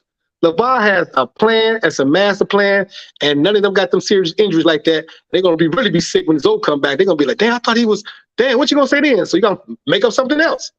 Stop going against that man. He's a legend, he's historic, he's the GOAT in life, not just in basketball, in life. It should be a seminar on life, and LeVar should be the head of it, teaching it. Ask this question. I'm glad he mentioned that. Who ran PG into the ground? Who ran Gordon Hayward into the ground? Exactly. Who ran Giannis into the ground? Exactly. Come on, keep going. You can keep going. You can keep going. Exactly. You can keep going. Who ran Greg Oldham into the ground? Did LeVar run them into the ground too? Right. Y'all gonna blame LeVar for that too? See, they do that shit. They hate themselves. Listen to Stephen A. Jackass and whoever else. You hate yourself because LeVar makes for great content. All you do is win. When you talk bad about him, talk good about him, he win. Because he ain't thinking about you goofies. He win. The man is winning daily, and I love the family. I can't wait till the movie come out. Man, the movie is worthy, Oscar worthy. Because you think about how he did it from the bottom and had a plan. And this incredible woman stuck with him. Oh, he got an incredible wife. Oh, she's incredible. Oh, man. And this is why I can appreciate the journey, because that's what I'm stuck on. I'm stuck on that journey on how he is kicking out walls in the matrix and giving you another vision outside the wall. You follow what I'm saying? And let me say this right here. How can I say this? Historically. That's true, Joey. I agree, Joey. I agree. In the chat, Joey said that'd be fire. That the Ball movie. Hell yeah, I agree. Big fact. It's an Oscar award winner. Now, when we look at a trailblazer, right? Regardless if it was Sojourner Truth, Harriet Tubman, regardless of right? John Brown, it doesn't even matter. A trailblazer. Gabriel Prosser, Nat Turner, Sin Q. We can roll call all the way down the line. You know what I'm saying? But a trailblazer inside the matrix. Come on. And it's the old story that you can put a blinder on a horse, right? Talk your shit. Come on. I know where you're going with it. Tie the horse up, put the stake in the middle of the ground somewhere, and let the horse just move around. Exactly. And then you can come back few weeks later, take the stake up, keep the blinders on the horse, and he will still move around in that same area, never going outside of that circumference. Facts. So when you have a motherfucker in 1954, prior to 1954, this is historical. Prior to 1954, they didn't have a 4-minute mile officially recorded. It was only after 1954, a man by the name of Bannister broke the 4-minute mile. Talk that shit, Dex. Come on. After Bannister broke it, people realized a 4-minute mile could be attained. The next year, 37 runners broke the 4-minute mile. Come on. And then after that, over 300 broke it. Come on. So a lot of that is based on belief, not attainment. Belief. A lot of that is based on belief and not actuality. So when you have a figure like LeVar, comparing it to that 1954 breaking of the 4-minute mile, and prior to that, they were saying it was humanly impossible to do it until it was done. when you have a trailblazer, come on, that comes in that same ilk, because it's not LeVar height, it's not how long his arms is, it's not how much he weighs, it's his but mindset. it's the spirit of his mind. Mindset. Come on. That's what we grab hold to. Ain't worried about his teeth not being in proper order. We ain't worried about that. That's cosmetics. But the mindset of that type of individual is the aesthetics in itself. It's the beauty of it all. And that's what we grab on to. And we have pioneers, like I said before, from yesteryear all the way till today. That don't stop. It don't never stop. But they want you to believe it stopped. Ingenuity don't stop. And they are not the only ones that can come up with ingenuity. We have brains, we have minds. Prior to their running of the world, we were doing this. Look at this is not nothing new. They try to make it appear to be new so you won't grab hold to it. And then they throw stones and they castigate it. They put it in a box of damaging things that you don't want to get engaged in. They want to instill fear in you, because once you have fear, then you can not see through the chaos. You won't be no evolutionary. You'll be stagnated, and that's what they want. Stagnated. So look at them sisters. The beauty of it, stream. Shout out to Flight Sports TV, the machine, the voice of the voiceless. In the street. The beauty of it is that we are still allowed to see, if we're not rusty locks. If we're not rusty locks, we are still allowed to see that this spirit, you follow what I'm saying? LeVar don't own the spirit. He don't own it. He just housing some of it. And guess what? What he's housing, it sparked us to see, wait a minute, this man started a league. Come on. Not only did he start a league, he took the league out of the country. Come on. Into other countries. Come on. We as black people have always had the ability to make something out of nothing. Come on. Especially since our sojourn in America. Come on, soul food. God always stayed on our side. God always stayed in our present, or the universe, or whatever, the collective consciousness, whatever you want to call it. It always stayed with us because we had a disadvantage, purposely had a disadvantage, to allow us to make something out of nothing. Flight Sports TV, that came from nothing. And look at it now. Just remember his first subscriber to now. Just remember his first stream to now. Just remember his first video he dropped to now.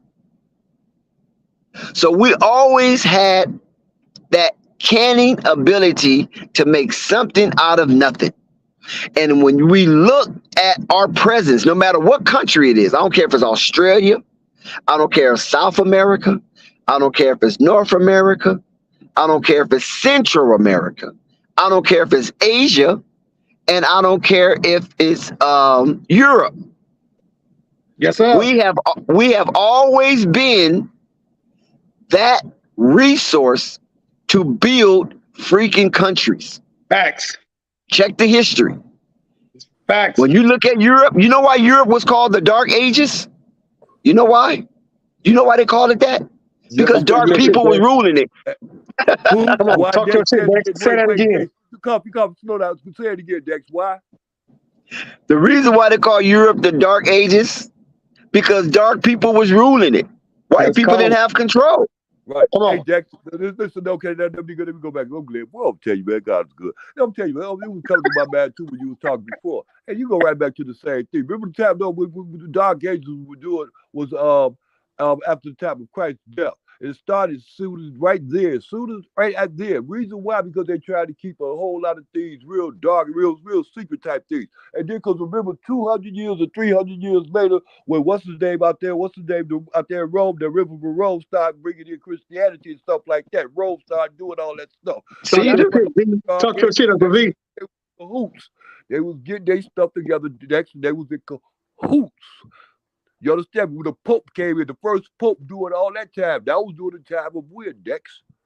The Dark Ages. Talk your shit, Uncle V. Talk your shit, Uncle V. So what happened? Yeah. So what happened was, we know Dark Ages was twofold because they try to say Africa was a dark continent because they were trying to obfuscate the rich history that was in Africa that Europeans didn't have no markings in. Because you could, when you go into Africa and look at the richness of their history, not just Egypt. I'm talking about going down into Kenya, Ghana, Nigeria, Somalia, Ethiopia, Eritrea, Benin. Don't forget Benin. That's fact. You know what I'm saying? So since they wasn't involved in a lot of the infrastructure that was magnificent, they wanted to call it dark because they didn't want nobody looking over there. And then at the same time, they want to come in there in the stealth of darkness and rape his resources out of there. Come on, facts. So when Europe was in the Dark Ages, it's because dark people like me and Coffee and you and people like us was actually ruling Europe. Come on. Exactly. We might not have ruled every single nook and cranny of Europe, but we ruled the main part, and we spared. And I say we because I'm talking about Hannibal. We spared Rome.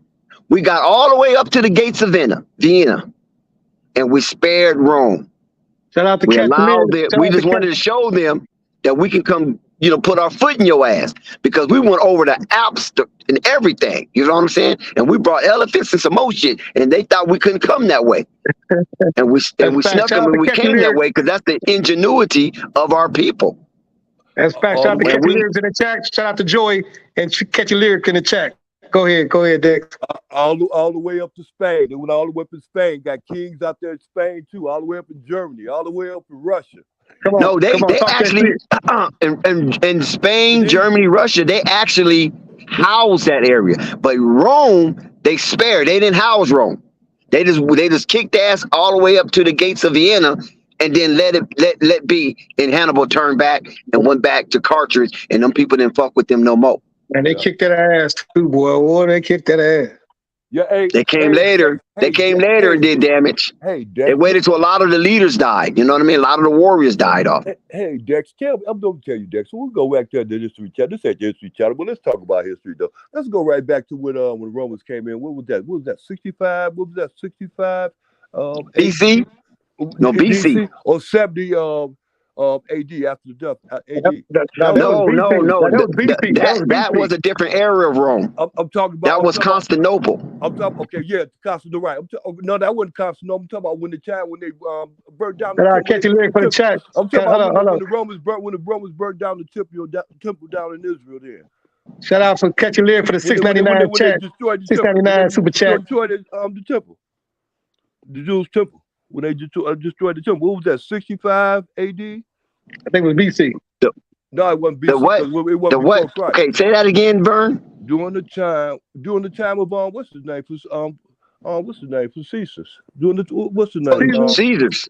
Caesars was BC. Caesar's BC. Caesar's Pizza was 2023. Caesar's Pizza was 2023. Go ahead. Okay, right. During the time when they burned down the temple in Judah, when they burned down the Jewish temple. That's BC. That wasn't BC. I'm talking about that when the temple they burnt down. They ramsacked Jerusalem several times. Yeah, I'm talking. The Romans did this though. The Romans. Look. Oh, you talking about? No, he's talking. I know he's talking about. He's talking about. His name started with an H, right? Yeah. What was his name? Not Hannibal. Yeah. No. He's talking about the Roman king. No, he's talking about the Roman king. They used Pontius Pilate as a figurehead. Right. Herod, King Herod. Herod. Oh, Herod. Yeah, Herod. Herod. Yeah, King Herod. King Herod. King Harriet. Yeah. King Harriet. Yeah. Yeah, but this is when the time when they burned down the temple. The reason why I was talking about when they burned down the temple, because you was talking about how the Romans that ran through all of Africa and stuff like that. But I'm telling you, that's another time when they ran through it. Let's bring it back to LeVar Ball. Let's bring it back to LeVar Ball so we don't get off topic on his what's name, because we get real deep with this history shit. You know what I'm saying? But what I was looking at and what I've seen from this, what I get from this evolution is LeVar Ball started something, and all it takes is for one of us to pick it up and keep it going with the baton. Right. Which is what a lot of people are going to do. A lot of people are going to do it. They're going to keep on going. They're going to pick up that baton. They're going to keep on going, man. They're going to keep on going forward with that. With LeVar Ball starting, because you see Deion Sanders in Colorado. Man, watch Colorado this year. This shit about to be. Do you see them brothers working? You think the military or something? Are y'all watching the clips? And he calling them out too. And he calling them out. Yeah, do you want to win? Do you want to work? What you here for?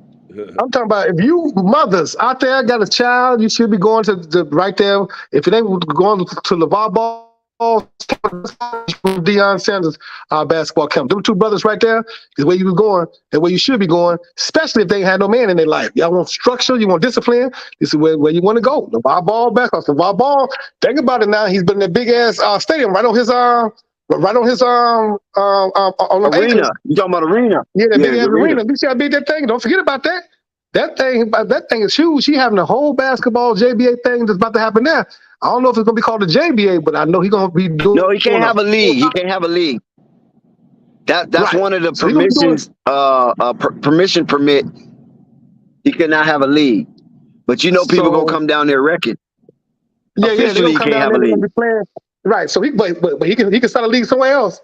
His influence. Just know this: his powerful hand gonna be touched all around LA on what he gonna be doing with that basketball circuit. He got the arena on his lot, on his acres, but down the street or miles out in LA, he got something else he got going on that's gonna be happening with them youngsters out there in LA that I believe gonna be something significant for every state across the country to go fly into LA at the Big Baller Brand facility for youth basketball or teenage basketball. Something he gonna have something that's going on with them basketball, that's going on with getting these children involved in something off the street. Yeah, you see, he's doing those global camps. Yeah, that's what I'm talking about. Yeah, that's what I'm talking about. That right there, because I saw he. Where did he go? What was that? Coffee, you in the Matrix, Coffee.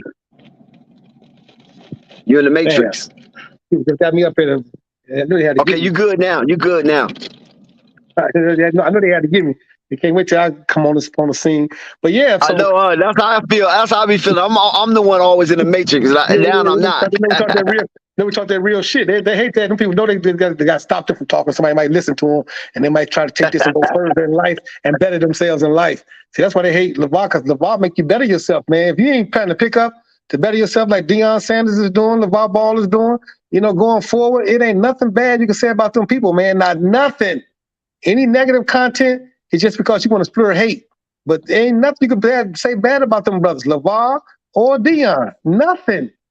Man, they winners. They winners. They still winning. In this world, as a black man, a person of color, the deck is already stacked against you. So we got people that lay out the blueprint and show you how to get it and what you can do in other areas. It might not be sports. It might be something else. But look at the discipline. Look at the discipline. Look how they put it down and the discipline they use, and then the implementation, because you just can't jot it down. You got to implement. And so they implement and they showing you, man, this is this big class. This is great stuff right here, man. That's why I love it when I see LeVar. I love when I see Zoe. I love when I see Jello and Melo, because I know what a lot of people that don't know, they talking to their father. They talking to getting the directions. People just don't know. They're looking from the outside in. These people come from the inside. And they getting a lot of great direction, a lot of great information, man, a lot of great insightful information. And just watch how the Ball brothers move. You just see it right now as they moving. You don't see them in no John Morant situations and no what's name situation, no Zion situation. But the biggest thing y'all can say, Jello got somebody pregnant. Okay, look how many times your guy or your people got some people pregnant that ain't doing nothing working at McDonald's. What they doing? All right. So pregnant. Come on, man. That happens. That ain't nothing. That happens. That come with the territory. A female getting pregnant, you deal with any female. He's happen to have a female that's happen to be known. Ain't nobody judge, man. People need to stop judging. That's what everybody get wrong. And they want to judge. But nobody know what LeBron was going to be when he came out. You still don't know who his daddy is. Like you said, he an anomaly, but you still don't know who his father is. And look what he did. So Penny Hardaway, you know. So it just get better and better, man. It gets better and better. Sit back, eat your popcorn, and enjoy the show. If I put on a show, like Deion Sanders about to put on a show. When the season open up? September the 27th? When the season open up? Football season. Yeah, what is it? College. I think it's September, right? September 2nd. September 2nd. Boy, it's gonna be a watch what Colorado do. Man, don't be surprised. And he was talking about moving the whole team out to get in another whole situation in Texas or something. Yeah. Moving the whole team. And from that conference, get into another conference. Move the car. You gotta go to another big man. So it's like that's Deion Sanders talking. We can make money. Y'all talking all this crazy. Y'all don't deserve me in this country, in this conference. I'm gonna get major money. I already know we're gonna win. Man, the way them boys training, yeah, I done saw people train, man. But I like the way them brothers training. Them brothers training like, man, like you think they train some Navy SEAL shit. Right. And they getting it. So I love Deion Sanders. I love LeVar Ball. I love how they move. And thank the Universal Goddess for the Flight Sports TV, a panel that can really talk about this and have LeVar Ball front and back, like Ball Facts and AB and Hoop Jargon, panels like that really got care and support to fight off all these haters. Not just have his back, but have his front and his back. Because you got too many haters out here, man. So you need panels like Flight Sports TV to knock all this, debunk all this BS.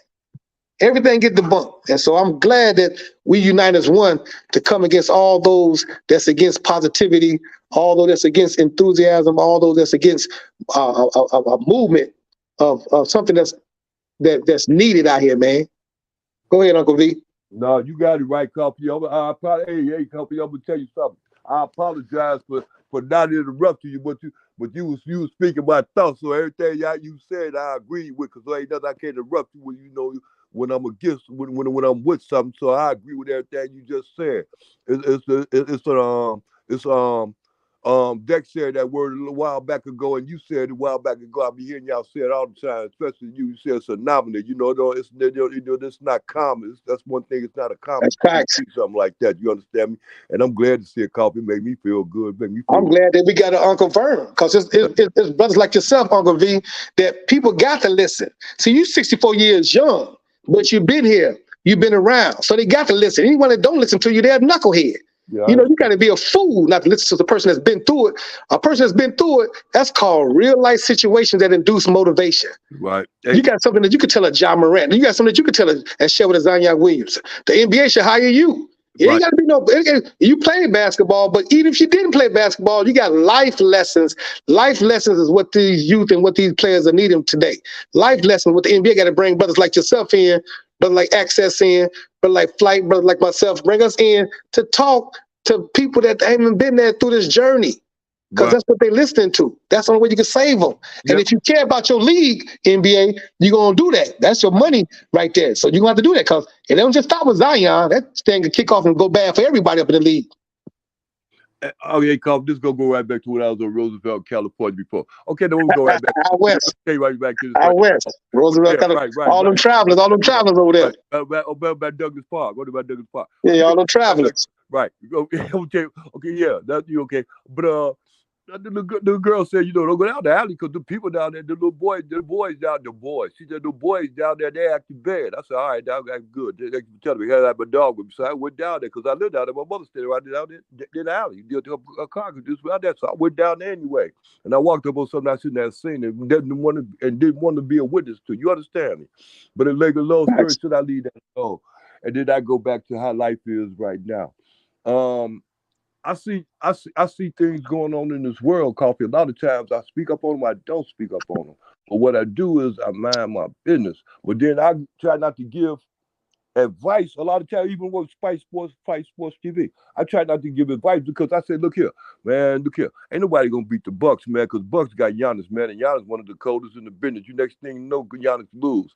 And I said, golly, man, you disappointed me. And then I go back and tell everybody else, I bet you that team that beat Giannis, I bet you they gonna wind up winning the championship. Watch. I said, they gonna get beat. Watch. Soon as Boston come in, they gonna beat them bombs. Man, look here, Boston got beat by them too, Coffee. I was 0-2 at that time, Coffee. I was telling everybody on Flight Sports TV. I almost didn't want to come back. And I want to say, look here, I'm still going with Miami. I think I'm going with Miami because I want Miami to lose. I mean, if I go 0-3, then that gonna be 0-3 on me. I'm sorry. Now you gotta always talk, Uncle V. Don't you ever be quiet. My point is, Coffee. I'm sorry, I don't want to cut you off. My point is, Coffee, I ain't always right, Coffee. Hey, but Coach, hey, Uncle V, there's no one on this planet that's always right. But don't you ever be quiet. You make sure you talk, make it a point to talk. I don't care if they want to listen or not, because you earned the right. You earned the right to talk. Whether they listen or not, that's on them. You earned the right to say anything on this planet. You done paid your dues. You Uncle Vern for a reason. Your mother had somebody great that's his word is witnessing, and we fortunate to have you. We fortunate to have Uncle V on this platform, on this panel. So you got to listen, whether they want to listen or not. That's the only way they're gonna learn. Because you've been here. You done been their age before, but they ain't never been your age before. You done got wisdom. You've been here. So don't you ever be quiet. You always make sure you talk. Speak that shit. I will, Coffee, as soon as I can get the chance to. Look, Coffee, and then go right back to my point, Coffee. I can always learn something, too. When that little girl told me to go down there just street because the boys down there doing something, I ain't had to go down there to see that. Look, see, if I listened to it, I took the dog and went the other way. But I didn't. I went down there and I saw what I saw. Let me leave that alone, let that alone. But then we go right back to what I was saying about this stuff again, about this NBA stuff, Coffee. Look. And these people telling me all the time, look, no, they ain't gonna win. Watch, I bet you they don't win. And it was right, Coffee. If I'd have put money on the Coffee, don't put no money on V to save your money, baby. You know what I'm saying? Save your money, because it's all rigged up anyway. The NBA, man, be rigged. You lose your house fucking with these people, man. You know, you lose your whole house fucking with these people. Everything rigged. You don't know what's going on. So sit back and just be entertained. Because the minute you put some money on it and it go bad, shit, everybody ain't fortunate. It's Dex. Dex be winning. Access Dex be winning. He put him when he be winning. But he know when to get in. He know when to fold him, know when to close him. He know when to get in and know when to get out. Yeah, that's what you got to know. Right. Would hit him a stick. Right. I understand that. Hit him a stick, dog. For real. Myself, I wasn't real good with it. I wasn't real good with losing money. Gambling wasn't really. No. I can't lose. I got a lot of it, and I ain't putting the bet and put it on nothing. But I'm gonna put it on Flight Sports TV. I got big plans for Flight Sports, man, because I love, like I'm telling Access Dex, I love everything about Flight, man. Flight is a humble dude with a family, a black man, a black young brother that's doing it out here, man. And he don't get caught in no BS, no bullshit. If you hating on Flight Sports, just like if you hate on the VAR, if you hate on Flight Sports TV, there's something wrong with you. You on bullshit. See, he ain't got to have a million followers. He thought authentic. See, it ain't the quantity, it's the quality. And all the rest of that coming. All the million followers, all that shit coming. I promise you, all that shit coming. But he talk quantity. You know what I'm saying? And that's what you gonna hear. I met you on here, Uncle V. You know what I'm saying? And Access Dex. Met some solid brothers that you can't find nowhere. It's solid brothers out here, but it takes solid brothers like you to draw them in. You see what I'm saying? When they hear you, Uncle V, they hear All Access, they hear other personalities and other characters on here, they say, you know what? Let me go fuck with Flight Sports because they solid over there. They so solid over there. So shout out to Flight Sports TV all the time. And I mean that shit because Flight is a humble dude, man, that's doing it out here. He don't ask for nothing. They got Kid Austin who about to kill a motherfucker in the ring. And people don't understand they witnessing greatness. That Kid Austin is great. His father is great. That's great right there. Flight brought that to the world. He introduced that to the world. That's amazing. Dude ain't gonna lose. Look, he can't lose if he want to lose. On accident, he gonna win just because how he work out. Speaking of Kid Austin, I want to tell you something, Coffee. He might as well be the world's best kept secret in the world, boy. I'm telling you, ain't nobody out there in boxing know that, man. Every time I turn around, I get on these people. I say, man, y'all, what about my boy Kid Austin? Man, who? Oh, I mean, he ain't had no man. That's that one with the father be talking all the time. Man, these fools got all these. I'm telling you, boy, Coffee. I'm gonna tell you, there's some crazy people out here in this world. You know what it is, Uncle V? Every time you got solid fatherhood, like a Lamelo Ball, like a Coach Sanders, Deion Sanders, like a Mr. Floyd. You know, when you think about the father that they got, how solid, he trained his son since he was 2 or 3 years old. That dude is a certified killer and he hungry. But in that square circle, he turned to a whole nother month. And I don't see nobody, and ain't no knock on Shakur Stevenson and Devin Haney and the mother cats out there. You can't fuck with a dude like that. This dude is like Michael Jordan was born to play basketball, right? Coffee, please. Look here. Let me get you right fast. Let me tell you something. Look here. They don't want to. They don't even want to mention his name, Coffee. And they don't want to mention his name. You know there you go, Vern. There you go, Vern. Hey, Coffee, they get real upset when you mention that, and they get sick. And Coffee, and they'll block you from their show. Yeah. They be sick, dog. They be sick. You can't stop greatness, though. They act like they never heard of him, but then that's a cat. Yeah, that's a cat. He's the one that's his father talked too much. Well, I'm telling you, man. Yeah, but shut him up, then. You shut him up. You can't shut him up. Hey, you know, but hey, Vern, you know they lying because Oscar De La Hoya have them posted all the damn time. That's a fact. All over the place too. That's a fact. And then they can't stand Golden Boy too. You know that already. So then you talk about I was telling my brother that just last week. That's another thing. But yeah, Dex, you right. Hey, Uncle Vern, I was telling Jeff Mayweather that just last week. I said, boy, Junior missed on that one. He missed on, I don't know what happened, dog, but that kid Austin, that motherfucker is the certified truth.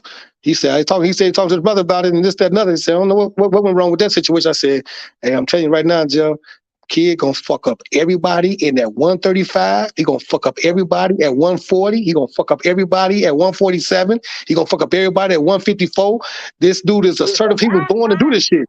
He was born to do this shit, man. Yeah. Jeff's like, yeah, he got see. Jeff say, I saw. He said, man, he like, damn, man. He say, it don't matter. You got your guards. He knocking your guards down. I said, I'm telling you, man, this motherfucker is a whole nother. It's a monster, and we got the witness of him on Flight Sports TV. Come on, man. They better look. I don't give a fuck who don't understand about this shit, but Flight Sports TV is the hardest. Just like when Miami run cocaine over here, they weren't worried about it was going to sell. They were just trying to sneak it into America, and that shit went crazy. Well, Flight Sports TV is already in America, and that shit coming off like a whole nother drug to these niggas. You can't stop it. Like it's a machine, like XSA. It's a machine. Yeah. I'm telling you, dog. That kid also the motherfucker. Man, look. And then Haney about to move up anyway, so them belts gonna be floating around in 130. Boy, kid about to collect all that shit and kill. I'm talking about kill anybody. I don't care about Shakur Stevenson defense. I don't care. Boy, you motherfucker you have had a fight in grammar school or high school, and nigga hit your defense and then they knock your shit down. You had your defense up and he hit your guards. He gonna kill Keyshawn. Keyshawn just talking shit. Keyshawn is just burying himself in the hole and just talking shit just because trying to save face. But the minute you get in that square circle, can't nobody else fight for you, brother. Nobody. Kid Austin is the kind of motherfucker that can fight whoever, Keyshawn and then Shakur on the same night. This motherfucker will fight and beat and win on the same night. He don't feel no pain. It ain't no. He's a different type of dude. I ain't never saw nothing like it, dog. Until I saw people like Michael Jordan that was born to play basketball. People like Muhammad Ali that was born to box. People like Michael Jackson that did a thing in the R&B scene. There's certain people that come out was born to do what they do, man. And this what kid do. This is boxing shit. This is what he do. You look when he trained. You say how in the hell he 135? And he got muscles everywhere. He got muscles in place. I know. I've been tripping off that. Like, this dude is 135. We be training too. And you be like, hold up, you don't supposed to have muscles in your ears. Come on, dog. This one got muscles everywhere. Come on, man. Shit, you better go. But not get to ring with that motherfucker. And he know how to box. And the defense is prolific. He can't do nothing with this. 5 styles. He's coming in with 5 styles. And that's the first time I heard that when I heard his father. Shout out to his father. Mr. Floyd is another great man. I'm telling you, when great men step up, puppies got to sit down. It ain't nothing that Keyshawn or nobody can say. If you really about that life on some real shit, don't say shit else. Tell them people to send a contract and go over there and get in the square circle with that man. Like Mr. Austin said, like Mr. Floyd said, well, you talking about that man Pops. So kids say, look, fuck all this money shit. We can go behind this building and get it in with these real hands. We ain't got to no. We're not going right here, right now. That motherfucker want to do that shit. He just want to fight and destroy something. That's all you want to do is destroy something. Anything that man, remember when you saw the Flintstone, you saw that little baby Bam Bam pick up a whole motherfucking car, Yeah, Bam Bam. baby. Yeah. Bam From Bam. baby ain't number 1 years old picking up cars and shit. That's how Kid Austin is, man. This thing like Bam Bam, but a grown Bam Bam, but still young. You can't hurt this motherfucker. What you gonna do? Hit him? What you like hitting a brick wall? You would break your whole structure trying to hit the dude like that. It ain't no defense for him. It ain't no offense for him. The best thing to do is not get in the ring with that motherfucker, man. Hey, Coffee, look here. I told this. I said this to his father, right? And I was saying in front of him. I said it right to the face. I said, "Yeah, your son is like a little kid, and he go outside and the boy hit him, and he come running into the house and that boy hit me, and you tell him to go outside and hit him back, and he go back out there and start whooping that ass and destroy the motherfucker. He go back out there and destroy. He just want to get permission. Dad be like, whoa, I didn't tell you to do all that, son. I didn't tell you to kill him. I didn't tell you to kill him, son. He just want to get permission. And then Pop said, "Yeah, go out there and handle your business." And he go, then, "Oh, I didn't tell you to kill him. Don't kill him." And look, kill him. Coffee. That's the point. Coffee from Chicago. He already know. I already want to get in the ass anyway, because you know ain't gonna get a whooping. You go out there and stay out there and fight. I'm trying to tell you, boy. Hey, that's facts. Yeah, that's facts. You better fight. Come in that cry. Reason why what's wrong with you? Scared? No, I ain't. Come and cry if you want to. Because I want to whoop his ass. You gonna get a double whoop. You get your ass whooped for real if you don't go out there and fight that motherfucker. You get your ass beat. Come in this motherfucker again, talking about somebody hit you and you won't do shit about it. You go and get beat. I don't care if you get suspended. I don't care what. And that Kid Austin, boy, this motherfucker, I'm telling you, man, I boxed 14 years at Columbus Park. You know what Columbus Park at? Then I boxed at the Golden Dome on the second floor with Puerto Rican George. I done saw all type of boxers. I ain't never saw no motherfucker like that ever in life. Ever. Look, he's fulminated. When you hit him, tickle him. You punch that motherfucker, you tickle him. You don't do nothing but tickle that motherfucker. It's like a mosquito by your arm. Like you stop your arm like mosquitoes. Like this motherfucker piss you off. That motherfucker, dog, he hit you. Boy, he knocked that motherfucker out in that ring. I thought he killed that motherfucker up in there, man. Yeah, I remember Tony Weeks was on the panel, right? And Tony Weeks came up here to the stream, was on the panel, and Kid Austin was on the panel as well. And Tony Weeks said, "Come here, kid, take off that hat. Let me see your face." And he was like, "Whoa!" I'm trying to tell you. Hey, when Tony Weeks saw me, like, "Whoa!" He said, "What's your name again?" You witnessing greatness. You witnessing greatness, and he's a part and affiliated with Flight Sports TV, the founders of Kid Austin, in terms of letting the world know about him. That's the real creed. Kid Austin's the real creed. I'm talking the real creed. And that ain't no movie. You can't cut that motherfucker off. There ain't no video game. You can't cut that motherfucker off. Ain't no video game with dude. That's fault. When you get that ring, it's your ass. And he laughed at that shit. I ain't saw him hurt, wobble, nothing. Sam, he fighting other motherfuckers. People, man, if you watch what Kid Austin had on his the brother he was fighting, this spot grown nigga, he was like, "Man, let me tell y'all something. I done fought a lot of motherfuckers, and I fight professional. This motherfucking dude right here is the real deal. Had me fucked up in here. I was like, hold up, this motherfucker about to knock me out." Who said that? Dude was a grown ass man saying this shit about, man, look, and kid, it's funny to him. This ain't nothing to him. This ain't no, you don't. He said when that guy hit him, that last fight, he said when that guy hit him, he said, "It made me mad." It just pissed him off. Man, look, that makes me mad. Look, it's like the Incredible Hulk. What the Incredible Hulk you say? You don't like when I'm angry, right? And that was a white man. So take the Incredible Hulk, be a black man. That was off David Banner, a white man. Think about this motherfucker. Kid Austin is a black man. And the rage, he don't even fight you with rage. He doesn't fight you off skill and skill set. So when you add that rage to it, you get on this motherfucker bad side. He gonna tear your ass. You're gonna die, and he don't even need to kill. The way he punched, everything is coming at your ass like a match, and you can't do shit about it. Whether you got your guards up. I used to watch Roy Jones Jr. hit in one space at the same time, one spot on your shoulder at the same time. And your guards are going to start falling down through the rounds, right? And he gets you your whole face open. Well, Kid Austin doing this shit to your ass the first round. You feel that first power. When you feel it the first time when you're in there, that's when everybody be fucked up. It ain't no preparation for that. Ain't no defense. That's why Shakur Stevens, all the motherfuckers is over with. It ain't no defense for no type of like that. It's just don't get in the ring like Apollo Creed. When you saw Rocky and that motherfucker coach looked back at that dude after saw Rocky hitting that meat and beating shot that meat, he told Apollo Creed, "Look, man, we don't want no problem, no man like that. We don't want to beat him. That ain't for us." Apollo Creed was like, "Shit, well, I'm fighting anybody," and he died in that motherfucker. What do you say? If he dies, he dies. That's how motherfucking Kid Austin is without that Russian shit. Man, this dude is unbelievable, man. And this father, shout out to his father, man. This pops, because he said 5 styles of boxing. Now, when the last time you heard somebody say that shit? 5 styles. I thought they were talking martial arts shit. I thought you talking about Bruce Lee, this motherfucker. This motherfucker Kid Austin is something unbelievable, and you're witnessing greatness. And he loved Flight Sports TV, and Flight don't ask nothing. Flight don't ask him fly the man out. He don't ask none of that shit. None of that. You know, the Flight is so humble.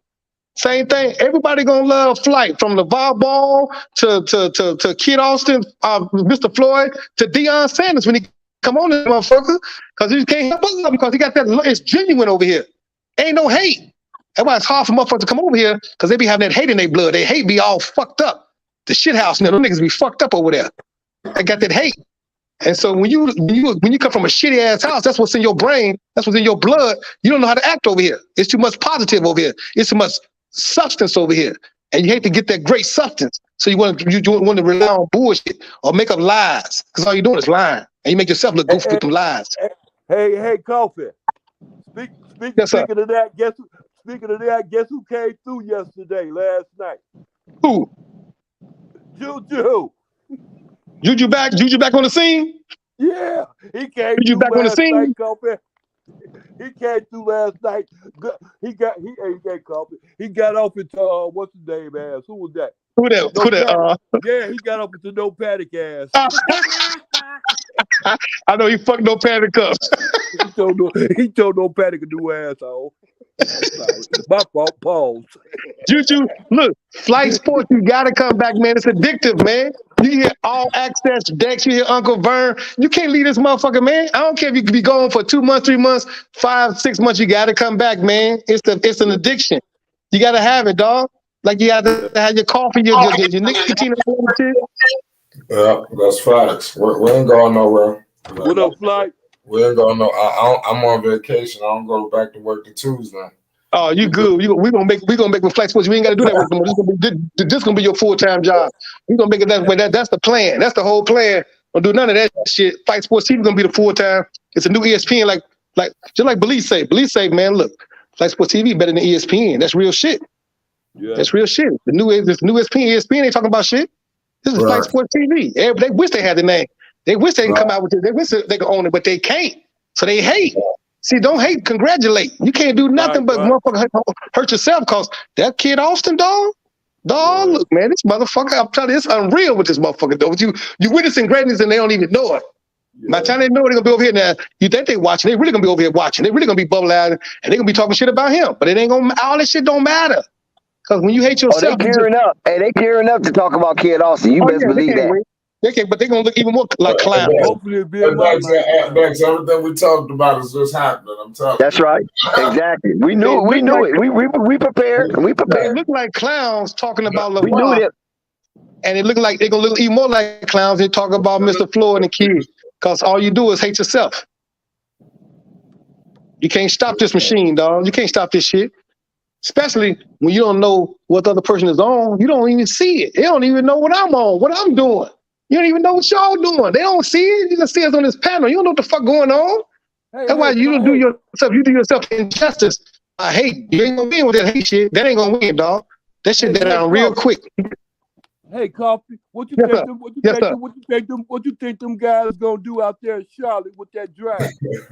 Look, if they don't ask Lamelo, if they don't talk to Melo, they ain't gonna do shit. Better talk to Melo. Whatever you do, you better talk to Melo first. All roads lead to Lamelo. All roads lead through and to Lamelo. And the first thing first, sign Jello for 3 years, guaranteed contract. Ain't no trying out for the team, ain't no making all that bullshit. Y'all jagged the man off last year and the year before. Sign the man and give him a big ass contract for bullshitting him. Give man $25 million just because y'all bullshitted. That's just to get $25 million. Yeah. That just give us that $25 million for 3 years. That's just to give Melo's attention. Because he don't give a fuck about that Supermax, all that old $270 million, $300 million. That man had that shit the first year. He don't give a fuck about that shit. He's going to be the first rookie player to turn that shit down. They're going to be sick. And now, next year, it's all Melo. Go any team you want to go to. Man, them people going back to, I wouldn't be surprised, like I say, LA Clippers, man. It's over with. And the Lakers going to have to beg LeVar. LeVar still run this shit, man. Don't get this shit twisted. LeVar still run this shit. His boys, they loyal. They loyal. They all over there in Milan and France and London having the ball, doing the ball off the backboard, jumping and dunking and shit. All them 80,000 worth of motherfucking fans doing all type of shit. Come on, man. And on top of that, don't be surprised to see Uncle Vern, All Access, Flight Sports TV, Ball Facts, AB the Hero,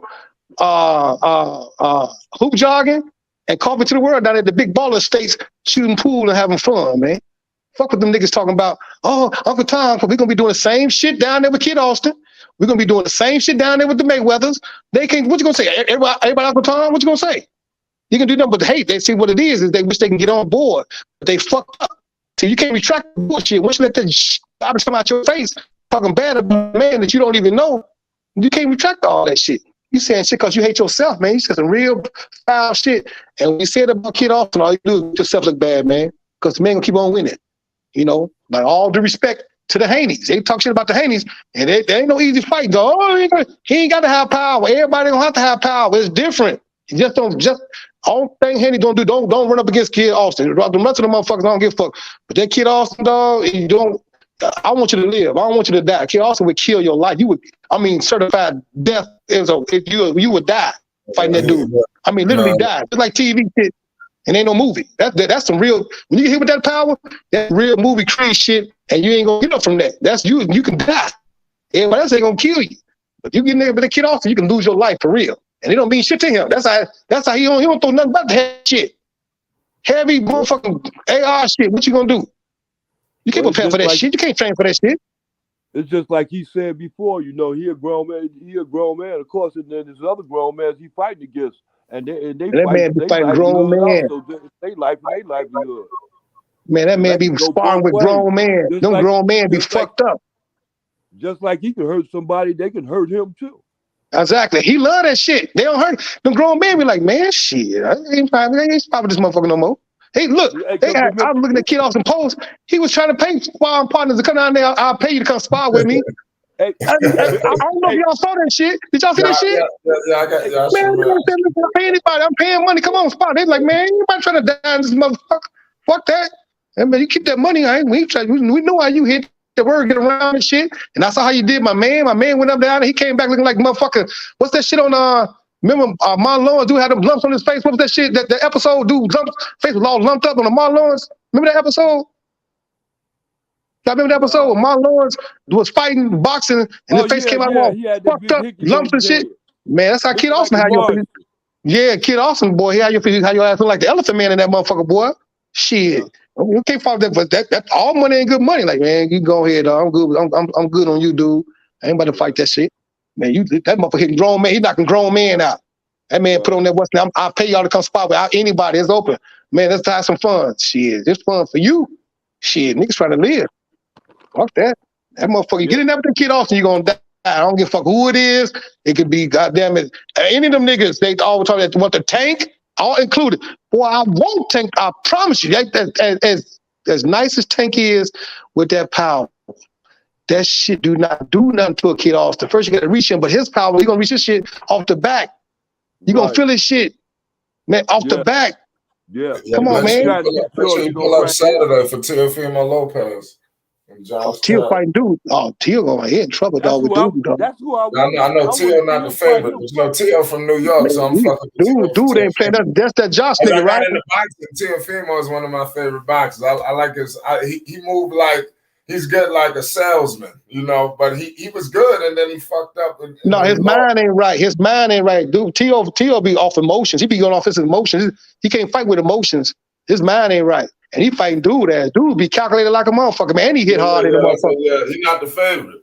Yeah, and dude hit hard in the motherfucker. He calculated too. Teal, you can't go with them with no emotion. Teal be saying all off the wall shit. And then the bra just left him. She just divorced him. The bra. So that's fucking with it. That's fucking with it. Yeah, he coming in at the wrong time. He might not. And then he said he wanted to kill dude. Come on, you can't tell nobody no shit like that. You can't even stand it. If you think that, but don't say it out your mouth, because that man got people that love him too now. He got a family and other people that love him too now. You can't tell nobody you're gonna kill him. Y'all really be thinking that shit is like something like they're trying to sell a fight. Like I was watching the press conference. They had the NYPD up there. Like I said, what the hell is that? I said, why they got the NYPD at the fucking I saw that big old, you talking about that big old fat dude, right? The big fat dude, right? Yeah, I saw that. Yeah, you can do. He might be in trouble with dude. I'm talking about until lose this shit. Who else you gonna see? Who else you gonna see? Like you gotta win this shit. You gonna win this shit, dog. It's gonna be dog. Who else you gonna see? Because they talk this shit about Devin Haney. Devin Haney calculated. Look, if you saw the TO Devin Haney Lomachenko, see people talk this shit. But I'm telling you that motherfucking Devin went about 8 rounds in that motherfucker. See, you gotta watch the fight with the sounds down. Don't watch it with the sound up. Turn the volume down and watch the fight. All the technicality shit. We talking with the technicality shit because Lomo, they're like Lomo a buster. This motherfucker got one of the greatest footworks on the planet. Tank don't got this kind of footwork. Shakur Stevens don't got Lomachenko footwork. So you got to fight footwork with footwork. That's to get your other foot outside the other foot, and then you got to worry about that other foot. So if you ain't got your footwork down packed first, you in trouble. Lomachenko got his footwork. He got one of the best art at footwork, and so he going in there with Devin. Devin, one of the motherfuckers is playing chess. So you got a chess player playing a chess player. So it was a great fight. It was an outstanding fight, and it was never close. But if you watch it like a casual with the volume up, you're gonna be favorable. Oh man, you want to do that for bullshit? You can hate all you want to, but that Devin know how to box, and it ain't just that jab. And the motherfucker gonna get hit in the face, but he ain't got no. And look, and he got power. People act like Loma got power. It's just that Devin chin ain't soft as he thought it was. He got a chin, man. It's just you can't get hit by Kid Austin because your shit don't matter. That's anybody. That's Shakur Stevens, that Tank. Because that nigga like that will break your whole face. He will break your whole structure. Devin we with the best of them, and he moved like the motherfucker was playing. He was trained by Floyd Sr. He cold. It's just that when you got there with Lomo, they be acting like Tank could beat Lomachenko or Shakur Stevens could beat Lomachenko. No, not until you get in that square circle and you see what this motherfucker footwork, they gonna get touched too. Now how y'all gonna get out of it? Because when you meet adversity, you want every fighter to meet adversity. That's when you know who you are. When you meet adversity, how you respond to that shit. Just like when Floyd Mayweather got stole on by Sugar Shane. Remember that shit? Sugar Shane stuck Floyd and Floyd hold on for dear life, hugging that motherfucker arm so he couldn't get loose. Shit, Sugar caught that motherfucker, but he responded. So everybody gonna get caught. That's boxing. Everybody got a boxer's chance to do something with a motherfucker, but it ain't that sweet like that. So you cannot like Devin, but this nigga footwork crazy, and he can box. This motherfucker can box. He been boxing since he was 6 under Floyd Mayweather now, under Jeff now. Shit, that motherfucking box. It's just the only motherfucker you can't get in there with. I'm not just saying this shit. This is Kid Austin. This motherfucker is so different, dog. I'm talking about. I saw a lot of them, and this motherfucker is the most different. I don't give a fuck who it is. You don't want to get in the ring with a dude like that, cause you might not come back out. And I ain't talking about come back out with all your faculties. I'm talking about come back out with your life. Man, them motherfuckers be getting laid out and be getting caught with punches they don't see. Because he can take your punch. He can take your shit. A nigga would take 1 to get off 2 or 3. He would take 2 or 3 to get off 1. That Kid Austin is built different, dog. And I'm talking about everybody in any division. He moving up. And I'm talking about Earl Spence, Crawford, all the motherfuckers. This Kid Austin is just different ass kind of monster, man. It's a different feature. And you ain't never saw nothing like that. So you got a motherfucker that can box. Like Lomachenko can really box. This nigga can really box. Look at this nigga footwork. He just be coming on too late. He give up like 7 rounds before he gets started. He gets started late, like 8, 9, 10. He gets started too late. But you got to watch it with the sound out. You can't watch boxing, listen to them casuals. You got to learn that shit volume all the way down and watch that motherfucking technique, man. We killed Lomachenko body, man. You heard that mother. Just look at the man's face. Come on, people talk that shit. Why the man Lomachenko face all fucked up? Man, Devin won the shit out that fight, man. That's one of the coldest fights this year. See, people just want to see knockouts. They think if you knock a motherfucker out, you can't box. Come on, man. That ain't fighting. Everybody know Mike Tyson. Everybody, if you saw Muhammad Ali, he knocked a lot of motherfuckers out, but he got your ass with smart shit. He roped the dope motherfucking George Foreman for a minute before he knocked him out. He taking on a punch. They thought Muhammad Ali was gonna die. He got George Foreman arms tired. Then he caught his ass late. That's back when this shit was going about 13, 14 rounds back then. Caught his ass late. Shit, that motherfucker was tired. He was all out of there. But Ali took a lot of punishment. He took a lot of punishment. Look at his brain. So the key is in boxing is to hit and not get hit. It ain't the shit to stay toe to toe. Like the Mexicans and shit go toe to toe. That's why T-Boy gonna be in trouble because he wanna go toe to toe when a gladiator with a motherfucker, and then dude too small for that shit. Dude calculated, man. He gonna fuck around, kill T.O. Kill T.O. talking that shit. He gonna fuck around, kill T.O. in that motherfucker. That dude hit hard and he calculated. He ain't just going toe to toe. He gonna break your body down. He gonna hit them short ribs, beat your short ribs up. Next thing you know, your whole shit open, and do hit hard in the motherfucker, man. So it's like when you heard Camboso say, Devin Haney got power, man. It's that stinging sharp power. And you know, but you ain't gonna walk up on the motherfucker. That stinging sharp to get your ass. That Devin can box, man. Only motherfucker he can't beat is Kid Austin. That's the only motherfucker, man. Other than that, man, him and Shakur, that'd be a nice little type one, but he ain't going down there no more. You'll be a fool to stay at 135 and it's draining your body. He got to go up to 140, man. He's looking like motherfucker anorexic down there. You know, he's taking for the right money, for the right cause. You know, get out of jail in a couple of months, take that fight, this, that, another. But I wouldn't even take it then. I'd fight taking a catch weight or at 140. Fuck that. I ain't draining my body. Think about what you're saying. When you say, man, he should fight. Hey, motherfucker, he's going up. He's running. He ain't running. He been calling motherfuckers out for 2 years. They didn't want to fight him. Now they got all those straps. Everybody want to talk shit. No, dog. You don't fight a motherfucker draining your shit. You don't fight it on even playing ground. It's like if you playing motherfucker basketball and some other nigga taking steroids. He taking steroids and you ain't got no drugs in your system. It ain't even. So come on, man. You got come on. Shakur Stevens, he used to be at 130. I think he used to be at 129 or something like that. And he started coming up. You can ask the man to be down there all his motherfucking life. Devin been there at 135 forever. Since he was, what, 17? Come on, man. You can't be at no 135 forever, body draining. You will kill your body like that.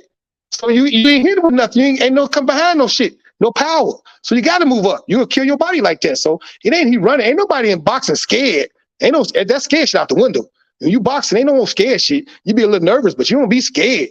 You know what I'm saying? So there ain't no running. It's just I can't make this weight no more. Come on, man. I grew my body. Imagine Shaquille O'Neal trying to be 135. Big old motherfucker. Come on, man. You talking about Shaquille? Come on, man. Be 135. Big old 7'2" motherfucker. Ain't me no 135. Come on, man. Hey, go ahead. Hey, look, I'm gonna ask you another question. Look, I'm gonna ask you like this, okay? How soon you think, it's two questions really. How soon you think it's gonna be before Kid Austin get a meaningful fight? And not only that just will be by that time, that might be the next 2 or 3 years. I understand that. I question that just by saying alone. But how long you think gonna be before he get a championship fight? Because I know when he get a championship fight, he gonna win that. I think within the next year, because he with a good team. He got Oscar. One thing Oscar De La Hoya and motherfuckers that run boxing, the Mexican motherfuckers, they talking, they run the Mexican, so they'll sanction your ass a fighter, motherfucker. And people think, you know what I'm saying, Oscar connected with them people, man. He connected with them people. So they got a good one when they got Kid Austin. They look, Oscar didn't really know what they had until they saw this motherfucker. And that's when Buddy went back, Bernard King, and said, man, this motherfucker is the truth. Oscar, you better hurry up and sign this motherfucker before we lose him. Oscar hurried up and signed. Got to that one. He said, Oscar scared himself. He said, Bernard came back to me and told me. So when Bernard talked, he the what's name. So I had to go back and check him out. I said, oh shit, let me hurry up and sign him. And he signed him. So Oscar connected with the commissioner of the boxing shit. So he gonna get that championship shit within a year, especially how shit going right now. They about to throw them belts. Devin about to throw them belts. Yeah, y'all can have this shit. Y'all scrambling for this shit. I'm at 140 and don't have fun with this shit. Devin the free agent. Smart as hell. You know how much money he picked up from that last fight? Come on, man. That man, he got that $4 million that Top Rank gave him, that little guaranteed $4 million, and got another $2 or $3 million on the back end when they talking about, oh, the sales wasn't that good, man. Them said that shit was sold the fuck out. What you mean them sales wasn't that good? Did you see who was on the card? Everybody on the card was from a whole other country. They got their whole country behind them. Their whole country about to fight. See, they be hating, Leonard Ellerby and be hating on them on the Haney's and all that shit because it be bullshit. But when you fighting them Mexicans, them Puerto Ricans, them Australians, them other motherfuckers, the big ass countries, they countries about to fight. So you got a whole country behind you. It'd be 200, 300, 400, 500,000 in them motherfuckers each country, if not 1 million. So it made big money. The shit was gone, sold out. And them people got paid on the back end. Haney and Lomachenko on the back end, $2 or $3 million extra. So them people, when you see them undercard and you see them up from other countries coming in, them people got a whole country behind them. So I say Oscar with Kid Austin within the next year or two, and I'm gonna say the next year because he's locked in with the commissioner. They will order your ass to fight that motherfucker. And what happened is if you don't want to fight him, you got to throw that belt in the back and the garbage just like Lomachenko did. And Devin Haney got that belt and they talked that shit. Then he came out and beat the shit out of Lomachenko. Lomachenko he was hurt. Said, well, Lomachenko did that shit. The same thing when dude beat the shit out of Lomachenko and they get it to Lomachenko. Well, what goes around come back around. You beat the shit out of Lomachenko and they get it to Lomachenko. Cheated. So they got your ass back. But this was time, it was a fair fight. Because motherfucker Devin got your ass for real. He went about 89 rounds on the motherfucker. Shit only go to 12. Easy. I'm talking about easy. You can't win because the nigga fighting. That brings me a coffee. That's what I was gonna say too. I was gonna tell you that. The night of the fight, where I came, I came back on Flight Sports TV when I saw the whole thing. I looked at it, I said, yeah, but that was good. I came back, right? And everybody, their mama was saying that Lomachenko won that fight. Said, man, that's a cap. That's a cap because what happened is they think, well, Devin got hit in the face. They fight in spurts though. You got to fight the whole entire round like that. You can hit a motherfucker in the face a couple of times and be like, okay, he won the whole round. What about all that body work Devin was doing, catching about each round? You got to win the whole entire round. It ain't just getting hit in your, you might get hit in the face, man. That ain't shit. He ain't knocked the motherfucker out. So you talking about taking it from a champion and you didn't knock the motherfucker out? Because he hit you in your face? Come on, we got to take that shit. You got to be clean, knockout, just like that. Ain't no hit a motherfucker in the face a couple of times, then that's it. And he giving your ass, keep around. You on spurts in around. You showing spurts. Man, fuck. And then you heard Calvin them saying, listen, these motherfuckers trainers for real. So they ain't just gonna give it to the man. They don't even fuck with Devin Haney them like that. But they know boxing. So you just can't go because of Lomachenko. On top of all that shit, Devin beat the fuck out. On top of all that shit, man, this man's a white man. Fuck that. They cheat motherfuckers all the time. So you feel like you was cheated. Anytime I hear people say, at worst of the worst, it could have been a draw. When you say shit like that, it could have been a draw. All you saying is Devin Haney won that motherfucker. Right. That's all you saying. All that at worst, man, it should have been a draw. At worst, no, motherfucker. If that's the case, then you saying he won. Because you don't even know. Turn the volume down and let that shit rock out like that. But I see Kid Austin getting a championship fight within a year, especially if Keyshawn take the bait and step his ass up in that ring. If he take the bait, he gonna make an example out that motherfucker. I'm telling you, if Keyshawn take the bait and step in that ring and step in that motherfucker with that motherfucking young gladiator, it's over. It's over. Take it. You're going to see motherfuckers running out that motherfucker 135. You're going to see everybody moving up. But Shakur, everybody, I'm going to go to 140. You're going to have to because you don't want to be embarrassed. And then Kid Off going to go to 140. He going to clean like he said, and he mean what he say, I'm going to clean the division. And it's funny to that motherfucker. Anytime a motherfucker look, I fought this white motherfucker. I'll never forget. I was in 6th grade. This motherfucker was in 8th grade. I fought this motherfucker, hit this motherfucker dead in this shit. Broke his nose. I thought I broke his nose. All that. Man, you know what that motherfucker did? He looked around at me. He put a mouthpiece inside his mouth and said, come on. I said, man, I ain't about to fight this crazy motherfucker, man. I hit this nigga with all I had. I broke his nose. He put a mouthpiece inside his talking about, come on. I left this shit alone, man. And that's how Kid Austin is. Kid Austin, you don't do no but tickle that nigga, man. What you gonna hurt on him? Everything is a muscle on this motherfucker. Everything. You see this motherfucker workouts?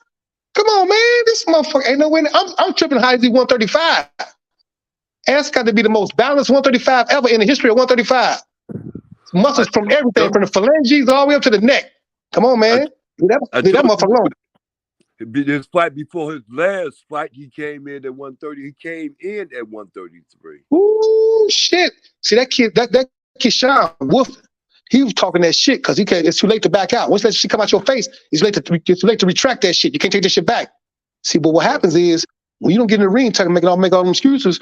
No, you better go top rank and tell that old stingy ass motherfucker Bob Heron, that look, I want to fight this dude. If you don't, then you're gonna look like a clown talking all that stupid shit. Cause Kid Austin for real. He don't need no Oscar De La Hoya. That motherfucker dead body serious. For real.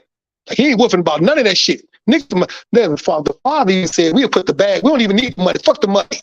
When motherfuckers start saying, fuck the money, fuck that, Pops, I'm going to tell them next time I'm saying, fuck that, get your money. Don't say fuck the money, fuck that. People don't care about you. Get that motherfucking money and beat the brakes off his ass.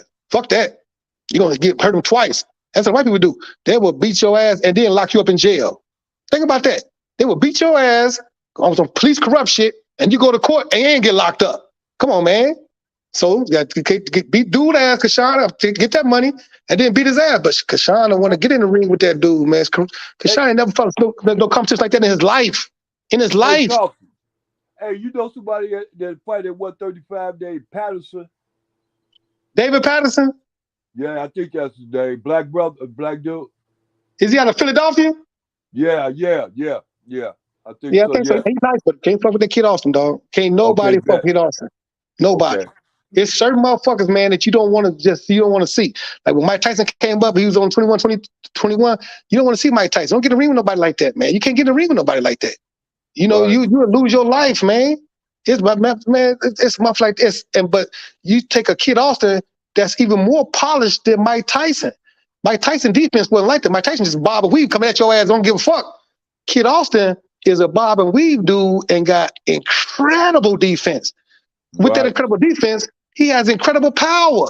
It's like when you saw Michael Jordan, he just wasn't giving you offense. Michael Jordan giving you the same defense, he give you offense. This is on the other side of the ball too. So you get motherfuckers like that. They got defense and offense. You don't get in the ring like with nobody like that. That's like that man. Kid also man me that motherfucker Badu be on the movies, be fucking motherfucker, the karate nigga, the black motherfucker with the karate shit. Bobo? They be in the movie. What's his name? Bolo. What's his name? Bolo. I don't know. It might be that, but he get all that high tech black belt 10, 13, 15, whatever. He built like Kid Austin though. This ain't the same guy. I thought you talking it's another dude, but see, with Kid Austin, it ain't no movie. That's what I'm saying, man. This motherfucker is tickle him when you hit him. You can't hurt him. You can't hurt nobody like that. You gotta shoot a motherfucker like that. You gotta literally get a gun and shoot this nigga. You can't fight nobody with your regular fist. Fuck you gonna do? I don't give a fuck how much you train. Fuck your fist gonna do to a motherfucker like that. All that Shakur Stevenson ain't something a motherfucker like that. Ever in life. He would beat the brakes off Shakur Stevenson and embarrass, man. Run up on that motherfucker. People talk all that experience. Ain't no, look, you got experience when you just fought in the streets. You got enough experience. How many fights didn't get calculated? How many fights think a motherfucker had that didn't nobody see? All that experience, he got experience. He got about 5 styles of boxing. He got ring experience. He got all that shit. It's just them niggas gonna be wanting to see that nigga like that because they don't want to get embarrassed. Yep. Man, you're gonna lose all your pub you fight, dude. That's any of them. Devin Haney, Shakur Stevenson, Tank, any of them. Don't get in the ring with dude. Just let dude breathe.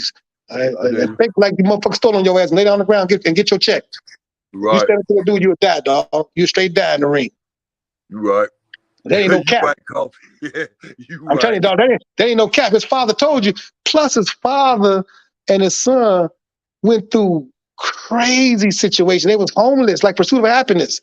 They was homeless. Come on, man. And he was still training his son.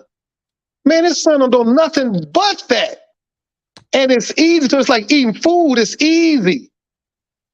You know about when they used to be in Chicago, they had them boxers and them pit bulls fights and shit and feed them hot sauce and all that shit. Motherfucking pit bull go out there and kill a motherfucker, don't give a fuck. Yeah. Well, it's like Kid Austin, but his father fed him throughout life knowledge and styles and skills and defense and tested every single day. You can't prepare for that shit. It's impossible to prepare for that type of shit. They don't do all that talking, dog. That's why Sean, dog, you don't sign a check he can't cash. Because now you got to fight. Because if you don't fight, you can really look like a goofy. You talked all that bullshit. You got to fight this man now. And if you go, talking about, man, top rank, they won't make the fight. Oh, that's a cap. The top rank work for you. You can fight them if you want to. They work for you. You just don't want to get in the ring with them, like, because you know. Man, you get in the ring with that motherfucker Kid All-Star, you'll lose your motherfucking life. Oscar don't know it. I'm talking about Bernard King, all of them. None of the grown men get in the ring with that motherfucking dude right there. None of them. Man, you lose your whole life. Bernard Hoskins included, all of them. I don't care how much you still know how to fight, get in the ring with that motherfucker you want to. I know them Mayweather kicking themselves in the ass because they could have signed them. Hey, Coffee. I didn't get a chance to talk to your sister that take Davis fight with him and what's his name? Pretty boy, whatever his name is. How did you like the way that turned out? Dude soft is a puller. Dude soft is toilet paper. See, he want to be pretty and all that shit, but he don't work on his body. So you gotta work out for real. You just can't do this. So you can't play boxing, dog. You gotta do the work. And now he with Earl Smith's trainer. He gonna have to do the work now. See, you try to get in there, not do the work, and then you get in there with Tank. He made Tank look better than he's supposed to look. You got to stop with a body shot. That's because you ain't working out like that. You rely on that motherfucking left hook and that jab, and because you tall, a motherfucker like Tank could come underneath your guard like Mike Tyson used to do. Mike Tyson come underneath your guards, hit you with his elbow and everything. He don't just hit you with a fist. He hit you with his fist and his elbow. So you get that elbow too. He come right under your guards because your body's soft, and they knew it. So that was a matter of time. And then Tank is a great counter on shit like that. All that slow shit. But you won't, once again, Tank don't want to see that Kid Austin. That's a whole other type of beast. You think Tank a beast and Tank nice, but not like that Kid Austin, Joe. The thing is with Kid Austin is like this. Kid Austin get Tank real fast because of the fact Tank gonna sit up there and try to wait for that good shot. He gonna try to glide in with him. Kid Austin ain't gonna give a chance to get that good shot. And then once the motherfucker give a good shot and the motherfucker don't go nowhere, see, that's what fuck you up. When you know you motherfucker give a motherfucker a good shot and he don't go nowhere, he also gonna look at your ass. Now you got to feel his shit. And that will wait. That would shock the fuck out because you ain't nowhere to run. It's nowhere. You know, that's how Mike Tyson was at Evander Holyfield, right? So Mike Tyson hit Evander Holyfield with the best shot. And Evander Holyfield didn't go nowhere, kept on coming with that jab. So now the nigga was in a fight, and Tyson like, oh shit. So he had to bite the motherfucker ear. He had to bite his ear because he's like, I don't know, I can't do nothing with this. I hit this motherfucker 2-3 times in his face. Evander Holyfield didn't go nowhere. He didn't go nowhere. Right. Kept on coming forward. He had to bite the man's ear. That's how Kid Austin is. But you didn't get a chance to bite this motherfucker ear. Take it's over with. All the niggas is over with. That motherfucker Kid Austin, dog. You will tickle this nigga when you punch him, and don't make the nigga mad. He don't even be mad. Don't make him mad. You get some lucky shit. This man's body ain't going nowhere. It's like hitting the wall. His body ain't going nowhere. I saw them niggas. I see them other niggas train. You see they bodies, right? Look at this motherfucker body, man. That's some shit you want to. That's some other shit. That's some other shit. That's some cyborg shit. Don't fight no motherfucker like that, man. That's like that motherfucker Russian. If he dies, he dies. That motherfucker meant that shit. He didn't give a fuck. Man, shit. Don't fight no motherfucker like that, man. But in real life, though, with coffee, though, with that, especially with the boxing, the way boxing is right now, especially in the United States, you know what I'm saying? It don't matter anyway, because like you say, you got people from all the countries, because different countries and stuff like that, Puerto Rico, United States. But my thing is this, what I'm saying. When it come down to boxing like that, it come down to the dog that, you know, if that fighter got some dog in him, he'll give it his all. But like when I was asking you like about that other dude, man, dude can't give it all. You know why he can't give it all? Because he ain't got no dog in him. He toilet paper. Dog in him. He toilet paper. And then it's his fault. That's this trainers. You know, Oscar them, they wouldn't put no time like that. Plus, he ain't listen to Oscar them like that. Coffee. See, that's why I got to intervene again. That's what I interject. Well, not intervene, but interject again. It ain't trainers ain't got nothing to do with it. Dude just ain't got it in him. He ain't got it. That's what I'm saying.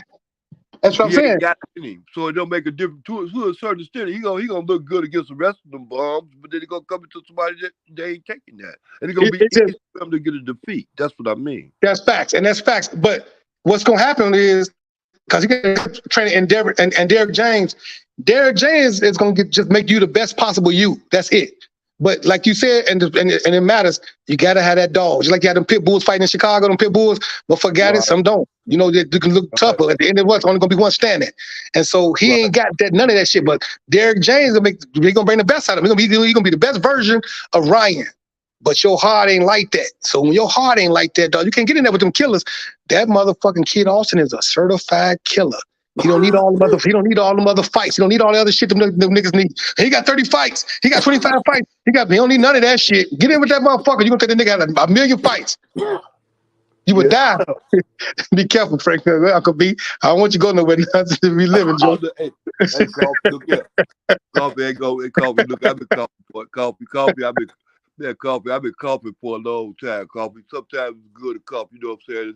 It's better to get it out than to keep it in. You know what I'm saying? That's what I do. I try to get it out with coffee. But that comes from that smoking. That comes from all that smoking too. I have to do because that's your shit. But you know that smoking have your lungs all backed up.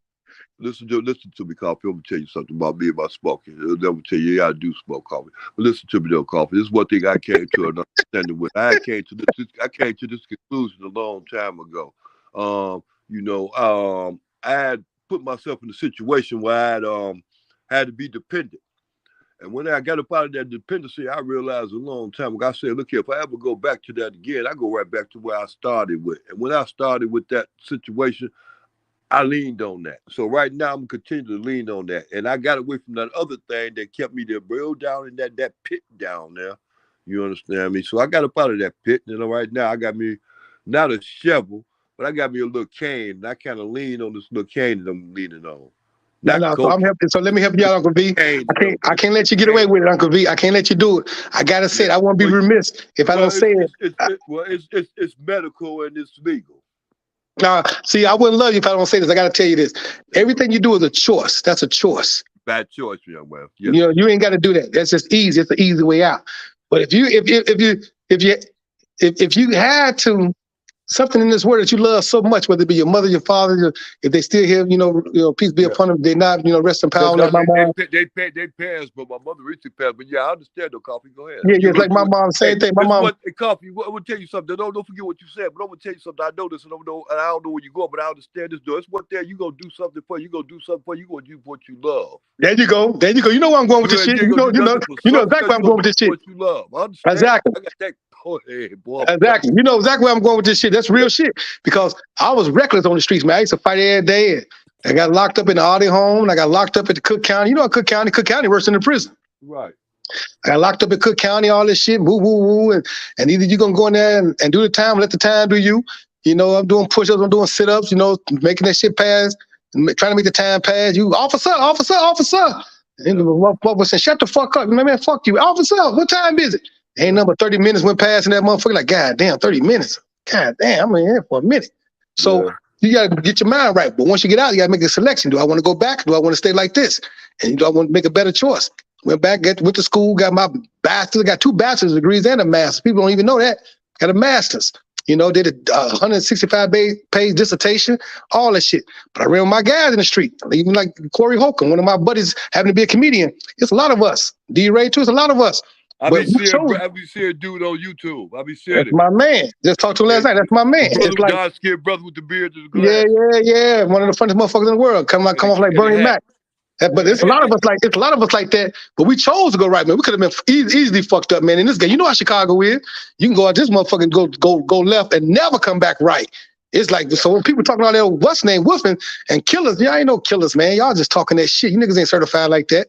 But when I tell you about the nigga like Kid Austin, this nigga certified. Like his pops are certified. They was homeless. While he was homeless, one of the distractions he used so he wouldn't be distracted and think about being homeless was training his sons.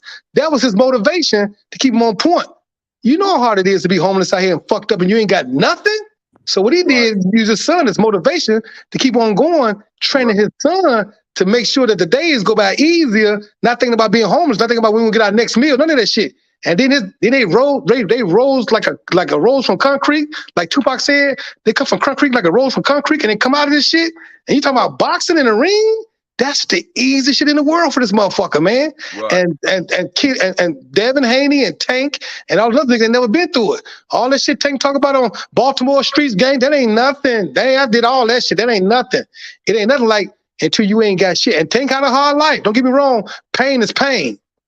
But it's a different situation. If Tank went through that pain and had his father, the trainers, that's why he was going through that pain. Tank didn't have that. Tank had Coach Calvin, and Coach Calvin don't know what Coach Floyd's father know. It's a whole difference.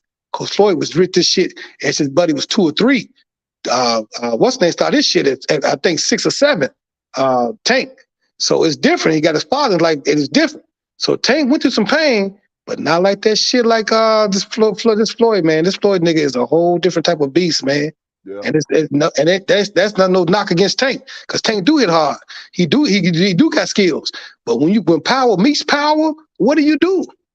Remember when you saw the dunk contest? You saw Michael Jordan, you saw Dominique in Chicago in the dunk contest? That was power that met power. They were like, oh shit. And then Dominique was like, oh shit. They just going at it. And they kind of cheated Dominique. If some people say they cheated Dominique, Dominique supposed to win that shit because Mike had to do that dunk contest from the free throw line again, twice. So that was power that met power. So it was the best man motherfucker win, right? Yeah, but then just you understand, you know what really won that for Jordan though? What really won Chicago Stadium? That was just power, you know what I'm saying? But finesse. Yeah, Jordan had the finesse. That's got it for Jordan. Yeah, the Dominique had that power. And Coffee, man, let me pick up when you just left off at Joe. And the same thing, go get it for Kid Austin too, because not only is he good, he look good too, doing what he do. Yeah, he got finesse and he got power. That's what's scary. He got finesse, power, and most important, defense. And he got a brain like no other. Everything starts from the mind. When mental toughness for extra effort, you can't fight a motherfucker brain, man. And your brain ain't set, it's a wrap. Coffee don't get it. Coffee, listen to me so that you'll get it well. That's where you understand. Remember Dominique Wilkins. Okay. Yeah, he got power. Dominique Wilkins just a little bit ago. Okay, remember with Dominique, what about Sean Kemp? Sean Kemp has finesse and power. Sean Kemp has finesse and power. To a certain extent, more power than finesse. More power than finesse, right? I agree. More power than finesse. I agree. Go. I agree. Go. But if you got those two, and you Coffee, when you got those two, you got that's the total package. Am I right or am I wrong? And look, no, you dead right. See, but Michael Jordan had, you got smarts to add on to that. Yeah, that's what Michael Jordan had above all of them. He had them smart. He was more smart than them guys, and he was more fundamentally sound than them guys too. And then Jordan also had power. It was just Jordan came on like something you can't explain. A whole different beat. Like he was born to play basketball. It wasn't hard. Only time you saw Michael Jordan on some bullshit. The only time you saw Michael Jordan on bullshit. Yeah. Is when he played motherfucking in that movie Come Fly With Me. When he played the Monsters. Them big ass motherfucking monsters. Ain't no way in hell Jordan supposed to win them motherfucking biggest Sears Tower. And Jordan coming through with this bullshit socks all perfect and shit, trying to dunk on the Monster. The Monsters was big. Yeah, beat Jordan motherfucking ass. That don't fuck Jordan beat the Monsters. But then again, it was a movie. Come on now. Wait. Listen to me, Coffee. The Monster. You thought big the Monsters was? Did you see Come Fly With Me? Did you see Come Fly With Me, Uncle V? Yeah, I saw. You see how big the Monsters is? The motherfucker big as Sears Tower. They beat the Sears Tower. Michael Jordan did a little bullshit between the legs trying to jump to the free throw line there. Beat the fuck out of Michael Jordan. The Monsters big as hell. How the fuck he beat the Monster? Come on, man. Coffee, listen to me. When I was a child, this go back, Coffee. I don't think you remember this one, though. But you remember, though, because you might remember the song and you remember the thing. But when the Jackson 5, when they was young, they played against the Green Machine. They played against the what's-her-name people. Dance Machine, Green Machine. Okay, yeah, there you go. Listen to me. And they played against the what's-her-name people. See, Johnny U grew up on the Dream Team, and they danced. They laughed so hard they nearly died. Go home, the boys get off the court. Listen to me. I was trying to figure out how Tito and the rest of them go play against the people. He said, "Go home, little boy. Get off the court. You this is big man game. You was too short." Tito said, "Too short by foot. That's just your way of saying That's you're afraid to play." Go, little boy. Get off the court. Hey, Uncle V, that's facts, and that's what I'm saying. Yeah. This is why you don't want to get in the ring with Kid Austin. Up until now, boxing was fun for everybody until a motherfucker like Kid Austin came on board. Yeah. The whole game changed. That's the whole game up. He fucked the whole game. I'm talking about back. If you see this nigga train, you don't want to get in. His training spooked your ass because you see how he hit that back. You see his switches on his footwork. You see his switch. Yeah. That man got one of the fastest switches in the game. Yeah. That means when you put your pivot, you know it's about that pivot. You know anything about boxing, you in that tire, right? And you can't move outside that tire, and you got to be able to keep your balance inside that tire and be able to switch. When you see that motherfucker switch, shit, man, you better not get in the ring with that motherfucker, man. This motherfucker not only got power, but he got skill and know how to box. 5 styles of boxing. Do not get in the ring with this motherfucker. Shakur, Devin, Tank, none of you motherfuckers, man. Don't let them white people geek y'all ass up to get y'all ass fucked up. If you're going to do it, just get in there, pretend like the nigga hit you. Like when Mike Tyson used to fight motherfuckers, they pretend like he hit him and they hit the flow, get that money, get that check. And man, do like that, man, you get to live another day. Just pretend like he hit you and hit the flow, hit the canvas, get that money. Because if you stay in the ring with that dude, man, you're going to get your ass fucked up bad. Yeah. He fucked Buddy up so bad. Buddy, and then took a picture with him. How the fuck you let nigga fuck you up and then take a picture with him? I can't take no picture no more. That man face looked so fucked up, man. He took a picture. Hey, Coffee, the last fight before he fought the last fight, and he fought the one before that one. He had came up to the show, right? And I said, I wish your fights last a little longer so that way I get to enjoy it a little more. He came out the next fight. The gang fight lasted 2 minutes. Hey, and look, and he don't do it on purpose. It's just who he is. No. It ain't on purpose. It's just that the man got power in either arm. And this power is certified power. Like Tank got power, but Tank ain't never met power with power. Yeah. Yeah. And he much bigger than Tank. And he should be called a Tank for real. That motherfucking kid also body like a Tank for real. Tank body don't look like no Tank. Right, I'm telling you. Or another Tyson with skills. And better, because Tyson had them type of skills. Tyson was just bobbing and weaving, coming at your ass dead. I hit him in the face with that. He don't give a fuck. You know what I'm saying? But this motherfucker actually got skills. Defense with this shit. And the power. And the power. So now you got Tyson mixed with a Muhammad Ali, mixed with a Floyd Mayweather, mixed with some other shit that you can't even name because you ain't never saw no shit like this before. Yeah. So when you get in a ring with that, You going to have to put up with that, man. White people gonna be up. And he on Flight Sports TV. He here first. He every fight. He on Flight. They witnessing a Star is Born, like a superstar, like a major super. Motherfucker ain't gonna never lose a fight, like never. It's easy when you move up. Everybody gonna run until they just run up out the motherfucking divisions. If they get a chance to fight us so much the next 10 years, and I'm looking at the next 10 to 15 years, I'm looking at them at 82-0. Just think if I had $1 and I betted every dollar on that fight every time I'm going to do, because I know it is. Every time I win, I just double it. Just spin it. Don't take it. Just put it right back up on there. Utah, whatever you peoples out there, do where y'all get them. Boy, I'm telling you, put my bet back down there. I run it up. Look, this is what I'm gonna do for you. This is what I'm gonna do for Uncle V. He becomes champion. As soon as he becomes champion, I'm gonna give you $1,000. When he becomes champion, I might give you more than that. When he becomes champion, I told you I said within the year 2, right? Yeah. I might give you more than that. As soon as you become champion, you don't have to bet no money. I'm just gonna give it to you just because. I might give it to you not just because, but I'm gonna give it to you anyway. I'm gonna give it to you anyway. I'm gonna give it to you anyway just because that's how I feel. Because that's the love I got for you. But he's gonna be a champion. It's gonna be easy money. Like it's easy money, and you don't have to bet nothing. I'm like, Uncle V, what you got? You got a cash out? You got a Zelle? How I send it to you? Well, how I get it to you? Here. Ain't gotta pay me back. Ain't none of that other shit. I'm just gonna be a stack. Here go a stack just because you my Chi-Town brother. Here you go. You know what I'm saying? Because you got real love in your heart, and this is why the Father love you, because you got real love in your. Everybody know Uncle Vern. This is why the Father love, because you got real love in your heart. You genuine. This is why LeVar Ball love you, because you genuine. Right. You got real love in your heart, and you know what you're talking about. So certain motherfuckers, man, you don't need no money. They just want you to hang around. They just want you to be around. See, LeVar would love to have you around him, just like Floyd Austin. You know, Big Floyd, because you that kind of personality that just love to have around. You don't need no money. We'll fly you here. You give you this, what you need here. Here you go. I just don't want to give it to you, and you either drink it all up or smoke it all up. I'd rather buy you something. I might have to buy you something, because you fuck around, take my money and smoke shit. I might have to buy you something. Coffee. Look here. Look.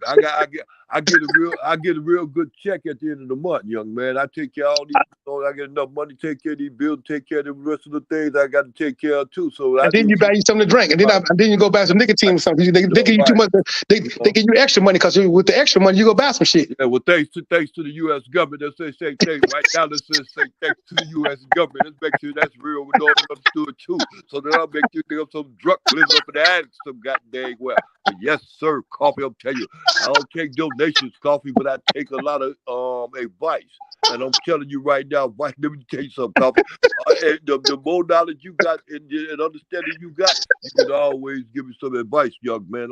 That's facts. Now that's facts. I love you for it, Uncle V. I love you.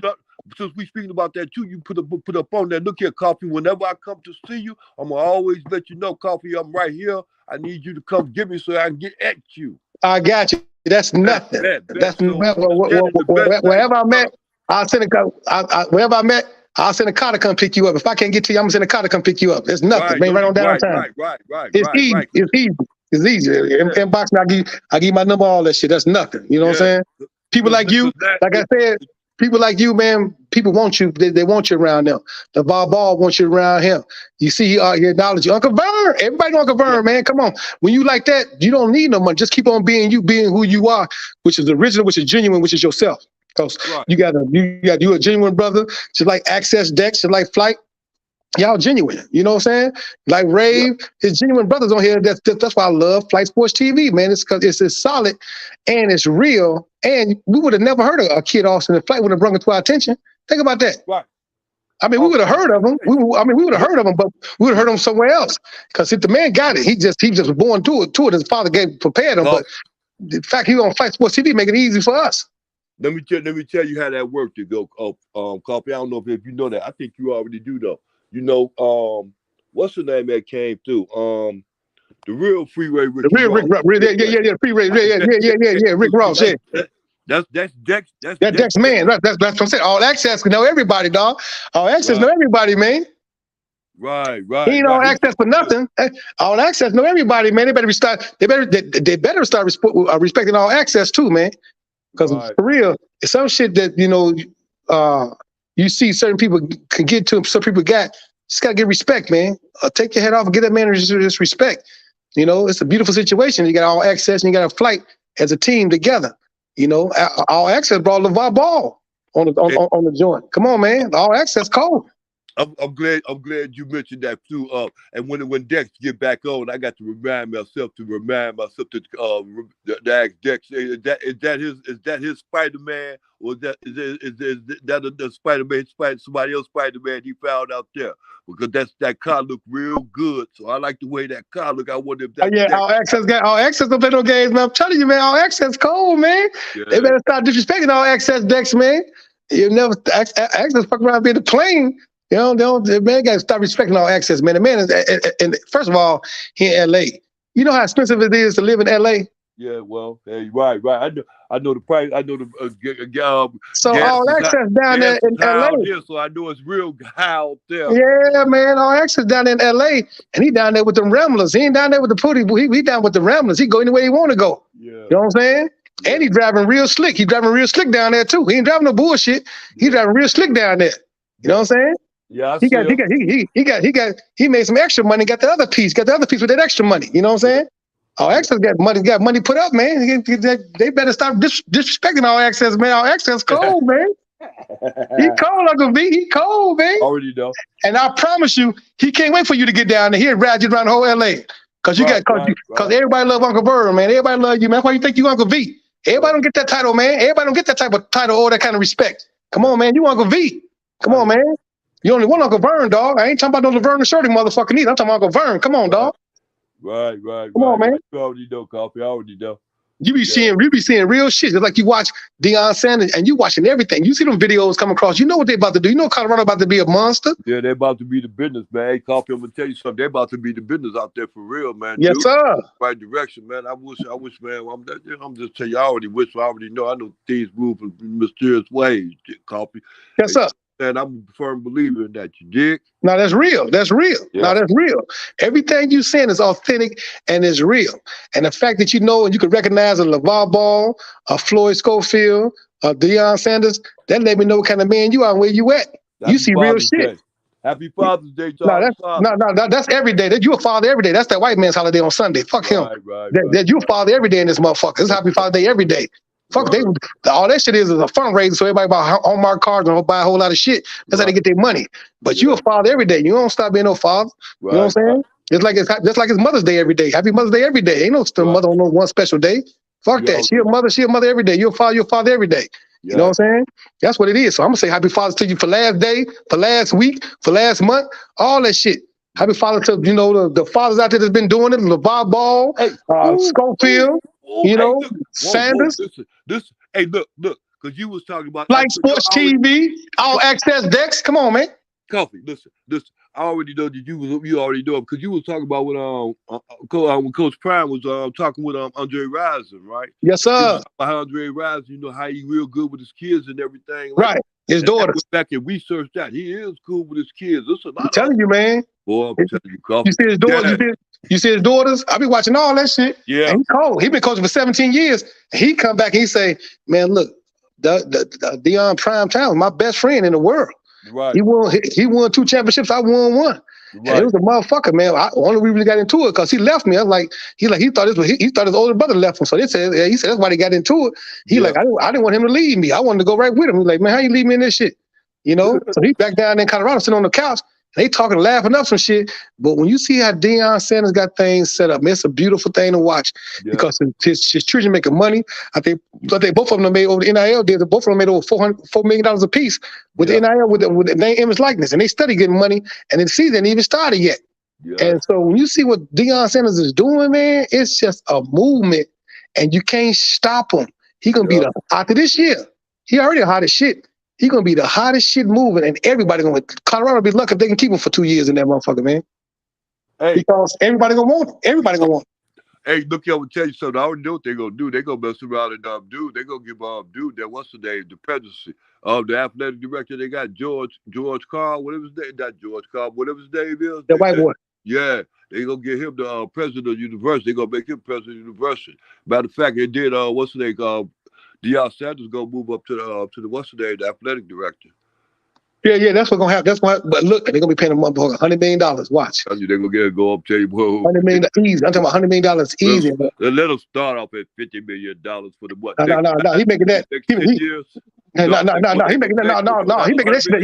You right? Oh, sorry, Coffee. You right? You the one do the business. Yeah. He making that shit this year off them jerseys, off them shirts, off them t-shirts, and shit, Colorado shirts and hats and shit. He already making all that. He making major money up there, and then they said they just increased the ticket sales again. You know what I'm saying? So it's like, man, they about to have a ball, and every celebrity in the world gonna be down there in Colorado come September the 2nd. Yeah. Anybody that's everybody that's anybody gonna be right down there September the 2nd. You see what they did on their pregame? That shit was crazy. Got Lil Wayne and all these motherfuckers there, man. Come on, that's what the youth look at. The Lil Waynes and the Cardi B's and all that type of shit. He gonna have all them, right? Angela Bassett, right? All at the damn game on September the 2nd. That's gonna be like you in LA and Colorado. And don't let the Denver Nuggets win that motherfucker. You know what I'm saying? Even if they win, if they don't win, it don't matter because it's shining light on Denver, and people can't wait till what Deion Sanders about to do. So whether Miami win or whether Denver win, it doesn't matter because all the light is being shed on Denver, and people looking at what's next. Shit, they can't wait for Colorado. Colorado, Deion Sanders did some shit, boy. I'm talking about some straight, goddamn it, salacious shit. Takeover. It's takeover. It's the takeover. Yeah, it's been a takeover. It's a whole nother something happened with that shit down because think about it. He got Shallow running corner, and he a killer. He going pro. He got Shador running cornerback. He another killer. He going pro. He got his daughter playing basketball. It's only going to be a sophomore. She a killer. She going to the WNBA. As a matter of fact, fuck the WNBA. It's name, image, likeness. She going to be her own millionaire, not counting her daddy's money, in college. Right. She going to stay all 3 years because they getting so much pull. Look at what Angela Reese doing at LSU. And Fly J and Flo and all the motherfucking girls at LSU basketball, what they doing? Them girls making millions. They making millions of name, image, likeness. Thanks again to LeVar Ball. Right. And LeVar Ball make that movement happen. Thanks again to LeVar Ball. Let's not make no mistake about it. The GOAT LeVar Ball made that shit happen. So his daughter gonna be making millions. She a Sanders and she got game. So now she at Colorado for the next 3 years. Yep. Ain't no rush to go to the WNBA. WNBA ain't paying no money but $100,000. Golf, let me correct you, please. You not listening to what I'm saying. She's gonna be there for the next 5 years. Right now, this is her first year. She got 4 more years. No. The red shirt year. Yeah, right. You're right. 4 years. You're right. You got 4 years. No, hold on. Oh wait. Did she play at Jackson State? No. She didn't play at Jackson State? She didn't transfer from Jackson State? Red shirt at Jackson State. She's still in her red shirt year now. When she so she got 4 years. She got 4 years left. Right. She got 4 years. I thought she played. Well, yeah. No, she's gonna be a multi. Every year the millions gonna go up because she is Sanders. And just off the football team alone, they can't wait to watch her. She the next Sanders, and she a point guard, shooting guard. She cold. Right. Ain't no rest to go to the WNBA when they ain't paying them but $50,000 a year or $100,000 at max or some shit. That ain't no money. Yep. After taxes, that shit be gone. So she gonna be right there with her father making millions, and her father got it all started. Got them all on scholarship. They all got free tuition and board, and they got themselves to make millions. With that in there, that name, image, likeness is the best shit that ever happened in NCAA rules. Thanks again to LeVar Ball, push the ball forward, pushing that shit, making that shit happen. Because the college, especially the women, they ain't got to rush to the WNBA. The WNBA ain't paying no money. So they ain't got to rush to that shit no more. You ain't got to play. You can go ahead and go through college and be a millionaire. And then take up the damn major that you really want to take up. You ain't got to take no bullshit major just to pass your class. You can take the major you really want to get for other players. That name, image, and likeness was a blessing to all college athletes. The good ones. The good ones stand alone. They stand in different crowds than other ones. But especially the ones pay more. So that means you're worth more. Your likeness and your image is worth more. Come on. Talk your shit. Come on, Uncle V. And they have to come down to a price to a certain extent. I'm gonna tell you something, Coffee. I didn't understand. Why are they paying these people? These colleges are paying these young men and allowed to pay these colleges. It ain't the booster outside the college, our university can come up and pay this young man $1 million or $10 million just to come to that university and say it's disguised with a booster. Yeah, right. But they don't have to do that. Now they can get paid, and it's all legal now.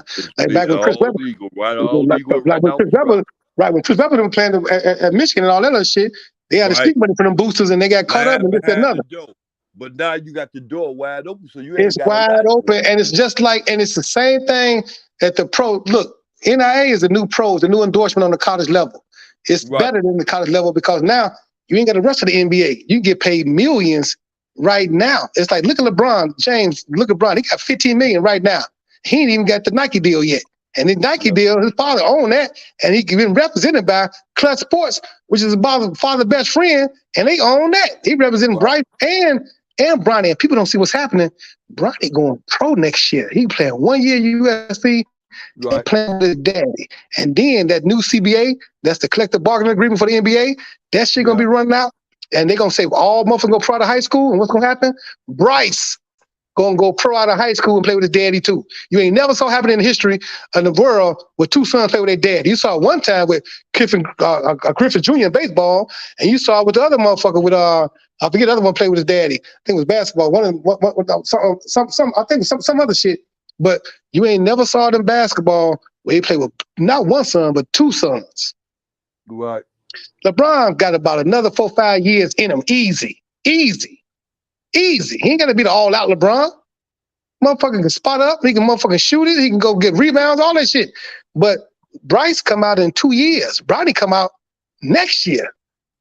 Think about that. He playing 1 year at USC. He gonna play 1 year. 1 year. And they talk about, I talk all this shit about, oh, Bronny this or Bronny that. And that man went down to that Nike shit, went down to that, what's name, dropped 15 points like it was shit.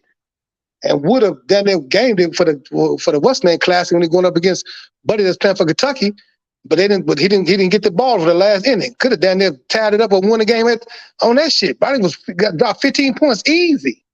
So Bryce going into a senior year in high school? No, he going to a junior. He gonna be a junior.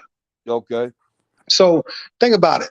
Bronny gonna be a freshman at USC, and he gonna come out next year and go to the league and be top 5 pick. Man, that about to be top 5 pick.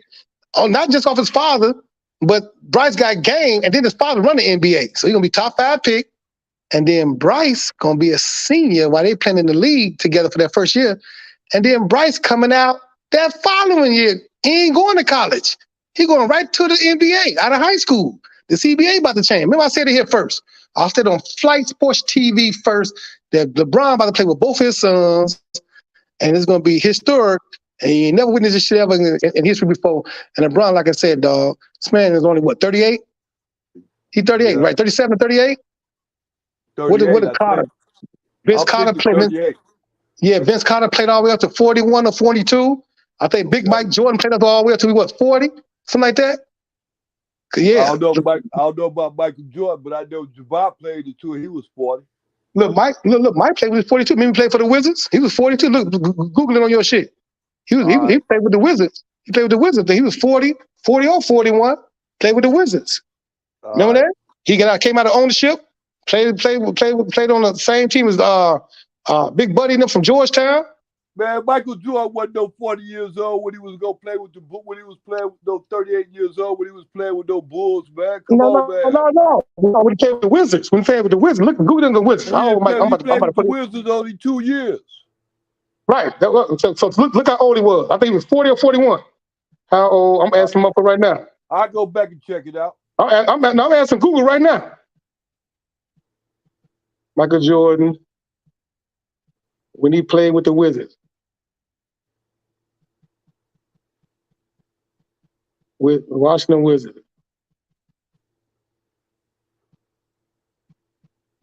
I'm about to find out right now. Yeah, how you spell Wizards, Uncle V? I'm having a brain freeze. Oh, with W-I. I got it. W-I-Z-A.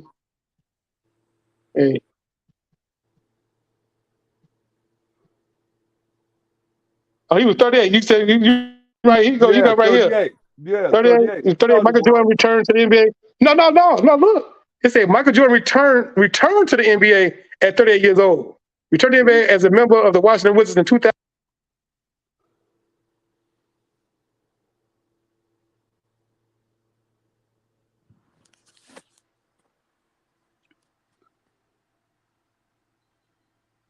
Go. Oh, you go.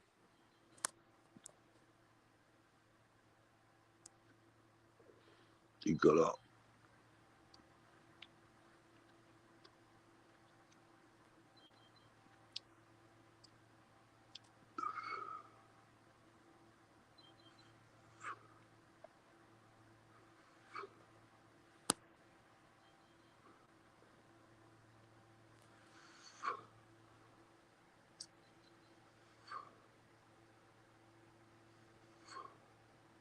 202. Flight, you out there?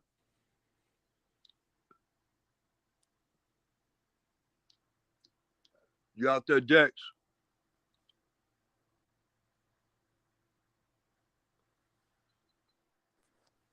Let's see.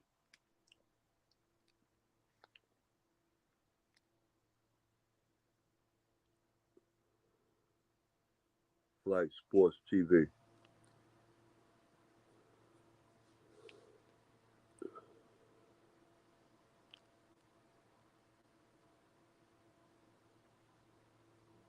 Flight Sports TV. Okay.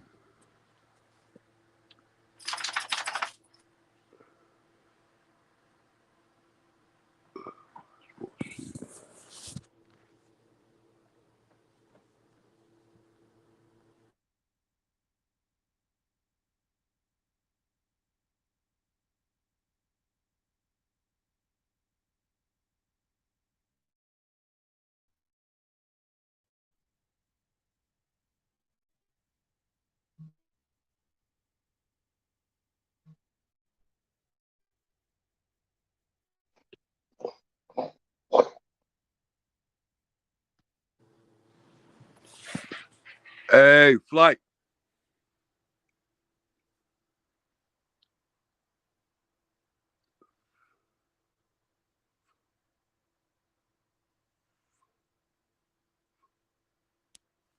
Uncle B.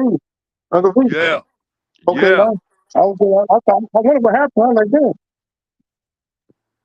Yeah, I'm still here. Okay, yeah. So he was 39, like you said. He played 2 years. Yeah, 41 So you years. take.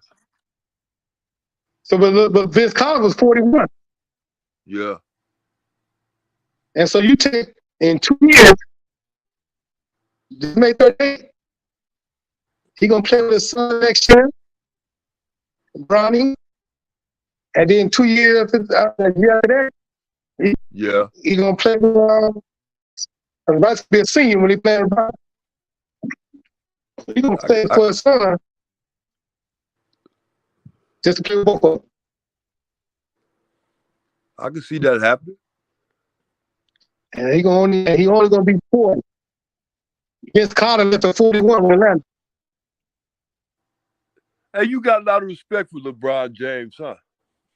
Hell yeah. Think about people. Think about it. How can you not have respect for him? He ain't no Jordan. He ain't no Kobe. But each one of them was great in their area. I don't want to be put in the compared. Hey, you sound like you sound. Hey, Koff, you sound like you breaking up. If you can move a little bit, see if you can come in better. I don't know. Sound like you breaking up. Though. Sound like you're in a tunnel. Okay, I'm gonna see what's going on. Is that better? Yeah, it's the same way, but I can hear you though. But you keep on talking though. Man, I know. I don't know just again. Yeah. All right, but yeah. So you take this college at 41. You hear me? Yeah, I hear you. All right, and so in 2 years.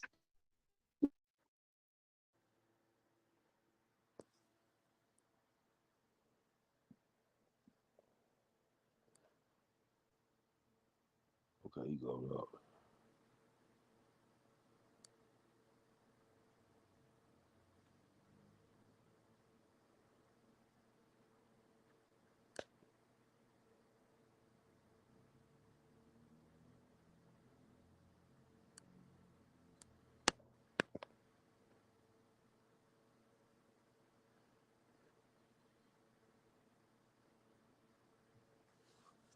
Thanks, I love her.